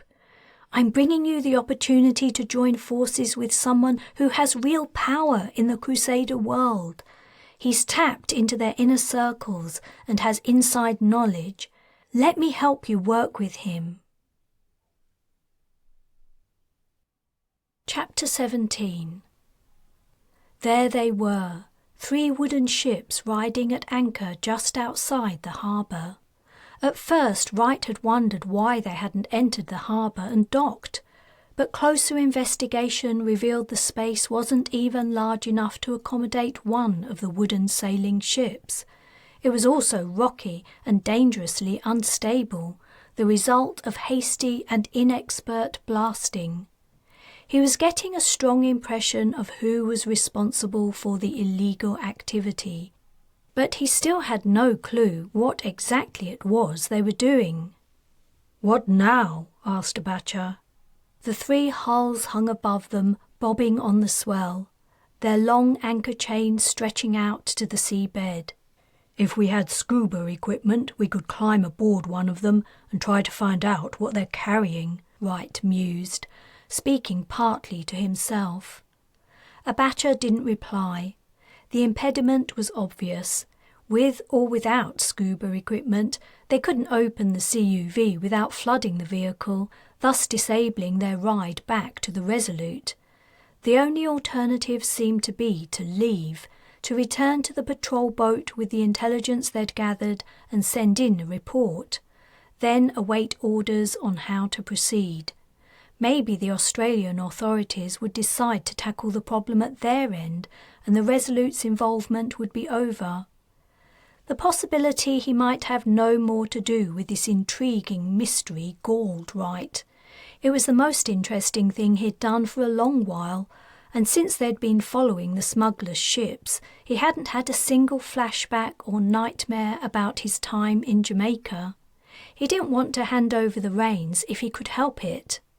He squinted upward, checking the level of daylight glowing through the waves. "It isn't long till sunset," he said. Abacha checked the CUV's control panel. 72 minutes. Wright also consulted the figures displayed. "We have plenty of oxygen left, and the tide's on its way in. I have a risky idea, but if you don't like the sound of it, I won't make it an order." Abacha's left eyebrow lifted. "Sounds like fun." Beaching the CUV was more difficult than he'd anticipated, and dragging it up the sand was even harder. Though the vehicle was small, it was surprisingly heavy, and, unsurprisingly, it wasn't designed for manoeuvring out of water. Eventually they managed to get it under the palm trees that fringed the beach and covered with fallen fronds. By the time they'd finished, they were wet with seawater and sweat. Wright looked ruefully at the long trail they'd left all the way down to the waterline, a mixture of their footprints and lines drawn by the protrusions on the base of the CUV. The moon was already up and nearly full. Anyone with half a brain could follow the trail and find the vehicle. "Come on," he said reluctantly to Abacha. "We have to get rid of that before we leave." They dragged palm leaves over the dry sand, obscuring the evidence of their presence, but it was harder to erase the trail through the wet sand. Anything they did to it still stuck out in the otherwise smooth expanse. Wright paused in his efforts and swept the surroundings with his gaze. The forest was dark and still in the breezeless night, and though it wasn't silent, none of the noises sounded like they were made by humans. He looked out to sea and sucked in a breath. The smugglers' ships should have been visible from the shore, but he couldn't see a sign of them. Since they'd beached the CUV, he'd been preoccupied with hiding it and covering their trail. He hadn't thought to check out the ships. "Abacha," he said, "can you see anything out there?" The tall man lifted his head. "No, Major, not a thing. I guess the ships haven't lit any lights because they're trying to hide. But we should be able to see something. The night isn't dark." "Uh-huh, yeah, we should." Abacha's brow wrinkled. "Maybe they sailed away." "Shit." Wright threw down his frond. But after a moment of frustration, he said, "It doesn't matter. We've done what we can to cover our tracks. Let's go take a look at that harbour." They walked up the beach and stepped into the forest. Once they were under the trees, the heat and humidity became intense. After 10 minutes' effort, both men were drenched in sweat and panting. The going was tough. The area was uninhabited, and clearly nothing large lived in the forest to create passages between the trees. They were forced to wade through chest-high undergrowth, using only their bodies to clear a path. They were also quickly disoriented once they were out of sight of the moon, and had to halt regularly to get their bearings and avoid walking in circles. Sounds of animal life scattering at their approach came from the vegetation. Wright tried to not think about the venomous snakes and spiders native to the area. The harbour sat less than 3 kilometres from the beach where they'd left the CUV, over a forested headland, but he contemplated giving up. He'd realised how quickly his little expedition could turn into a disaster. Just as he was about to call it a day, or night, they burst into an open space. Ever since they'd set foot in the forest, it had been a constant battle against the vegetation. Now, suddenly, there was emptiness, though the jungle quickly closed in on the other side. Stretching into the forest to their left and right was an unmistakable trail. No animal prints marked the channel through the leaf mould, and, from its orientation, one direction led to the harbour. The other led west into the interior. They set off toward the harbour. The humidity and rich odour of woody decay remained the same, but the heat decreased just a little as they went forward. Air was moving up from the sea to higher ground through the gap in the forest, evaporating some of the sweat that coated them. The track led sharply down, and soon the sound of waves on rocks could be heard over the nocturnal calls of animals. Their first sight of their destination was a gigantic rock that barred their way. The rock was jagged and its surface not weathered, as if it had been recently dug or blown from the ground. Yet vegetation had grown up around it lush and tall. Wright guessed it must have been there 2 or 3 years at least. The trail led around it. On the other side, a vista opened up. They were standing 20 metres above the sea. The path dropped out of sight along a cliff edge that led down to the water and a chaotic mess of rocks and sand. The inexpert blasting had created a hollow in the coastline, but not much more than that. It was no surprise the smugglers didn't trust their ships to the turbulent flow and sharp edges of the space. Wright's suspicions were confirmed. "There's no way this has anything to do with the AP. This kind of bodge job is Crusader work." "I don't get it," said Abacha. "They could anchor out at sea and come to shore by rowboat. They could land on a beach, same as we did." "I don't get it either," Wright agreed. "But as they seem to have left, we aren't likely to find out anything more. We should head back." "Wait," Abacha hissed. "Look!" The moonlight was glinting heavily on the waves, turning them into a mass of sparkles, but it was just possible to discern a disturbance in the display. Something was coming through the harbour entrance. Wright peered down more intently. It was a rowboat, bucking and rolling on the heaving water. The smugglers hadn't left. "Maybe they moved their ships farther out to sea," Abacha offered, "and given themselves more work to row in. None of this makes any sense." The rowboat swept into the harbour, the flowing tide aiding its progress. "Great," said Wright. "Maybe we can see what they're smuggling. Let's get out of sight."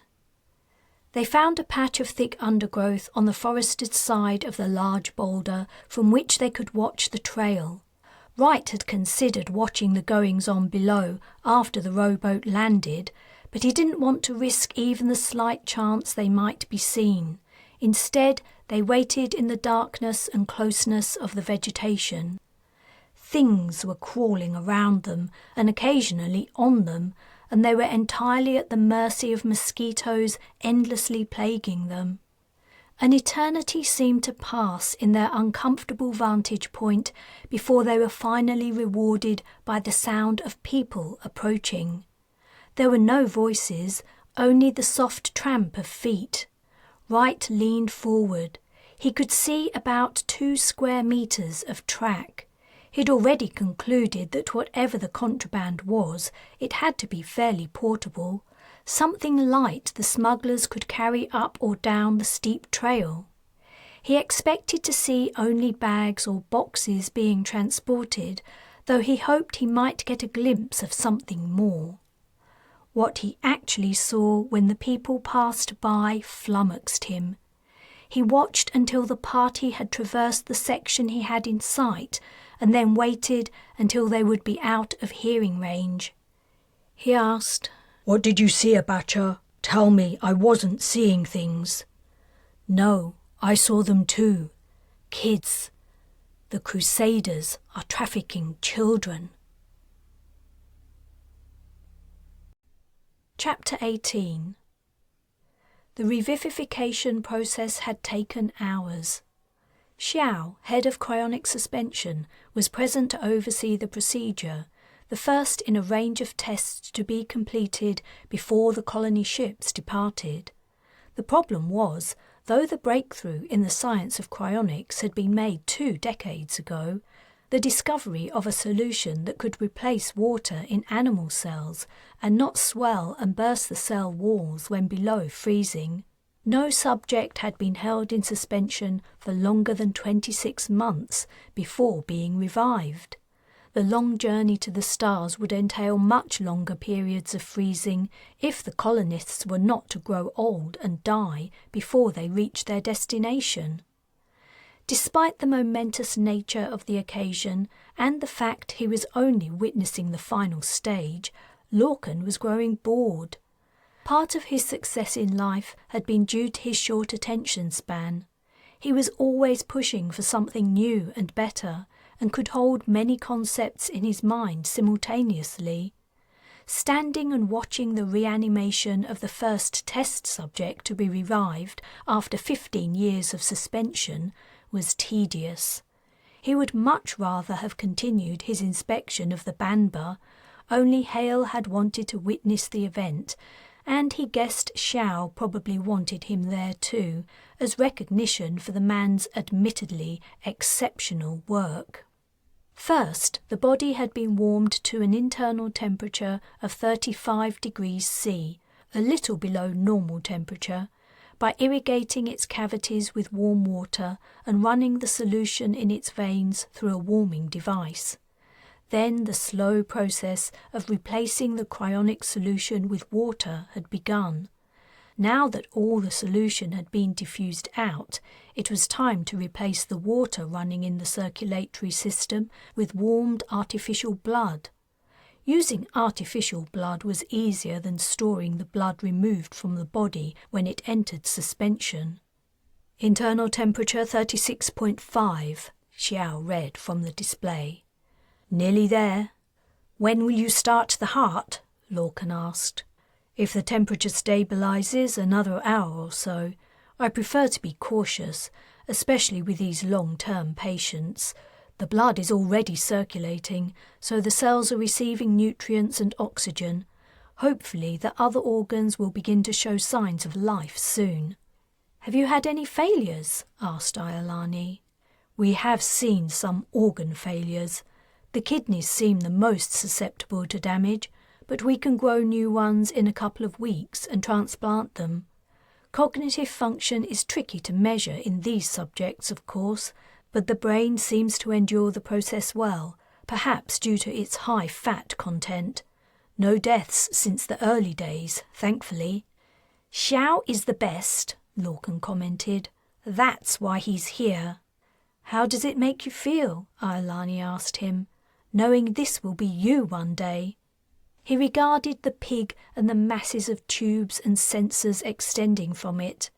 After being taken from its suspension chamber, a blue, stiff, corpse-like body, the creature now looked as fresh and healthy as it must have the day it was frozen. Yet, as Xiao had said, determining the effect on the brain was difficult. Human subjects had come out of a suspension of 2 years mentally unaffected, and apes had been frozen for longer with similar undetectable effects. The human volunteers aboard the Banba had entered their chambers 10 years ago, but no attempt to revive them had been made. I confess I'm not entirely comfortable with the prospect, he eventually replied. I see it as a necessary risk and inconvenience if I am to live out the remainder of my days on an alien world. Once we've arrived, I doubt anyone will be hurrying to start up cryonic suspension again.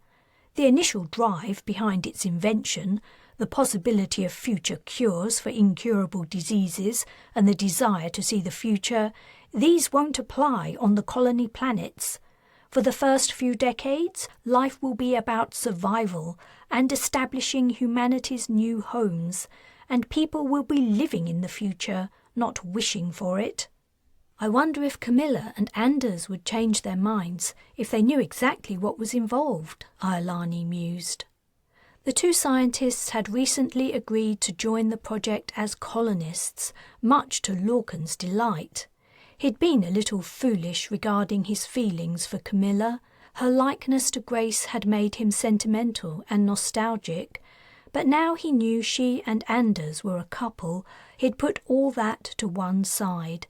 The presence of two such intelligent and capable people, especially the people who were responsible for key elements of the project, would be invaluable. For the human patients, the process would naturally be more dignified, Xiao explained, and they would never be brought to consciousness in this state. Even this subject will spend a couple of days recuperating before we bring her out of sedation. All the colonists will be aware of is going to sleep in a regular hospital bed and then waking up in a similar bed years later. Perhaps they'll feel groggy and disoriented for a while, but hopefully nothing worse than that. I suppose it all depends on your perspective, said Iolani. Lorcan had given up hope that Hale might agree to becoming a colonist. He no longer asked her, not even jokingly. He'd accepted that she loved and cared for their home planet too much to leave it. Perhaps we could return later to witness the reawakening, he suggested. I have a few other things I'd like to see before we move on to the Balor. Go ahead, Xiao replied. Nothing interesting will be happening here for a while. The 3 colony ships were not identical. Lorcan had realized long ago that many of his customers wanted to live aboard a starship as much as, or even more than, they wanted to live on a new world. He knew he had to sell the experience of travelling to the planets as well as the colonisation. So he'd created a unique profile of facilities and configurations for each colony ship. The Banber's selling point was her observation dome. Each ship had an observation chamber. What passenger could resist the prospect of looking out upon strange stars and constellations? But the Banber's dome was something special.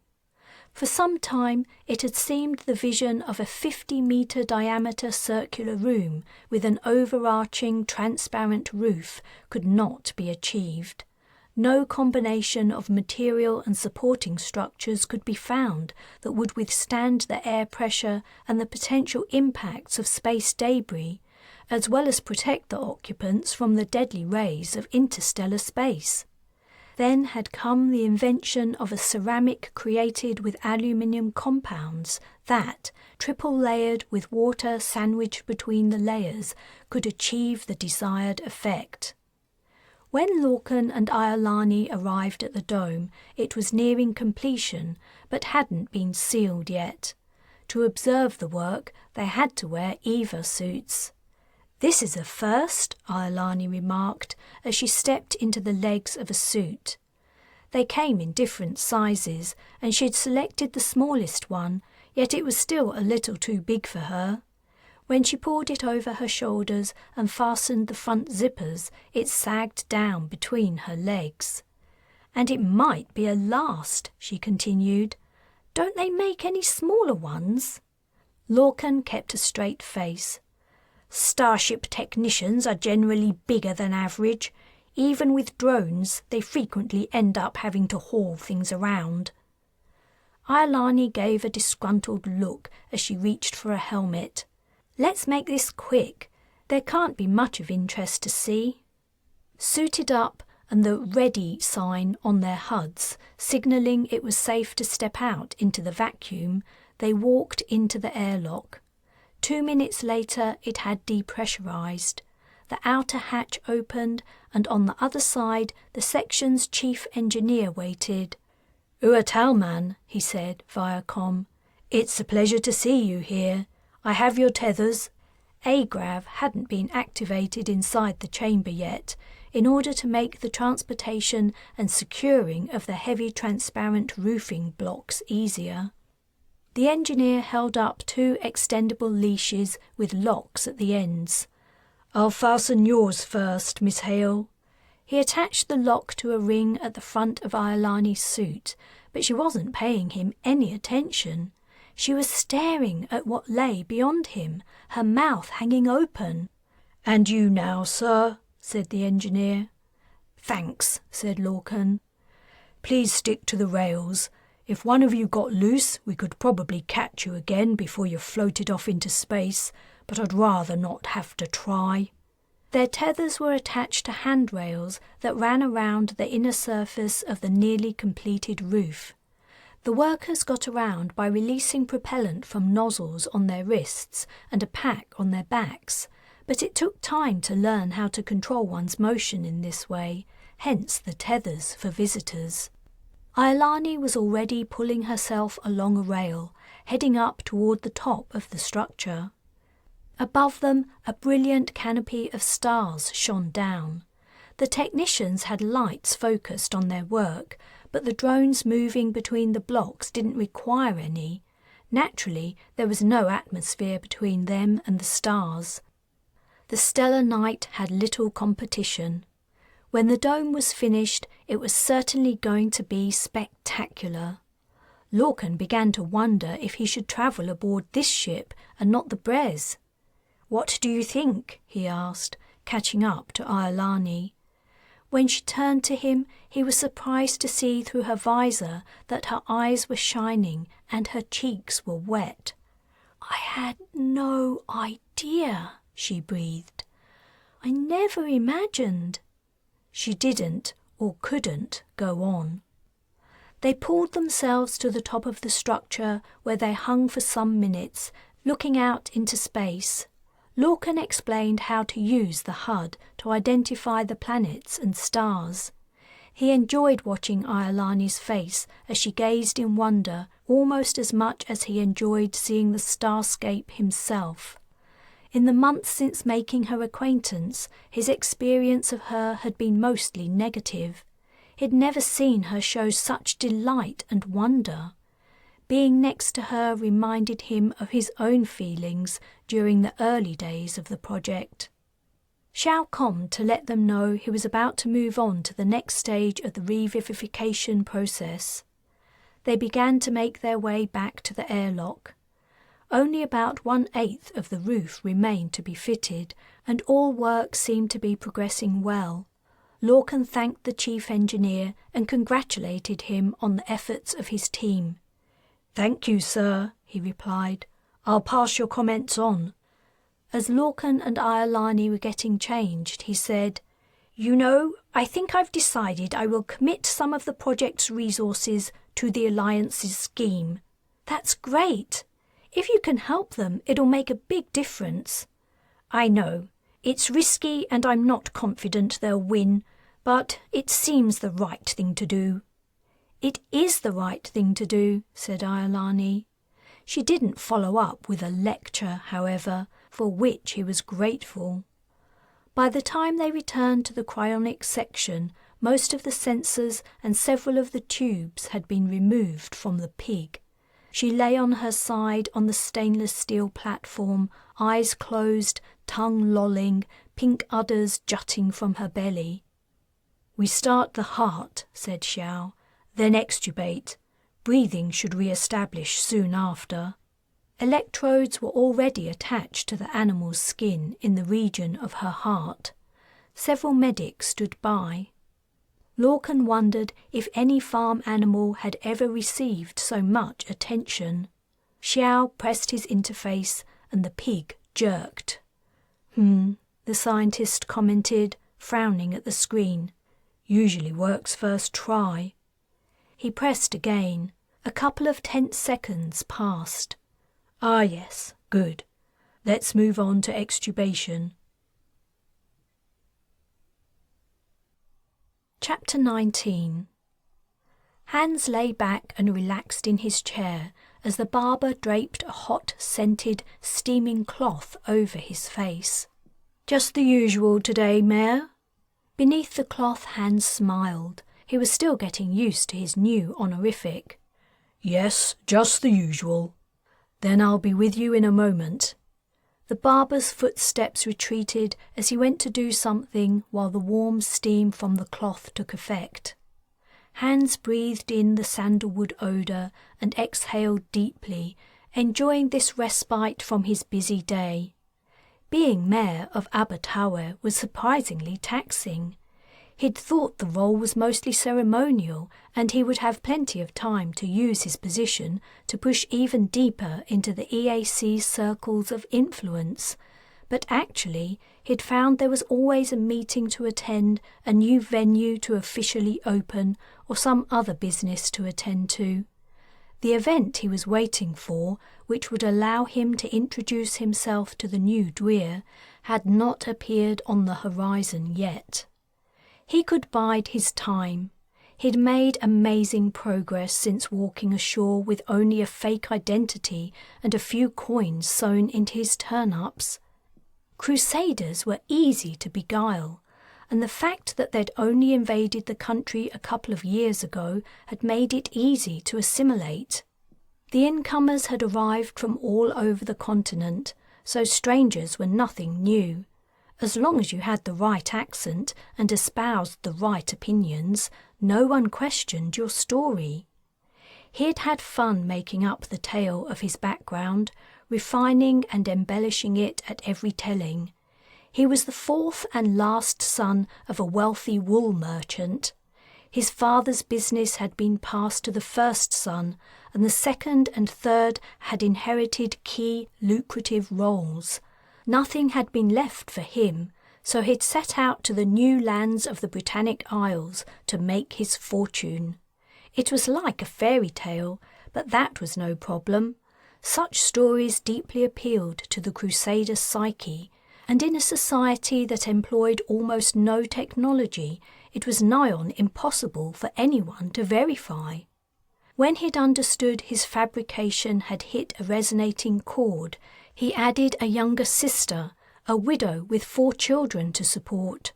She'd fallen out with the other brothers because they disapproved of her choice of husband, and now they refused to support her. So it was down to her only other sibling, Joseph, to keep the family housed and fed. The Crusaders ate it up. Generosity to those less fortunate than themselves was a key aspect of the culture. He'd soon found himself showered with offers of work and accommodation.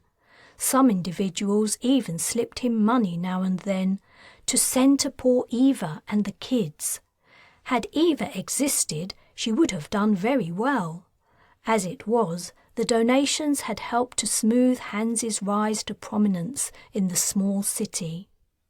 The cloth was suddenly whipped from his face. Deep in his recollections, he hadn't heard the barber return. A fat brush full of shaving cream was pushed into his cheek and rapidly circulated over his face. The brush disappeared, and then the barber began to softly hum a tune as he drew a razor over Hans's skin. "Joseph," a female voice called, "I'm so sorry to disturb you, but may I come in?" It was Esme Weber. Hans waited for the barber to pause and lift the razor away from his face before replying, "Of course, Esme. It's always a delight to see you." Nothing could have been further from the truth. The woman had developed an obsession for him and was always making up excuses to see him in person, bothering him at all hours with her inane chatter. Ordinarily, he wouldn't have minded too much, and, in an alliance-held state, he would have gently steered her toward a mental health professional. But in his current guise, anyone as close to him as Esme wanted to be was a liability. He wasn't so good an actor that he might not one day forget his fake name and not answer to it, or make another slip that might jeopardize his schemes. He couldn't afford to allow anyone to get to know him too well. On the other hand, Esme was connected to a network of powerful people, and, even more importantly, she had brought Taylan Ellis to him. Ellis, West BI native, in her weird, ridiculous costume, could end up being the most vital connection he would make in his effort to return the Britannic Isles to its people. When he'd helped to achieve that goal, his influence within the BA would be strong. He would become the prodigal son, returned to take his rightful place, and set the alliance on the road to becoming a republic. Esme stepped into view. Her eyes were striking, intensely green with a hint of madness. The barber gently pushed his nose to one side and scraped the razor down his upper lip. Esme seemed excited about something. "Your receptionist was being very stubborn. I had to argue with her for 5 minutes before she would let me in." In an irritated tone, the barber asked, "Would you like me to come back later, sir?" "No, please finish. Esme, could you excuse me for a moment?" "It's fine. I have something to tell you. Your barber can work while I speak." With a barely audible tut, the barber pushed Hans's nose to the other side and shaved under it. Esme settled herself down on a chair and smoothed her skirt. "I have some wonderful news. That's why I'm here so early. I wanted to tell you right away." Hans lifted his chin for his neck to be shaved as he listened. "You remember I told you Sebastian was going to pay a visit to his mother last week?" His ears pricked up. "Well, he got back this morning. He took the overnight coach. He was exhausted, poor man, but he didn't want to wait, and I'm so glad he didn't. He arranged it. He said there's to be a meeting of the BI High Council in 10 days, and you're invited. The letter should arrive today." "Excellent," he murmured, barely moving his lips. The barber scraped the razor down from his left sideburn and then rinsed it in a bowl of water. He took a warm, wet towel and wiped the remaining shaving foam from Hans's face as Esme chattered on. "Is there anything else I can do for you, sir?" he asked, raising his voice to compete with Hans's visitors. "A cologne, perhaps?" Hans hesitated. "No, not today, Becca. That's all, thanks." The barber noisily tidied up his metal bowls, combs, brushes and scissors before leaving in a huff, apparently annoyed at his morning ritual with the new mare being disrupted. He was an overly sensitive man, but he did a good job. After he'd left, Hans sat up and asked Esme to repeat what she'd just told him. Without missing a beat, she set off on her ramble again. If he'd learned one thing about her, it was that she loved the sound of her own voice.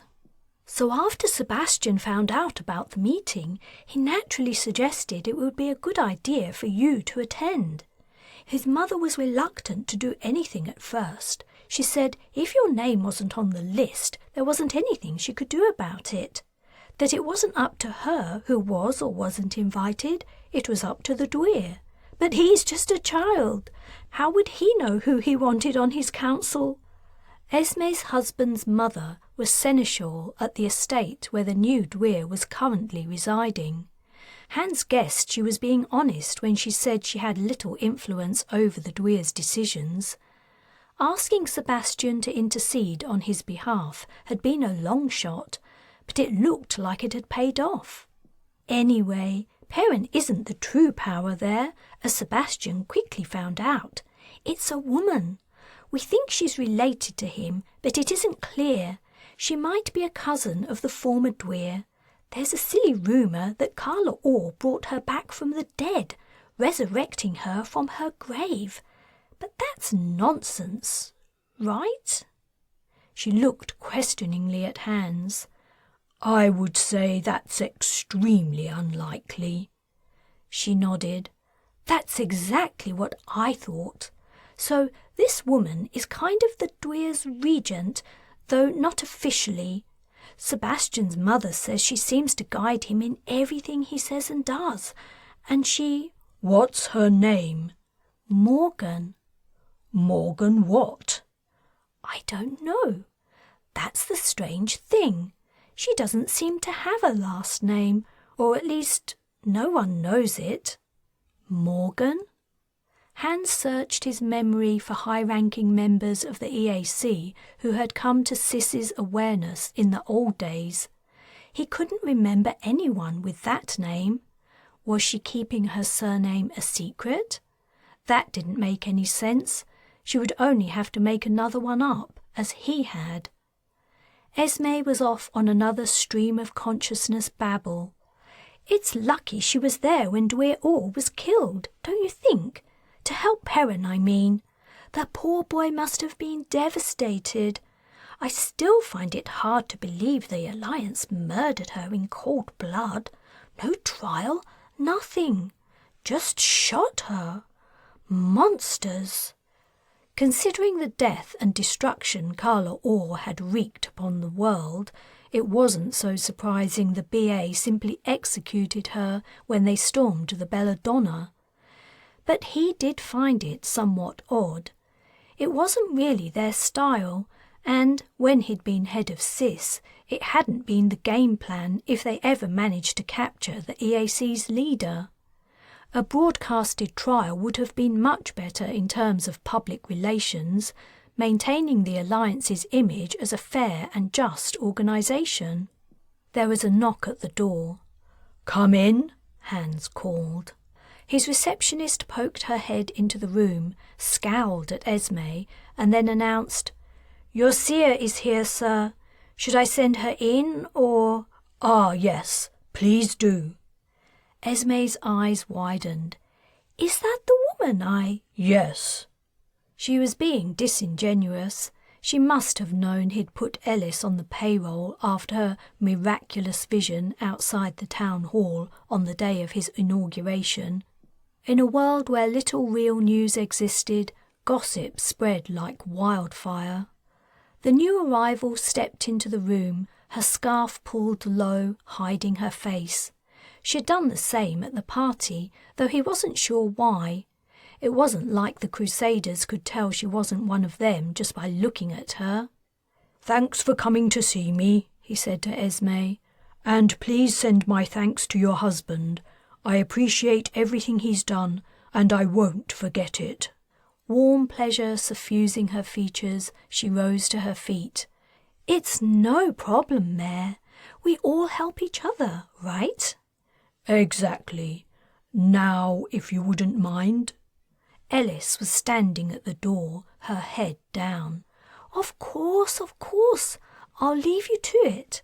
I expect you'll hear something favourable." She hesitated as she reached the newcomer, as if she wanted to say something to her, but then, probably remembering the fortune-teller's vow, she continued on out the door. Ellis closed it. Pulling down her scarf, she strode over to Hans. "It's on. They agreed to work with you." Chapter 20.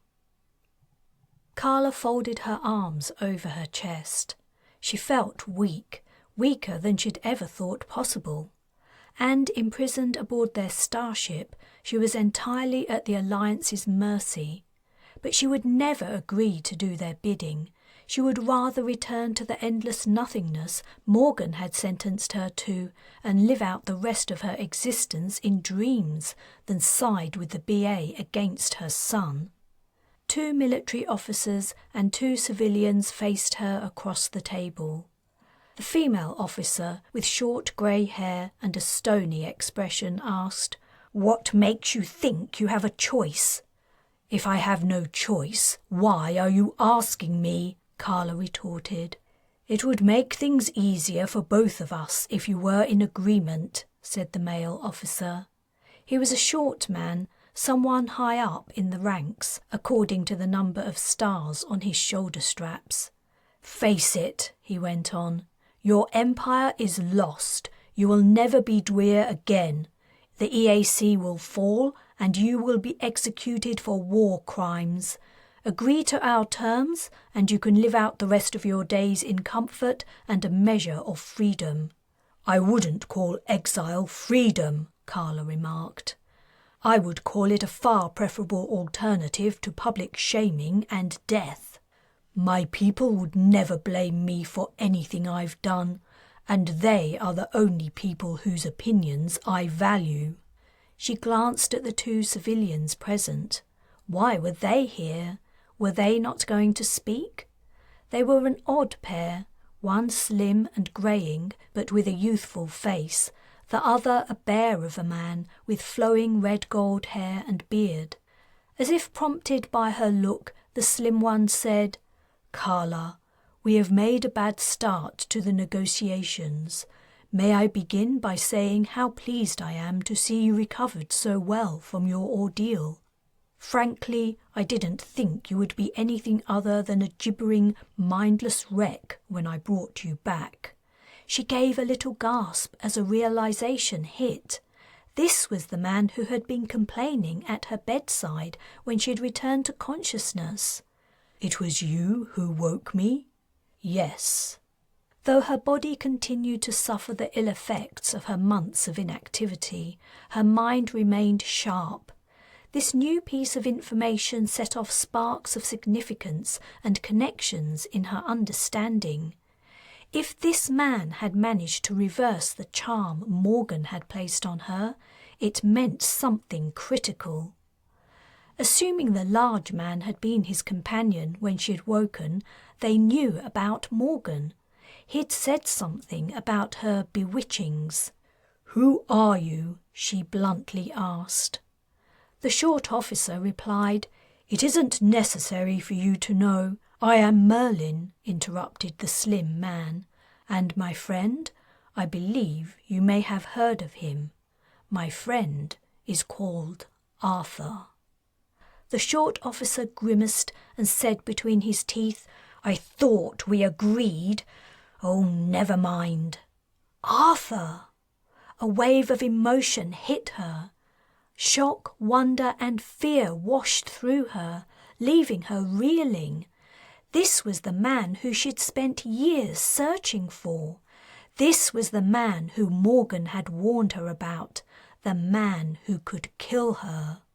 "I see you do know of him," said Merlin evenly, watching her with a steady gaze. "I do," she spluttered, all her reserve destroyed by the revelation. "And you," her focus switched to Merlin.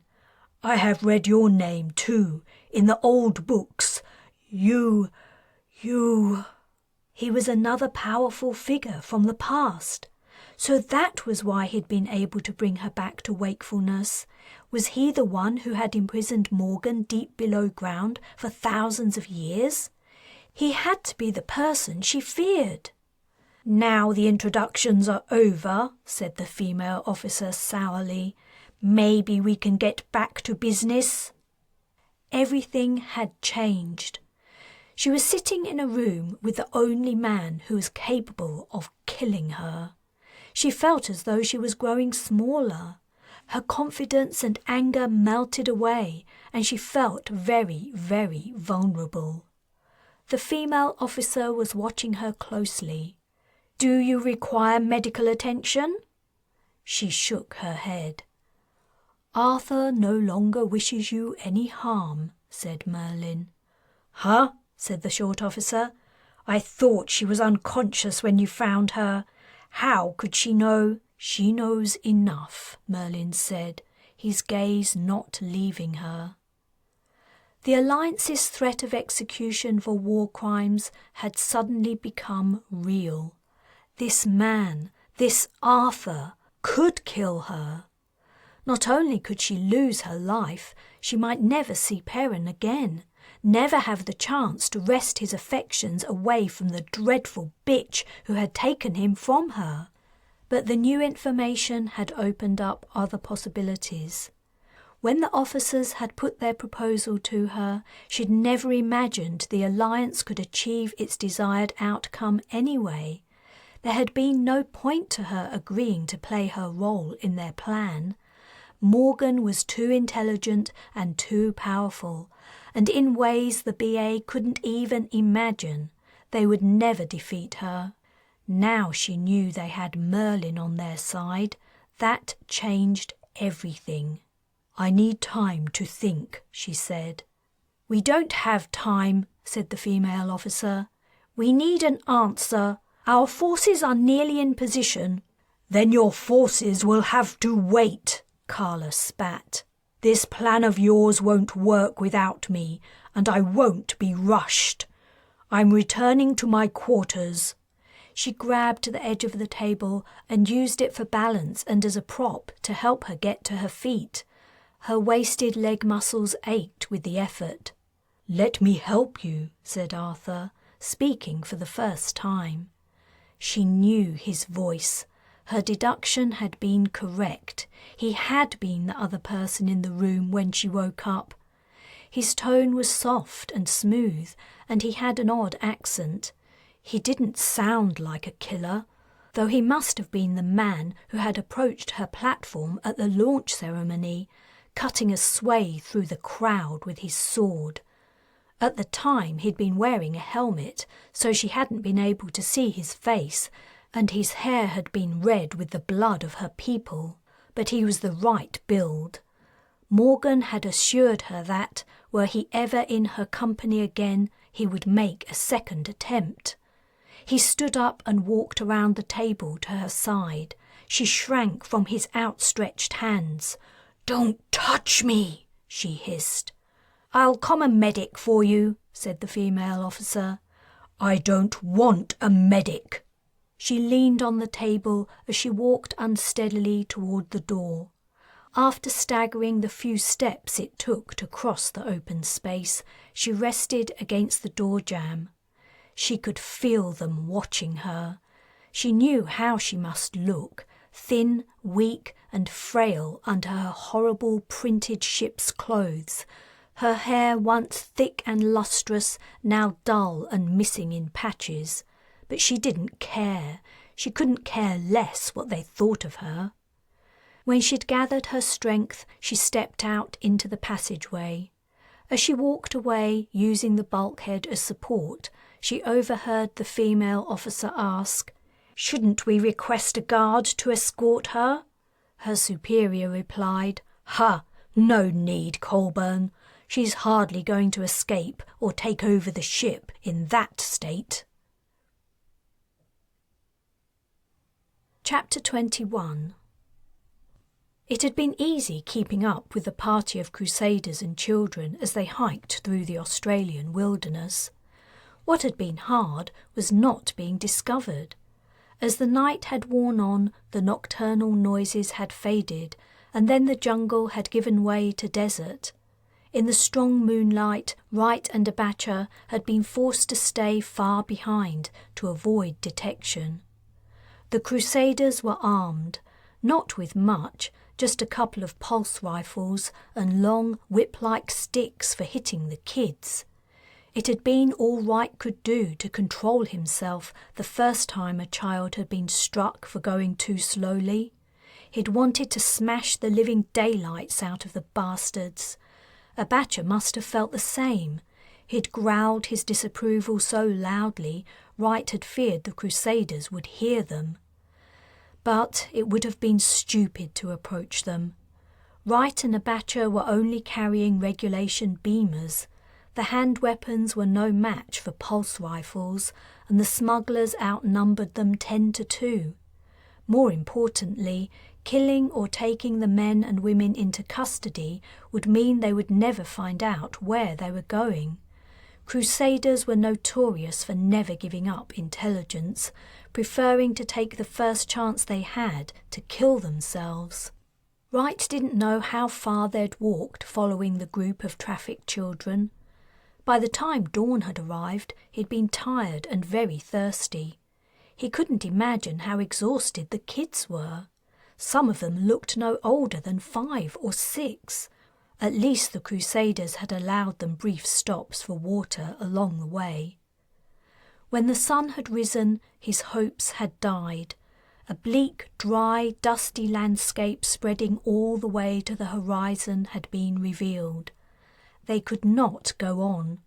Not only were they suffering a raging thirst, they couldn't expect to follow the smugglers any farther without being detected.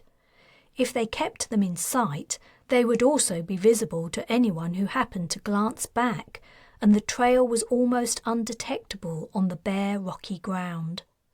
They were forced to abandon the pursuit and turn back. After sending a brief report to Central Command and logging his position, he'd begun to retrace his steps with Abacha, heavy-hearted. The thing that killed him wasn't only that he was leaving children in the hands of insane cultists who had stolen them away from their parents. It had also become clear to him almost as soon as he'd seen them that this must have been what had happened to Taylan's kids. It explained perfectly why she hadn't been able to find them. All the time she'd been searching for them in Ireland and West BI, they'd actually been transported across to the other side of the globe. If only he could have found out where they were going. What wouldn't he give to be able to tell Taylan where her children were? Not that he knew where she was any longer. She'd disappeared into West BI to carry out a new plan she'd thought up. He didn't know what it was, and she must have had her implant removed after the attack on the Belladonna, so there was absolutely no way to trace her. "Is it much farther, do you think, sir?" Abacha asked. The man's voice was croaky with dehydration. Wright replied in a whisper, his tongue thick in his mouth. "We just need to get through the forest and find the CUV." Assuming it was still there. It was unlikely anyone had found it and taken it away, but if it was gone, they were sunk. He wasn't sure they would even make it back to the beach. Within an hour, the sun had risen to shine down a brilliant, blistering heat upon them. The rays reflected from the sand and rocks surrounding them, doubling up the assault on their eyes, skin, and hydration. The Crusaders and children had all been swathed in long, baggy clothes and wearing hats, and when the new day came, it hadn't taken him long to realise why. Daytime in the Australian desert was no joke for the unprepared.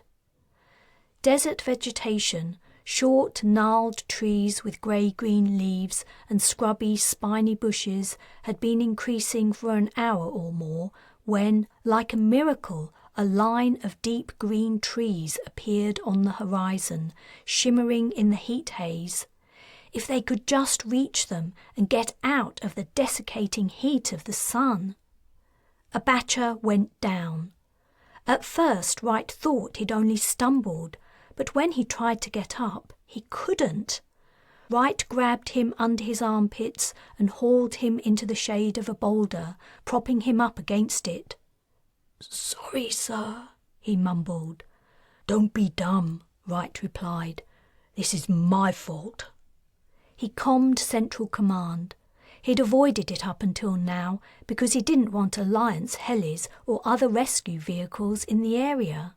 The Crusaders might get spooked and abandon the access route to the interior, and then they might never find them. But he wasn't going to risk Abacha's life over it. "Copy," said the comm officer in reply to Wright's explanation of their situation. "Stand by." As he waited for the response from Central, he stood up and gazed at the forest. It was only about a kilometre away. If they could just have made it that far, they might have been okay. He felt like an idiot for underestimating the severity of the climate and for endangering the life of another Marine. A scene flashed into his mind. He was back in Jamaica on the top floor of the apartment building, catching Patel with her ruined face as she fell backward into his arms. Now he was opening his eyes after the explosion of the stadium and seeing the dead and dying young Marines scattered around him. "Major Wright," said a voice over his comm.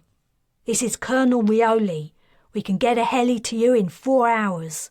4 hours? Australia's a big place, Wright, the Colonel replied testily, and you've picked the arse end of nowhere to get lost in.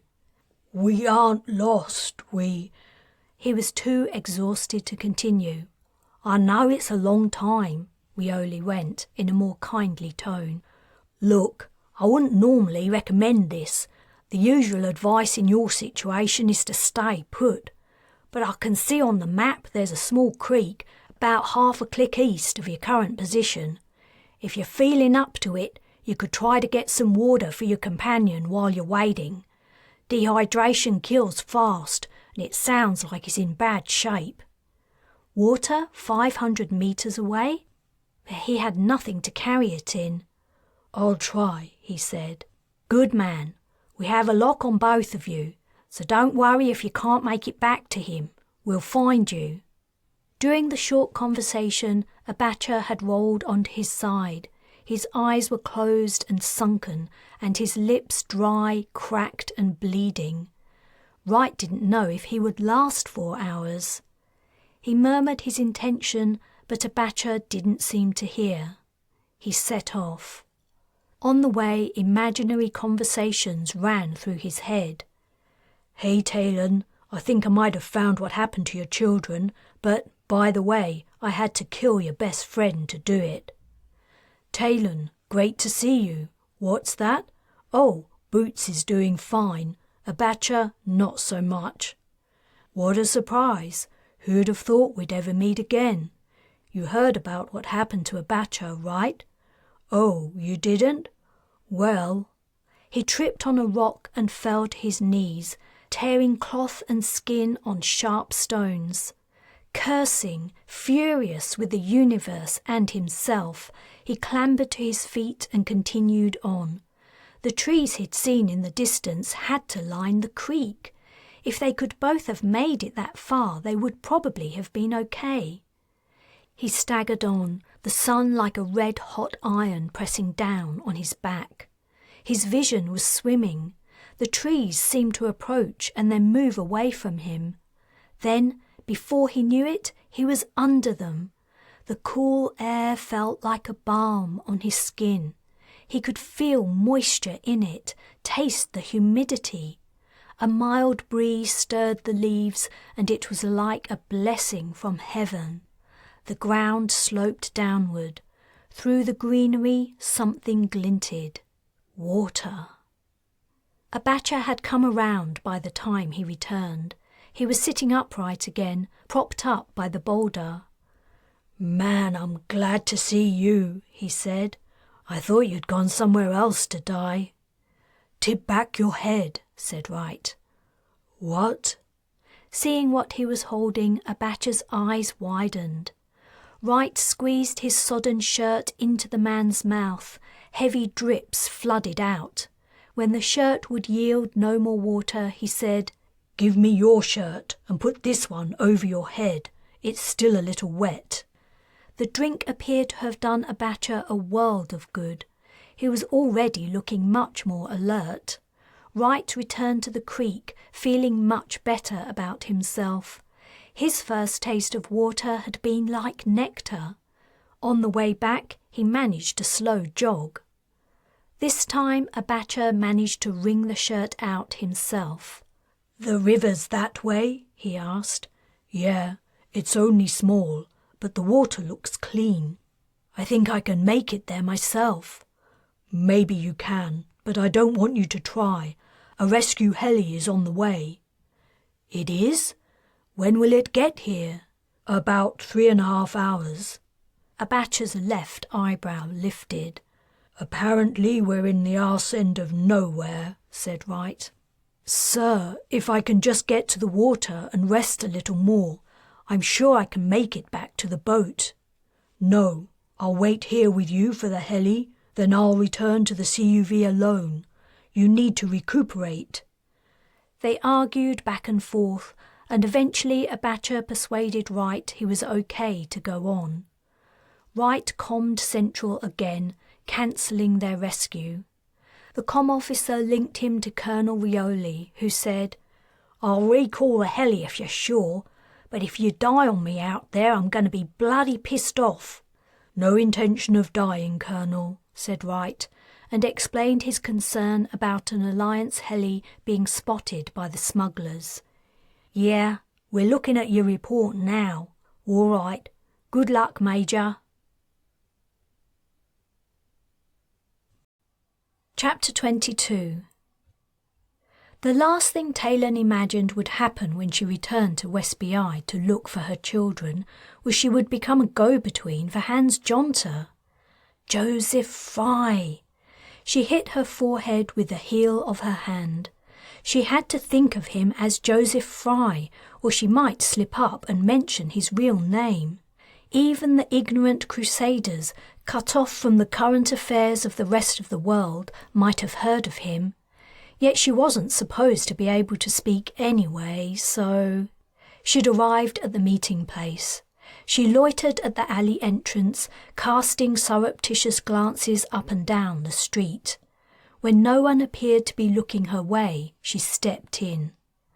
Tall, windowless concrete walls rose 5 or 6 stories high on each side, cutting out the meagre sunlight.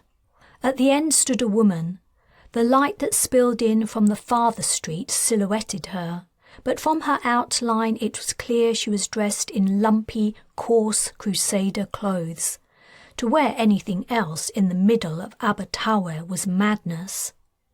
Taylan walked down the alley, her heart beating faster at each step. There was a chance she'd been set up. If the city's resistance group had been uncovered, or if it harboured a mole who had divulged the secret meeting to the Crusader authorities, she could be on her way to her doom. She glanced over her shoulder. Pedestrians were passing across the alley entrance. No one seemed to be taking any notice of her or the other woman. She stepped closer. Her supposed contact in the Abatawe resistance was young and pretty, beautiful even. She wore the usual shawl and long dress, and her wavy chestnut hair was unfettered, falling in graceful curls around her shoulders. She didn't speak, only watched until Taylan reached her. Her throat tight, Taylan took a breath. "Here goes nothing." "Speak well of your friend," she said. The woman replied, "Of your enemy say nothing." Then she smiled. Dimples appeared on her cheeks. She could not have looked cuter or more harmless if she'd tried. She had the kind of face people warmed to. It was no wonder she'd managed to survive so long among the Crusaders. No one would ever suspect her of deception. "I'm Seren." "Taylan." She wanted to hug her, partly with relief she hadn't fallen into a Crusader trap, and partly because she was so glad to meet a fellow native of West Bi who didn't see her as a traitor. "That makes two of you." But she couldn't afford to waste time on pleasantries. After reporting to Jonta, Fry, that the West Bi resistance members in the Preseli Hills had contacted the other branches and they'd agreed to help him, now she had to establish a connection with the local members in Abatawe. These would be the people who would help him in his day-to-day subterfuge, and they would be his conduit to the national group. He couldn't speak to them face to face. It would be far too dangerous. That was Taylan's job. "You look different from how I imagined," Seren said. Did she mean the disguise, or had the tale of what had happened at Bryn Celli reached her? "To be honest," Taylan replied, "so do you. What do you do for a day job?" "It's better you don't know. Any news from our man?" "He's got himself an invitation to the next High Council meeting." "He has? Marvellous! We've needed someone like him all along, but getting into positions of power is so hard in their society. It's all based on networking. It's who you know that counts, but for us, making friends with Crusaders is dangerous. You never know when you might say the wrong thing or your accent might slip." "Well, he's great at schmoozing and his accent is perfect. Do you have anything you want me to tell him?" "We'll need to figure out what he can do at the council meeting to help the cause. That'll take a few days. I'll meet you again at—" She gave Taylan another place and time for their next rendezvous. "But for now, can you tell him this? We've been contacted by the Alliance and told to prepare for something big. We're to scale down current operations and stock up on weapons and ammunition." "Is the BA going to try to take back the island?" "They haven't said so explicitly, but that's the feeling." Taylan had the urge to hug her again. She had to make do with a mutually shared grin. A free Britannic Isles would be a good thing in itself, but more importantly, it might make it easier to find out what had happened to her children. "I'll pass the message on." "Are you surviving okay?" asked Seren. "Do you need anything? We can get you food and some other supplies. We don't have a lot, but we would never let a countryman go hungry." "I have plenty. In fact, let me give you this." Taylan reached into her pocket and pulled out a roll of banknotes Fry had given her. Seren's eyebrows rose. "Where did you get all that? The fortune-telling business must have been good lately." "It's my wages from you-know-who, but I don't need it. I earn enough for my needs, and it would look suspicious if I were to be found carrying all this money." "No, it's too much. I can't take it." Taylan grabbed her hand and thrust the cash into it. "It's for the cause. I'm sure you'll find a way to use it." Seren bit her lip. "I can think of a good few uses for it." "I'm sure you can. I'd better go. It's been good meeting you, Seren. Wait, is it wise to use your real name?" "I don't go by my real name among Crusaders." Of course not. Me neither. I'll see you next time. I hope you'll have more news from the Alliance. Taylan turned and then nearly jumped out of her skin. 2 men were walking down the alley, staring straight at her and glowering. "Go," she hissed at Seren. "No, I don't want to. Go." Taylan pushed her into the street. Seren hesitated before running off. One of the men lunged at Taylan and grabbed her arm to prevent her from doing the same. But she had no intention of trying to run. She wanted to delay the men and give Seren time to get away. Whatever was about to go down, there was no point in both of them being caught up in it. "You're right," said the man holding her to his companion. "It is her. It's the mayor's silent seer." He thrust his face into hers. "Only you're a big liar, aren't you? We saw you talking to that girl. You're coming with us, you charlatan. Let's see what the justice has to say about you." She balled her fist, ready to punch him. It wouldn't be too hard to hurt them enough to allow her to escape. She could even kill them. She had a knife in each boot and the alley was empty. But there were too many people nearby, and though she could make up something about them attacking her, the story of a fortune-teller who managed to kill 2 grown men in self-defense would attract exactly the kind of attention she didn't want. She allowed her arm to go limp. As the man dragged her away, she thanked her lucky stars she'd given the money to Seren. Chapter 23. One condition of Carla's agreement to go along with the BA's plans was she had to be allowed full access to intelligence reports on the Britannic Isles. She swiped the interface screen to open the latest information she'd been given, and immediately tears started into her eyes. The vid was shaky and grainy, but it was unmistakably Perrin at his oath-taking ceremony. His little face looked proud and brave as he stood in full Dwyer regalia, heavy gown sweeping to the ground, horns curving over his head. He was so young, too young for the weight of responsibility of the position.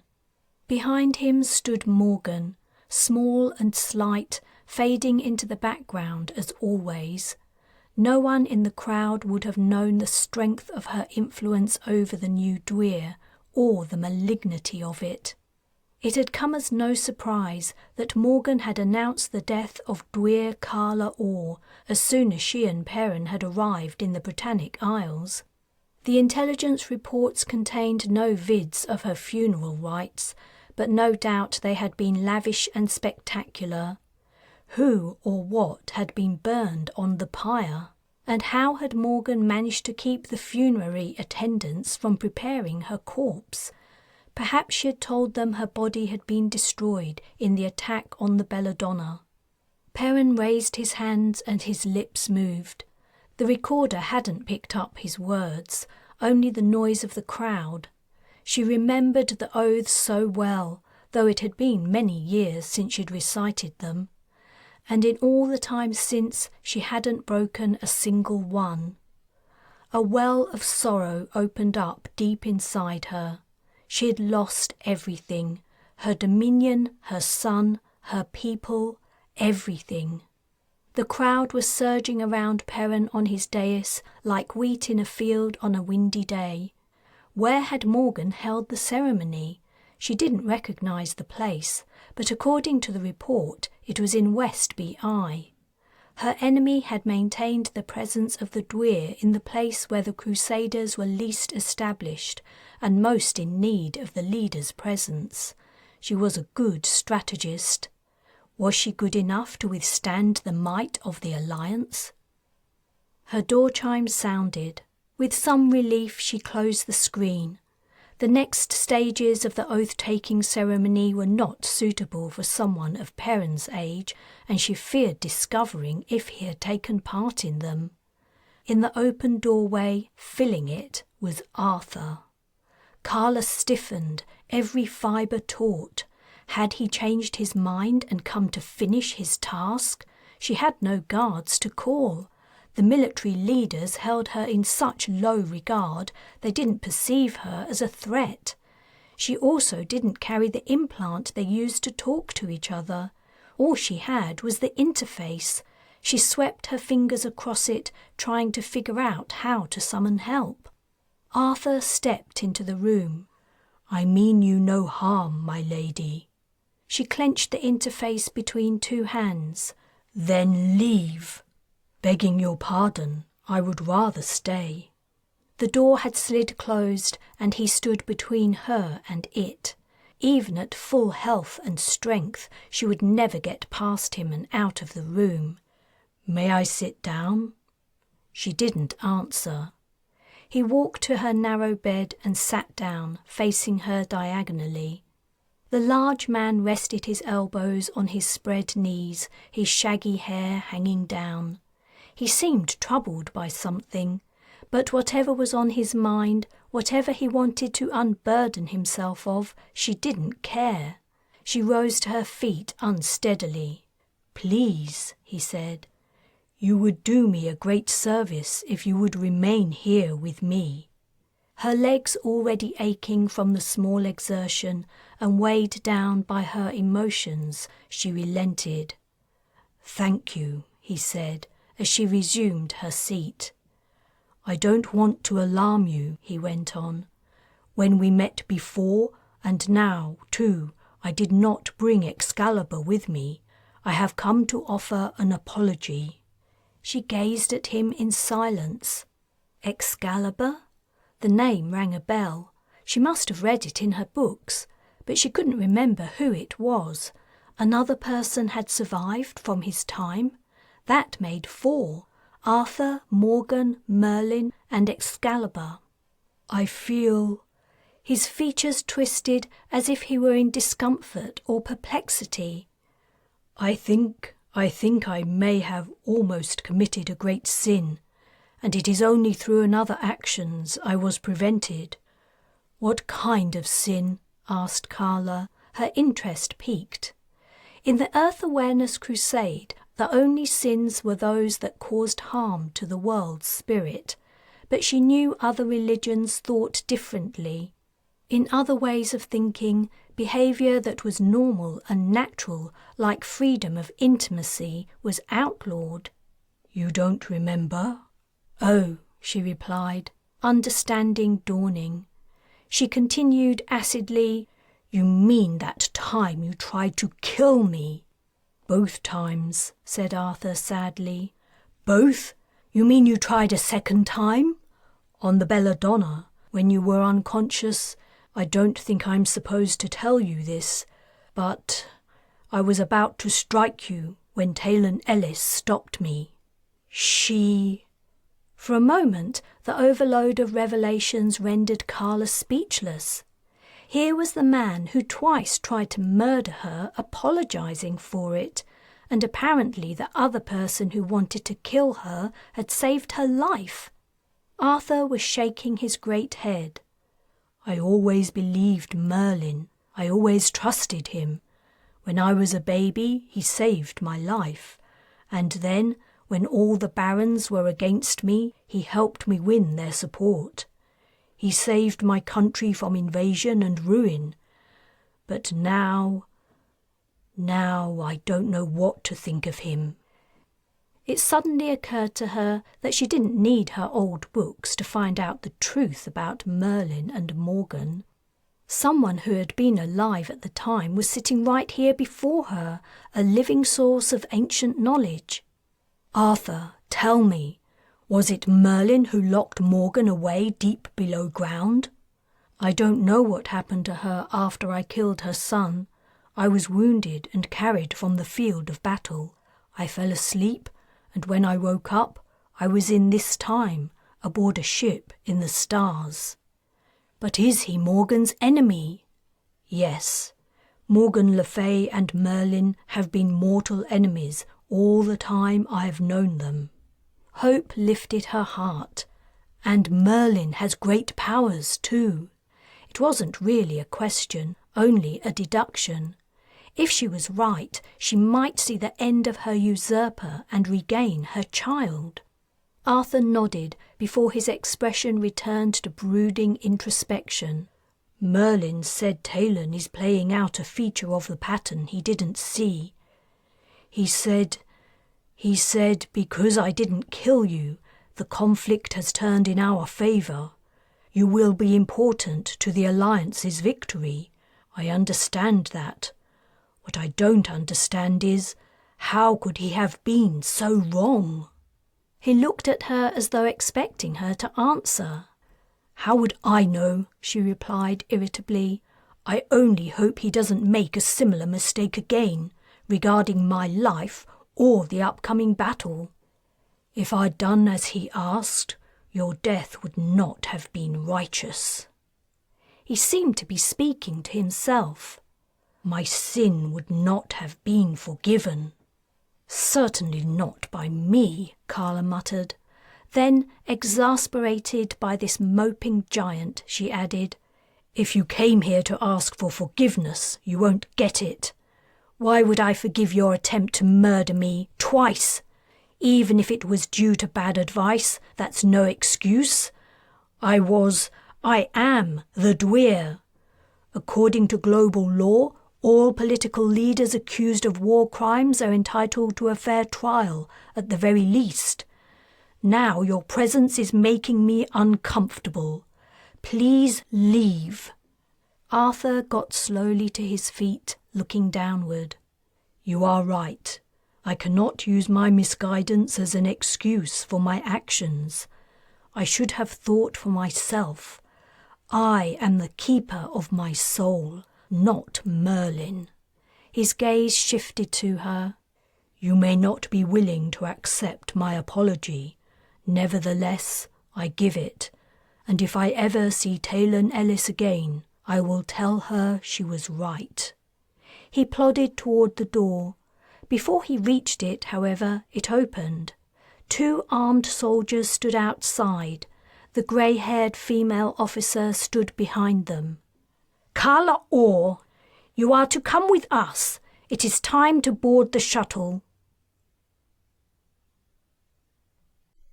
The end. This has been The Resolute, Star Legend Book 4, written and narrated by J.J. Green. Taylan and Wright's story continues in The Dauntless, Star Legend Book 5. For more J.J. Green books, visit jjgreenauthor.com.